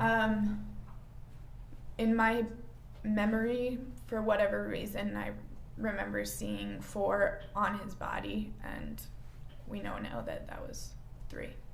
So when you first walked up, you came around from that side, but then you had to go around to the other side, onto the curb, other side of the squad car, correct? Correct. All right. And when you saw that positioning of those officers,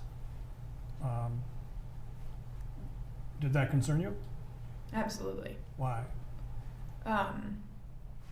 He wasn't moving and he was cuffed, and that's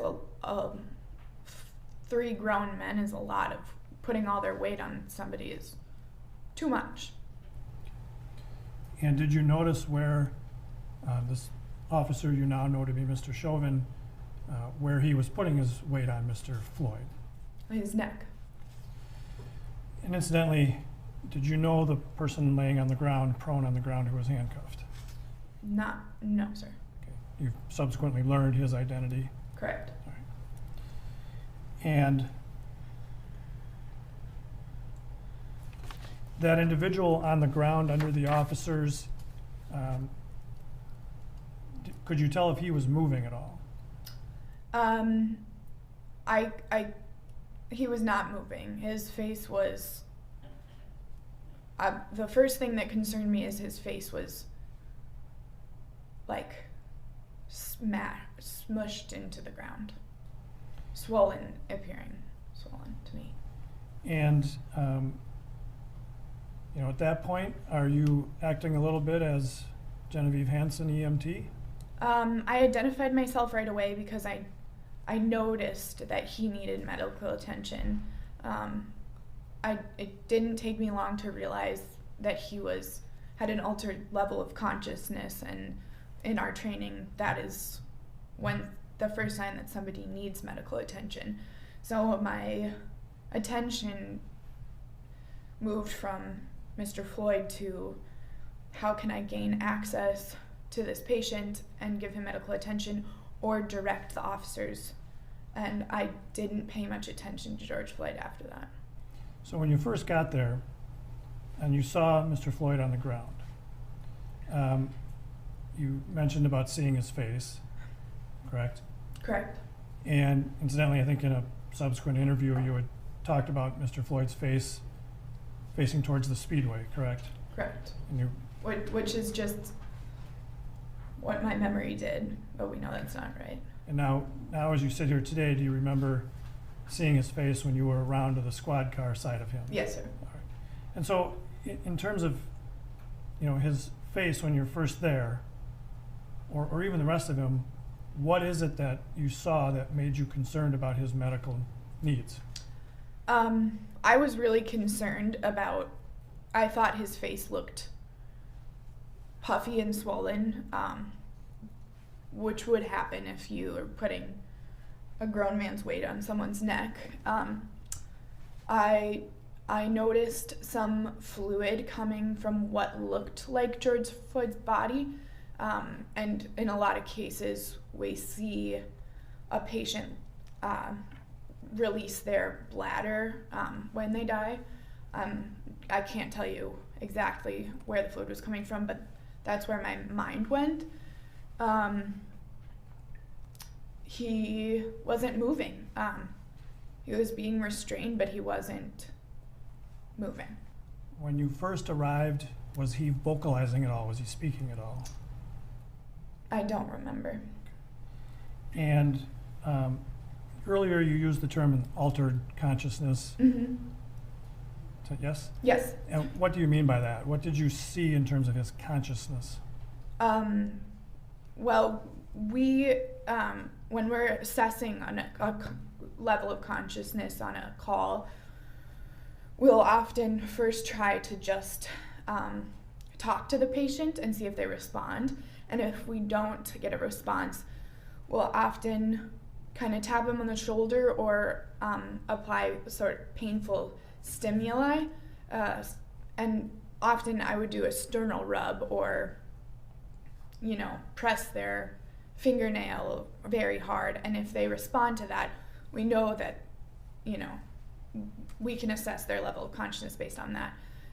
When somebody's laying on leaning into your neck, that's painful stimuli.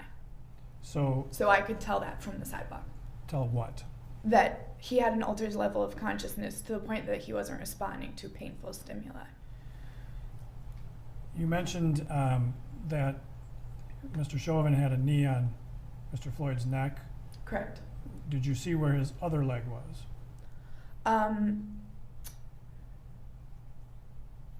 I don't remember anymore, but I think I may have said something about it in previous. Did you think it was on Mr. Floyd's back? I don't know. Okay. And in that moment, when you first arrived and observed what you could about Mr. Floyd, what did you think you needed to do? I think I had already assessed that he had an altered level of consciousness. What I needed to know is whether or not he had a pulse anymore. And, I may back you up just a little bit here, but did you try and assess, how much weight Mr. Chauvin was putting on George Floyd? I mean, I didn't try to. I recognized that it was an issue right away because he seemed very comfortable. With who's he? Officer Chauvin. Okay. Seemed very comfortable with the majority of his weight balanced on top of Mr. Floyd's neck. In my memory, he had his hand in his pocket. He looked so comfortable. And if his hand wasn't actually in his pocket, would that change anything that you obsessed at the time? I suppose not. He was comfortable in the position that he was in. So if his hand, instead of being in his pocket, was simply resting on his thigh, would that change any of your assessment? He wasn't distributing the weight on the car, on the pavement. When you first approached, you said you identified yourself as a firefighter. Correct. To whom did you identify yourself? To Officer Tao, controlling the scene. I spoke loudly enough that I would think that the other three officers would have been able to hear me throughout the event. We know you weren't, well, let me ask you this way. How did Officer Tao respond? He said something along the lines of, if you really are a Minneapolis firefighter, you would know better than to get involved. What did you think of that? First, I was worried that he wasn't going to believe me and not let me help. And I also, that's not right. I mean, that's exactly what I should have done. There was no medical assistance on scene, and I got there and I could have given medical assistance. That's exactly what I should have done. So based on your training and experience and what you had seen, what did you want to do for this person on the ground? Had they let me into the scene, I already had decided what his level of consciousness was, so I would have requested additional help. I would have wanted someone to call 911 for the paramedics and fire to come. I would have asked someone to run to the gas station and look for an AED. And I would have checked his airway. I would have been worried about a spinal cord injury because he had so much weight on his neck. I would have opened his airway to check if there were any obstructions. And I would have checked for a pulse. And when I didn't find a pulse, if that was the case, I would have started compressions.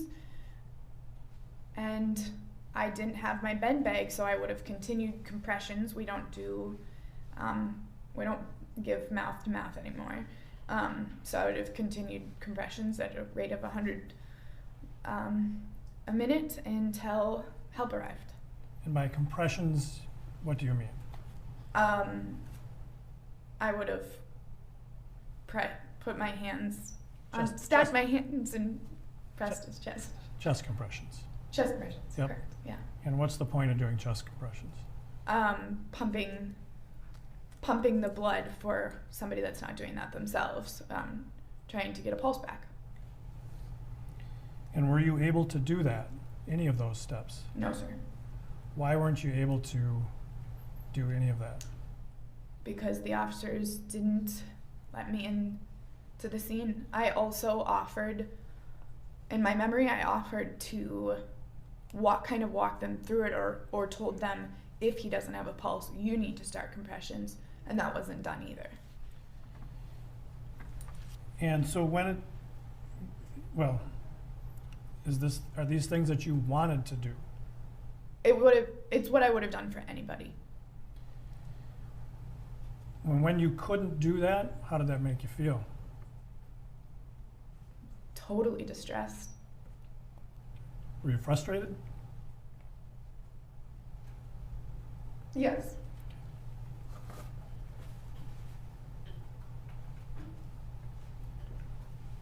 Ms. Hanson, as I told you, we can take our time, so feel free to just take a minute. And if you need a drink of water, go ahead.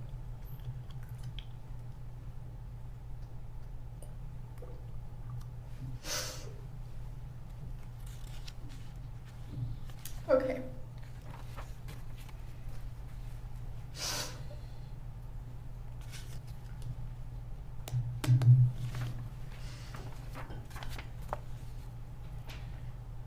While you were there, were there other people around you on the sidewalk?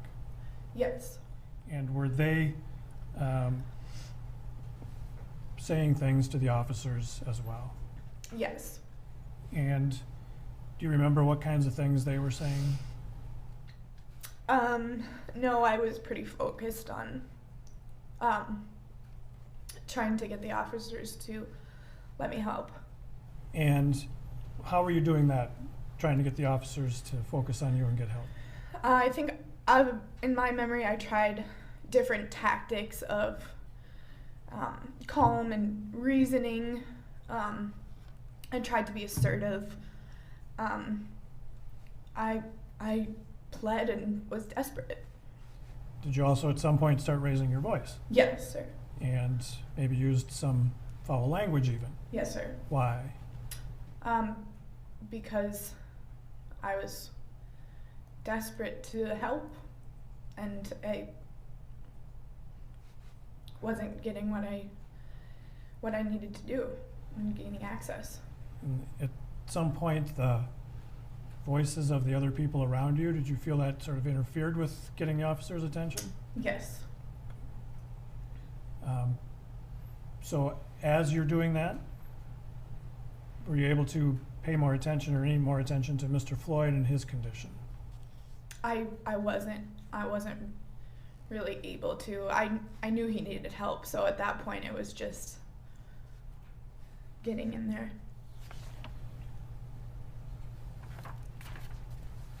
When you asked the officers to take his pulse, did you ever see them doing that? No. When you were over on the sidewalk at Officer Tao's direction, were you able to see the other two officers on Mr. Floyd? From my memory, just kind of their heads. So if at some point they may have checked a pulse, you may not have seen that even. Correct. All right. During this time, did you make any observations or notes about Mr. Floyd's characteristics of his breathing? That was a terrible question. You want me to start over? Yes. Okay. During the incident, when you were there, did you make some observations of sort of the characteristics of Mr. Floyd's breathing that concerned you? I don't remember anymore. Okay. What is meant by the term agonal breathing or agonal breaths? Agonal gasps we see in patients that are dying or pretty much dead. It's just kind of the body's. Forgive me, I don't quite know, but it's a sign of death. And have you seen that in other calls when you've been working? Yes. And did you see something similar in Mr. Floyd? I don't remember anymore, but I don't know. Okay.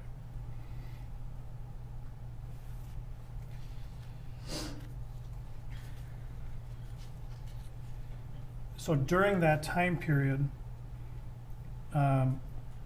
he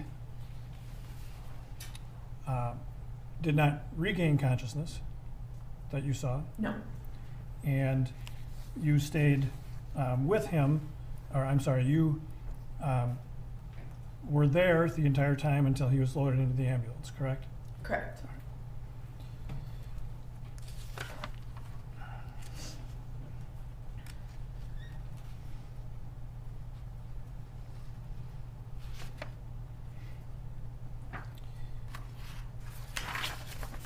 And at some point, you made, well, I guess the question is this.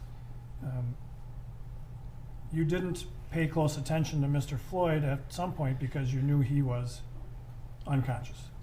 Needing medical attention, there was no question. Right. And based on that, you focused more on trying to get the officers to allow you to help. Correct. And at some point, did you start video recording Yeah. your interaction? Yes. And with your phone, I assume? Yes. And why did you do that? It was, I'm not sure why I chose to do it. It's an instinct. And so you did record it? Yes, sir. And based on that, well, I guess I'll just ask it this way. At some point after the incident, you were interviewed by law enforcement officers. The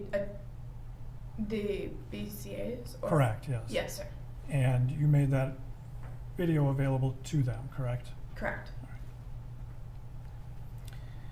And why did you think it was important to record that?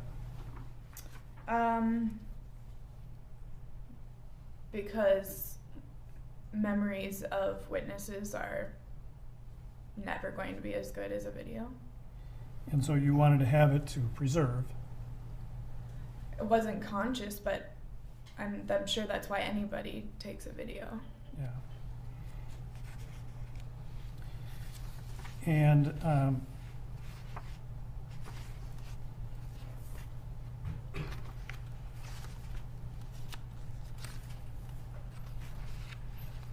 sorry, just bear with me a second while I Okay. try to read my own handwriting. After recording that video, you stopped recording at some point, correct? I don't remember. Well, obviously you did stop at some point, right? Well, yeah. And eventually the ambulance took Mr. Floyd away. Right. And then earlier I said we'd come back to that moment in the previous video in Exhibit 11 when the ambulance left and you were still standing on the sidewalk there. Mm-hmm. Yes? Yes. And we saw you just standing there. What's going through your mind as you're standing there? I'm not sure. I think I probably was in disbelief. And kind of in shock? Yes. And what,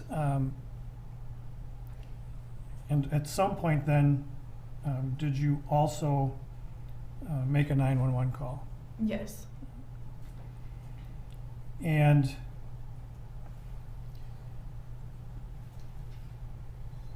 it had to be sort of, I think distressing was the word you had used before. Did you have, when you're there and you're trying to help and couldn't, did you have a feeling of helplessness? Absolutely. Were you upset about that? Yes. Did you feel that, whatever the end result, you could have tried to help? Sustained. Well, why did you feel helpless?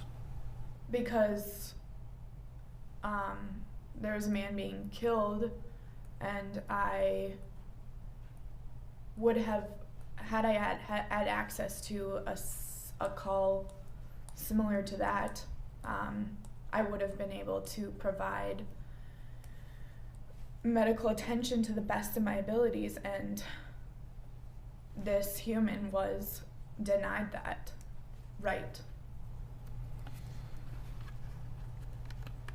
And so from that point, we saw you standing there on the sidewalk, just sort of standing still. Mm-hmm. Yes. And from there, did you stay in the area for a little while? Yes. And at some point, you made a 911 call. Yes. Why at that point did you call 911? I think it all settled in that I wish I would have done that immediately, because it was ridiculous that fire station 17 was as close as it was, and that they hadn't been there. I should have called 911 immediately, but I didn't. And when things calmed down, I realized that I wanted them to know what was going on. I wanted to basically report it. And so you made that call, correct? Correct. And a little bit more than a minute long. At some point, they wanted to transfer you to a supervisor, correct? Correct. I asked for that. And but then the call ends. Okay. Do you remember why the call ended at that point? I don't know exactly, but there was kind of a lot going on. I was still worried about the witnesses on scene, particularly because they were people of color and black men. I was worried about their safety, and there were officers still on scene. But also, fire came, and it may have been that I ended the call because my co-workers were there and I could tell them what was going on. So tell us about that. So at some point when you're there at the scene still, did a fire truck come? Yes. And they're coming to respond to the call, correct? They're coming to respond to the call, and they went into Cup Foods to actually look for a victim, which is unique for that, there to be that much miscommunication. So let me ask you just a little different question. So when they came, those firefighters, did you know them? I knew 2 of them. And how many total came? 4. Driver, 2 firefighters, and a captain. And so the two that you knew, how did you know them? Crossing paths at work. So they knew who you were. Yes. So you knew that members of the fire department knew you were on scene as well, Yes. but off duty, of course. Yes. And so you had a conversation with them while they were there at Cup Foods? Yes. And you also had some conversations with other people who had stuck around afterwards? Yes. And the driver and the other firefighter that weren't in the ambulance came back, and I also spoke to them.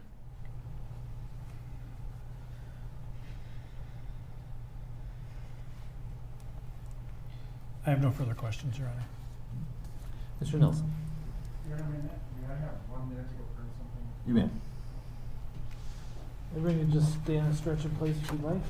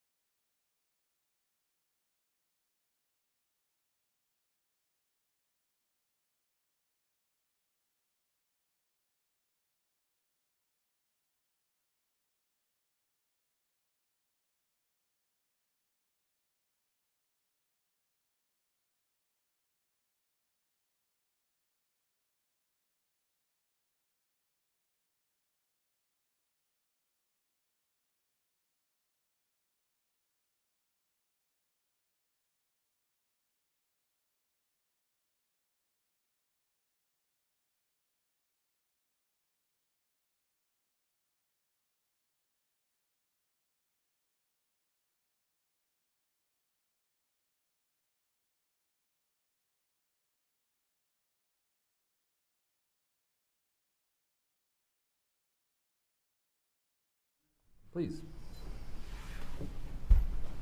Good afternoon, Ms. Hanson. Hi. Just have some follow-up questions for you. Thank you for being here with us today. You testified that you've been a firefighter now for 2 years approximately, Correct. and I see you're wearing your uniform today, Correct. and that would be like your dress uniform or your Class A uniform, Correct. and that's common to wear when you testify in court. Correct. Fair to say that you were not wearing your Class A or any uniform on May 25th, 2020? Correct. I was off duty. Right. Okay. Being a firefighter is a stressful job. Correct. You testified about your experience as an EMT. We didn't talk much about your firefighter training. Okay. So you said you went through a 4-month academy, correct? Correct. And in that academy, I assume you learn like the basics of fire, right? Correct. Like different types of backdrafts and whatever. Building construction. Right.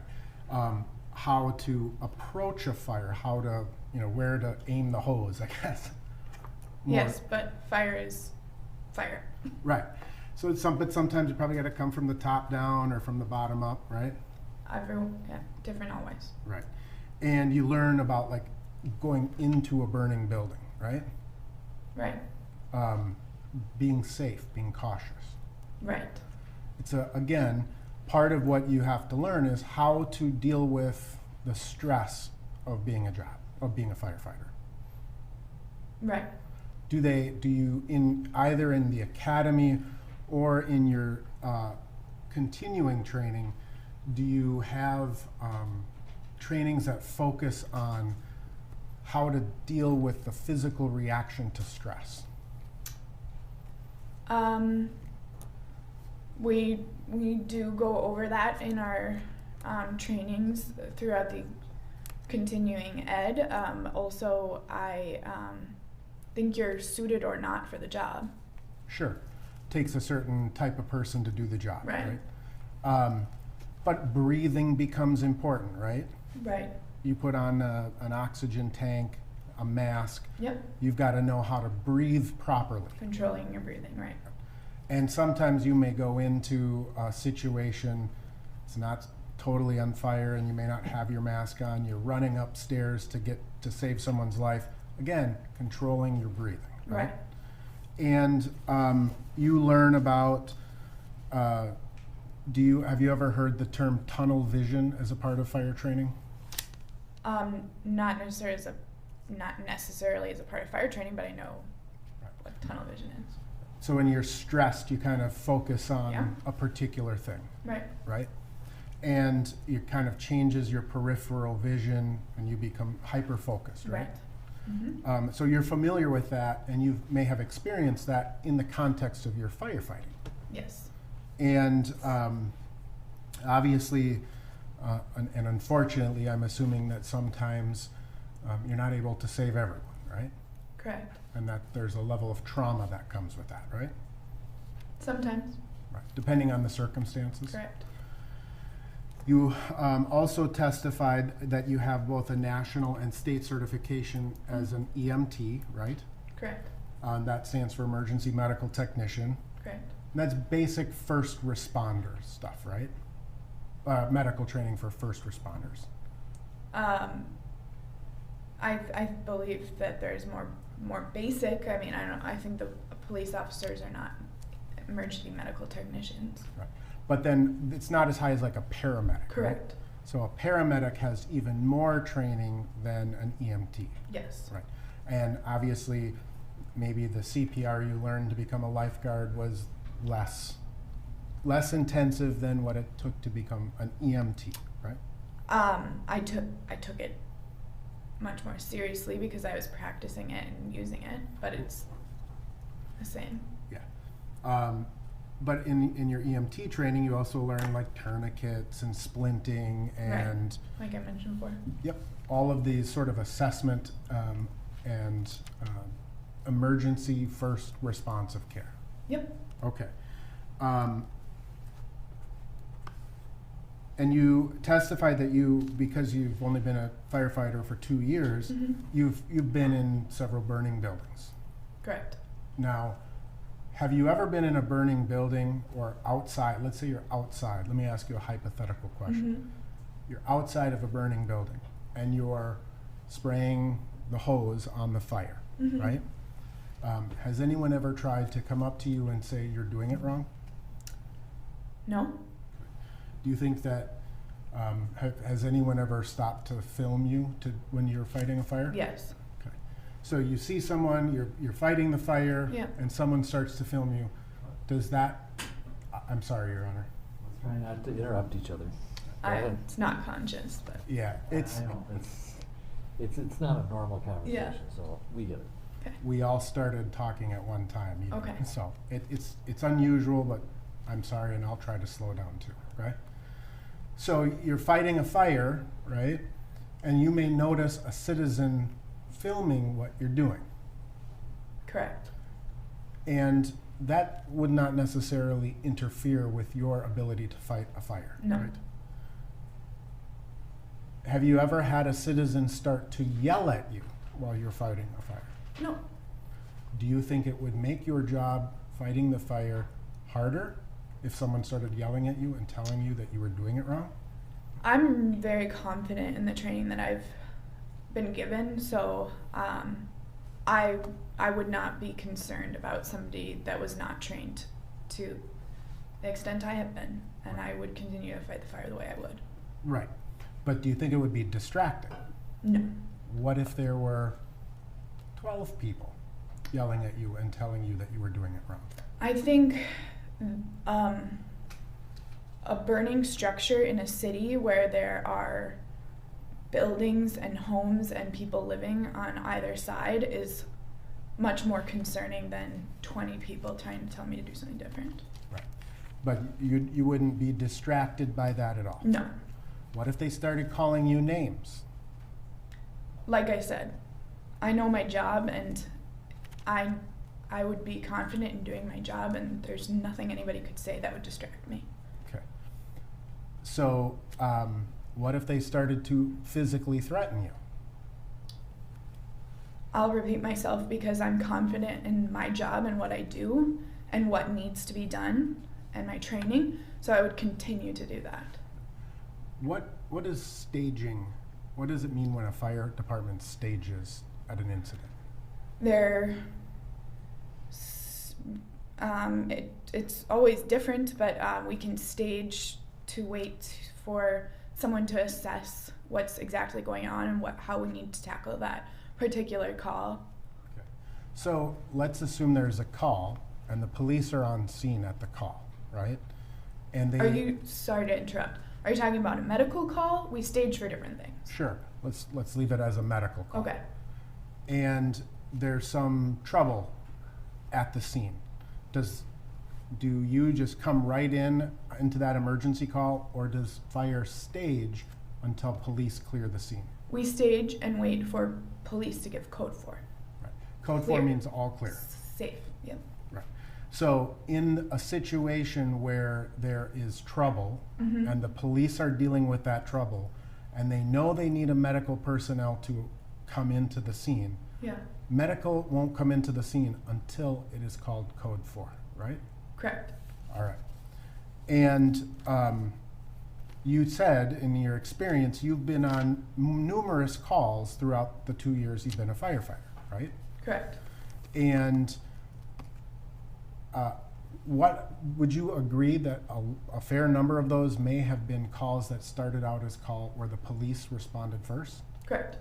So it's usually the police that are there first, they do some assessment, and they will call for medical. Correct.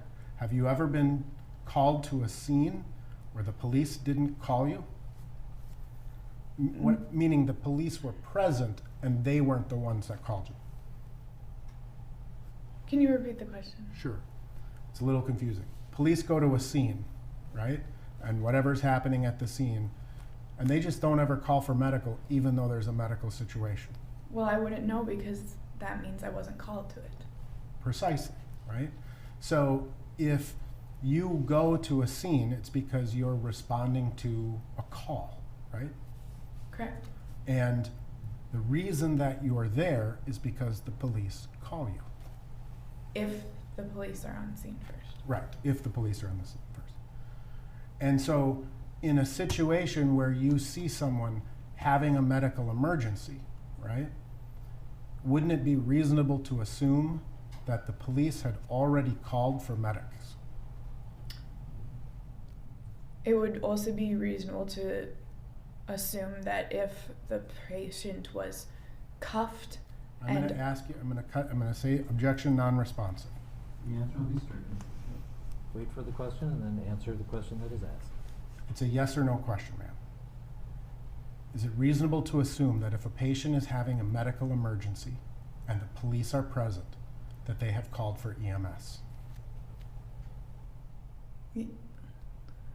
Your question is unclear because you don't know my job, so Okay. can't answer. Sure. So let's take this scene, right? May 25th, 2020. You walk upon a scene, you see someone having a medical emergency, right? You did not call 911 to get the medics there, right? Right.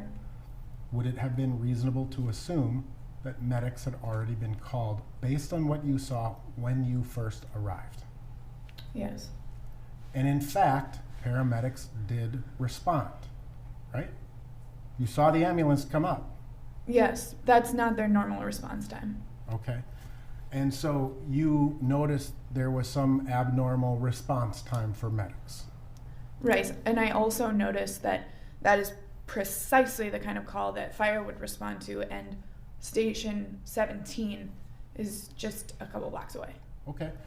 So do officers on scene decide, do we call for medic or fire? I don't believe so. I believe that's dispatch. They call for medical So if attention. police call dispatch and they say EMS, we need EMS code 3, it's dispatch who decides, do we send medics or fire? Well, it would be it would be fire with medics, not just fire ever. I don't know the answer to that. Fair enough. But ultimately, medics did arrive, right? Yeah, eventually. And you have no frame of reference of when police called paramedics, do you? No, but I know how long it takes for medics to get to calls typically, and I know how long it takes to drive 3 blocks in an emergency fire vehicle. But that presumes that the fire vehicle was not on another call, right? It would have been a different station that was, the nearest 2 other stations would have been able to respond to that call in 3 minutes. Right. So if you first walked on scene at 8:26:29, that was what we just saw. Okay. 8:26:29. Okay. And paramedics had been called at 8:21. That's an abnormal response time based on your experience. What time did you say I arrived? 8:26:29. And the medics arrived at what time? The medics were called at 8:21. Code 3. I don't believe that.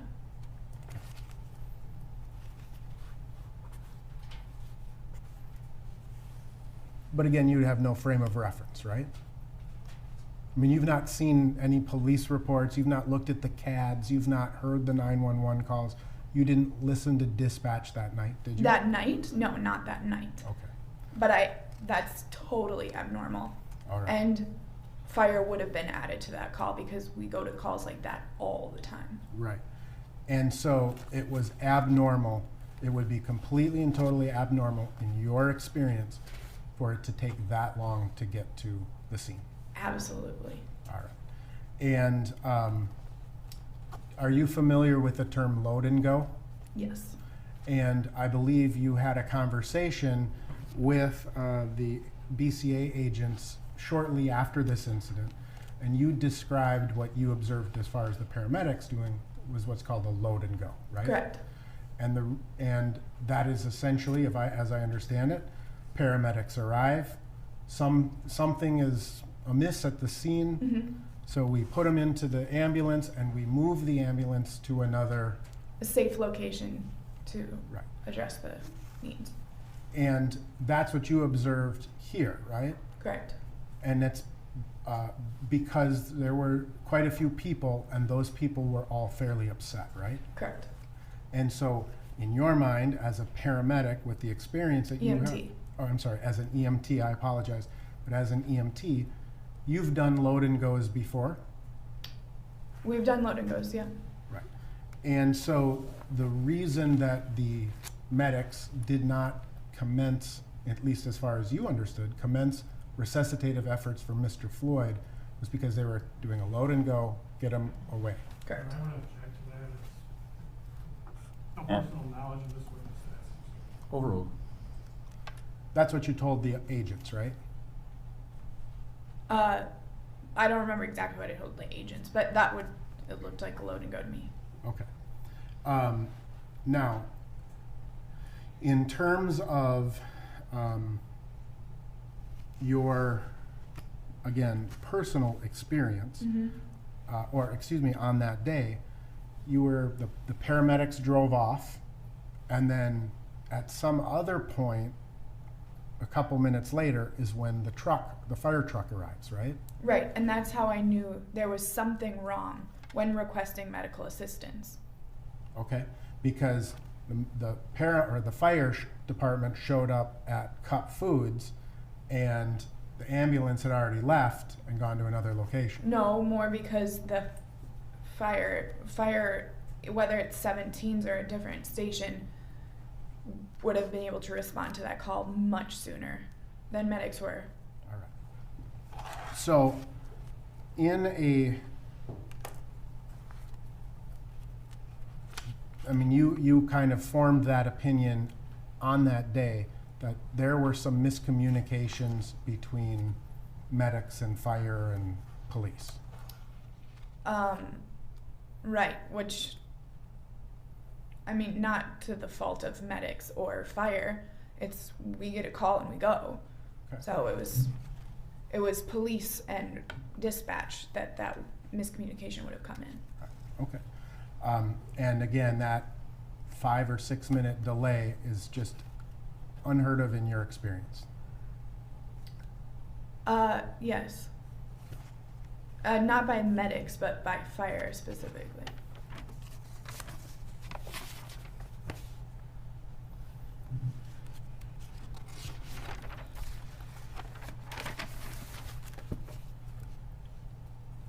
Are you trained as an EMT in the use of Narcan? Yes, sir. And can you explain what Narcan generally is? It's an opioid reversal medication. We give it intranasally, but a lot of people on the street have a injectable form. Kind of like an EpiPen almost, right? Yeah, kind of. You testified that the firehouse that you work at, you deal with a lot of overdose calls. Correct. And so you've had a lot of experience dealing with people who are overdosing. Correct. From opiates or from other controlled substances. Correct. And you have seen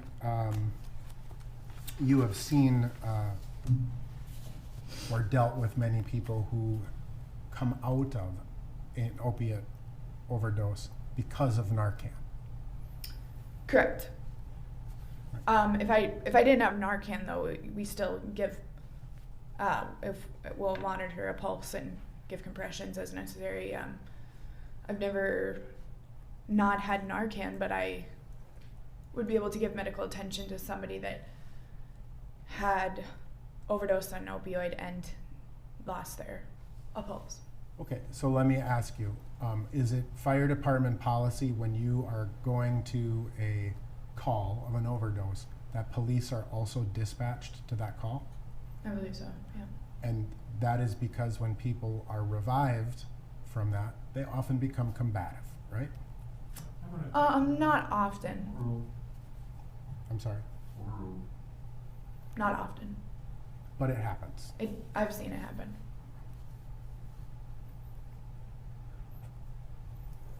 Now I'm going to just kind of talk to you a little bit about your testimony about May 25th of 2020. You were out for a walk because it was your day off, right? Mm-hmm. Is that a yes? Yes. Sorry. You're out for a walk, and you're walking you're walking westbound on 38th Street, and you see the lights, and you said it's not uncommon to see lights there. In my neighborhood, not on that corner, but in my neighborhood. Okay. Or in the city. Right. Okay. And as you walked what would be the southeast corner of 38th in Chicago, you heard a woman yelling that they are killing him, right? Right. And so you did this kind of circle loop to visualize and see what was going on, right? And at the point that you came on scene, Mr. Floyd was already on the ground, right? Correct. And Mr. Floyd, you saw what your memory told you was 4 police officers on him, right? Correct. But you now know that it was 3, right? Correct. And I think you made some reference about why you videotaped, because our memories are fallible, right? And again, a stressful situation can impact your memory, right? Absolutely. That's why we're lucky it was videotaped. Right.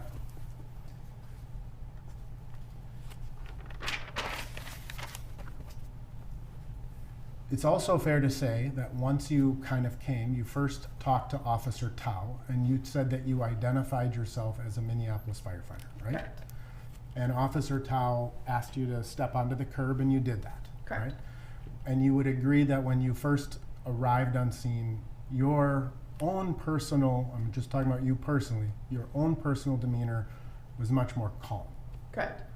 And as you were there between 8:26 and 8:30, so in about those 4 minutes, you would agree that your own demeanor got louder and more frustrated and upset.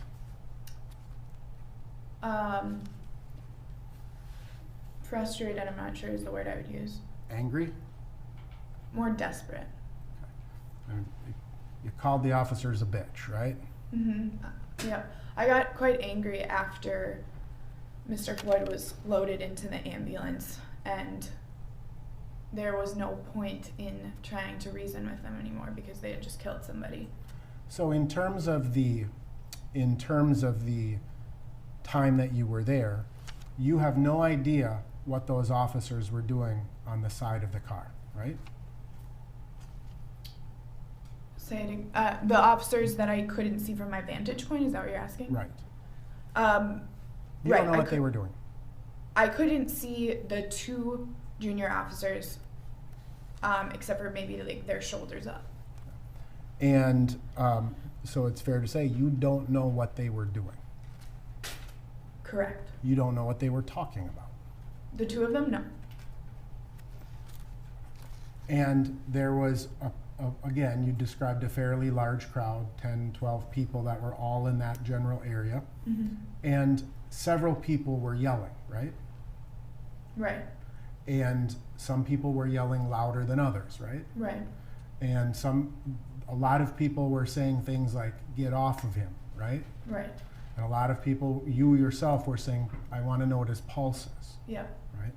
And some people were swearing. Absolutely. And would you describe other people's demeanors as upset or angry? I don't know if you've seen anybody be killed, but it's upsetting. The answer is Yes, I was just going to object, Your Honor. as argumentative, and you can proceed. I'm going to just ask you to answer my questions as I ask them to you, okay?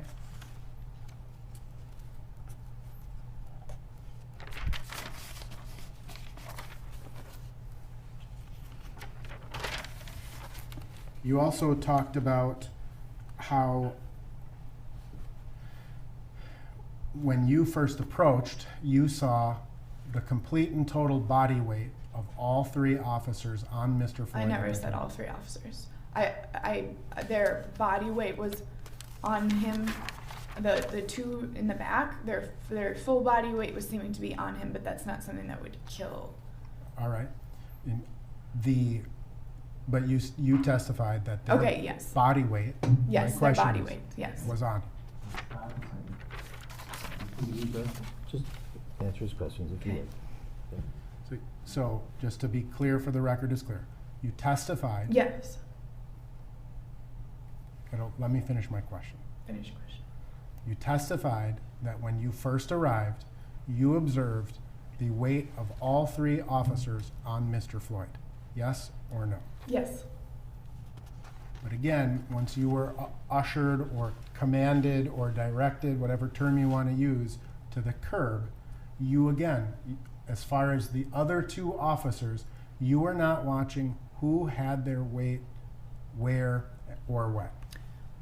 Correct. I could not see the other two officers. I could see them, and they were not talking much. I could see their faces. A lot of people were yelling. Right. And again, you were not paying attention to what they were saying. Just here and there. So do you remember what the officers were talking about? Oh, the officers? No, I have no idea. They weren't talking. All right.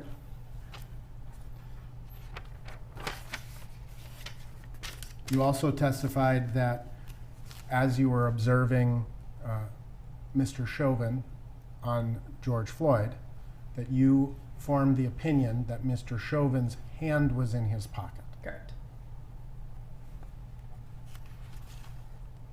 And you described him as comfortable. Correct.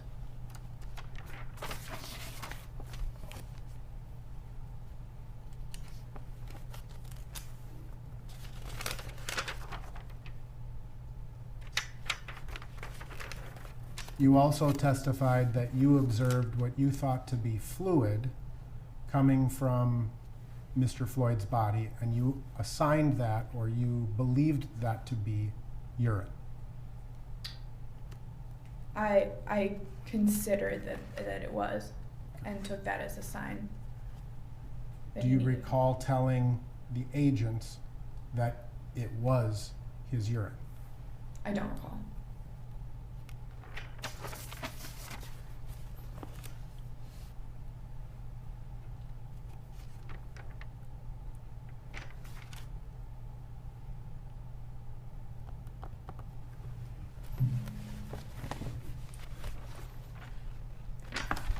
And you said that, you testified that your focus became really sort of zoomed in on trying to get the attention of the officers, right? Not the attention so much as trying to reason with them and gain access to get medical attention. And you testified that you believed that the other voices, the voices of other people, interfered with you getting their attention. I was worried about it, but I know that Tao could hear me talking because he was responding to me directly. Now, in terms of your the statement that you gave, you were interviewed by agents Lund, Matthew Lund, and agent James Ryerson. Do you recall those names? No. Do you dispute me if I'm No. telling? Okay. And would you dispute me if I told you that that interview took place on May 28th of 2020? No. And before coming into court, did you have an opportunity to review your statement at all? I had the opportunity to, but I didn't. Okay. You never read the transcript of your statement or anything? I chose not to. I just want to ask you a few questions. You said that Officer Tao at some point said, if you're really a firefighter, you should know better. Correct. Have you been to other scenes where people are trying to interfere with police officers doing their jobs? No, not really. Not that I can recall.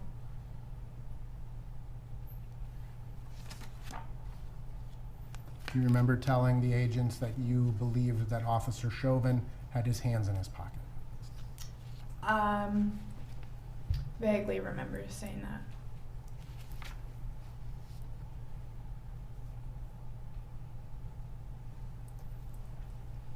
Do you recall telling the agents that you were pretty certain the fluid was coming from Mr. Floyd's body, and that's what made you think he was dead?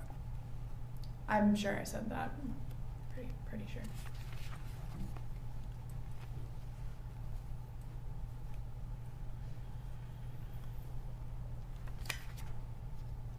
Do you recall describing the crowd as a heavy crowd? No, I don't recall. Would it refresh your recollection to review the transcript of your statement? I don't want to. Okay. Would you dispute me if I told you that you told the agents it was a heavy crowd? No, I guess not.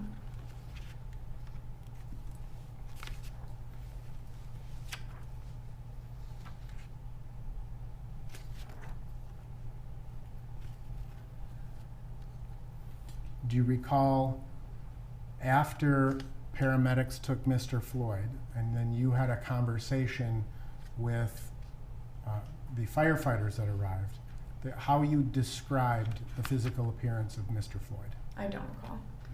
Do you recall telling them that he... I don't want argument. What's your grounds? Proper form of cross-examination.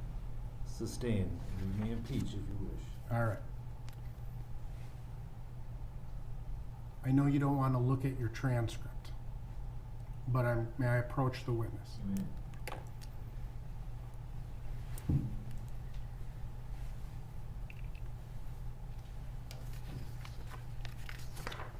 Ms. Hanson, I'm going to show counsel is page 8285, page 11 of 28. I'm just going to ask you to read the underlined portions in your head.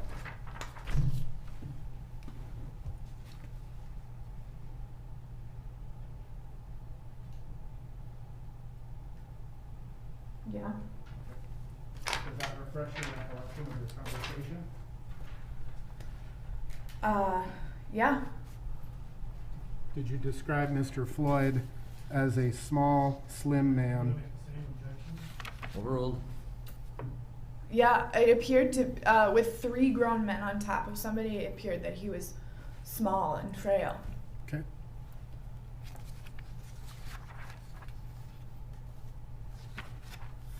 But I know that's not to be there's true, no question. obviously.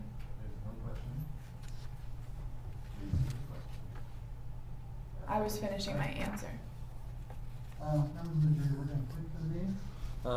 Please go back into the courtroom. Counsel remain. Witness remain.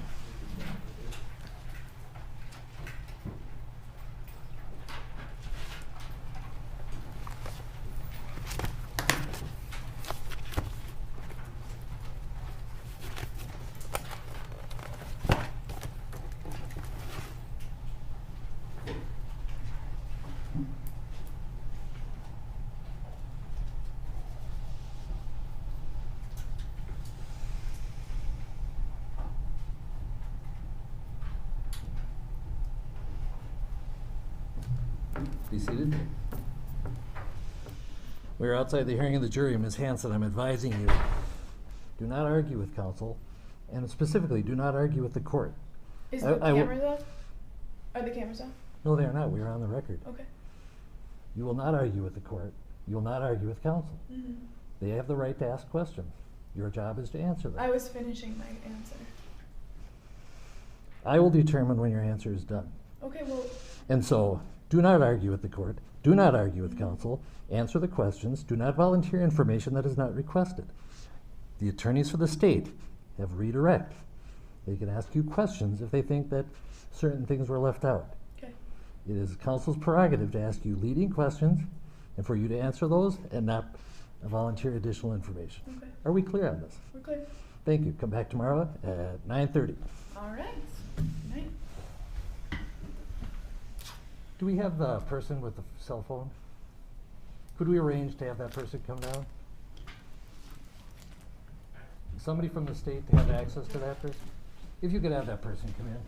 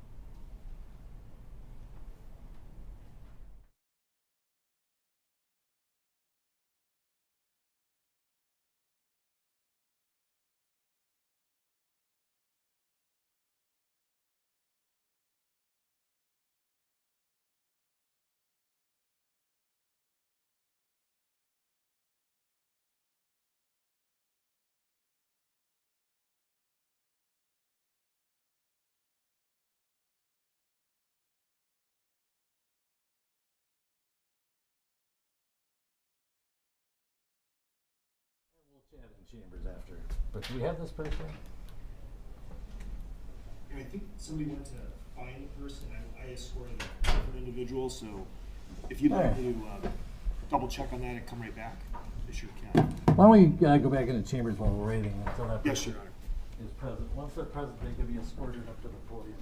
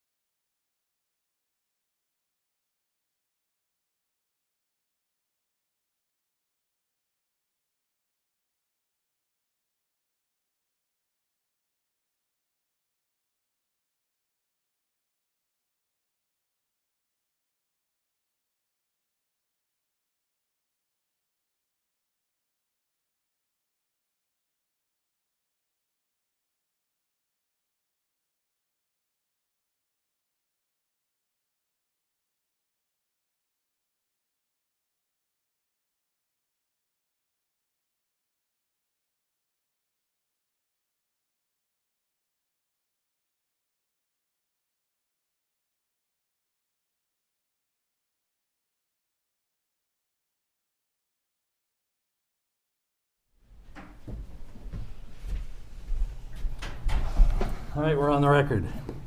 Ma'am, could you identify yourself for the record? Rachel Jackson, And spell your names, please. Rachael, Jackson. And is this your phone? Yes. Okay, it's my understanding that the deputy seized it because you were taking pictures on the 18th floor? Yeah, I was in the elevator bank. Didn't know I couldn't take a picture. I apologize. I apologized to him then. I'm sorry, I didn't know. What's your connection to this case? I'm here with Miss Frazier and her attorneys and her mother. I'm sorry? I'm here with Darnella Frazier and her attorneys and her mother. Okay, are you a family member or? No, spokesman, family media representative. I've been keeping the press off of her. Okay, so you're a media representative? Yeah. Are you? A PR person. I've been managing the media for Darnella Frazier. Understood. Keeping them at bay, not allowing her to do interviews, just keeping her out of the public sphere. Understood. What was the purpose of taking photographs in So a I just- secured area? So the Attorney General was talking to her, and I just took a picture to memorialize it for her so she can look back on it one day. That's all. Not for public consumption, for sure. If you're a media representative, it's very important you understand that courthouses have very strict rules about cameras. Right. I'm sorry, yeah. I know better than to disobey a judge's order. I'll chalk this up to that you were not aware of the order. No, I wasn't aware. I think you should in the future remember that all courthouses have very strict rules against cameras. The rules that allow cameras in this trial for broadcast were very restrictive, very detailed, because we do not allow cameras to be taken even on less than high profile trial. Yeah. Cameras are not allowed up in the government center tower. They are definitely not allowed on a secured floor like this. I am actually asking that you must delete the picture Oh, I offered to do that. and recall any places you have posted it. Oh, no, I And- haven't posted it. So why don't you come out up here and I'll give you your phone back. Okay. Please advise anybody who else might be thinking of doing this not to do it. No, I will. It's a lesson learned. We'll leave it at Yep. that. Come on up Coming and I'll up. give you this back.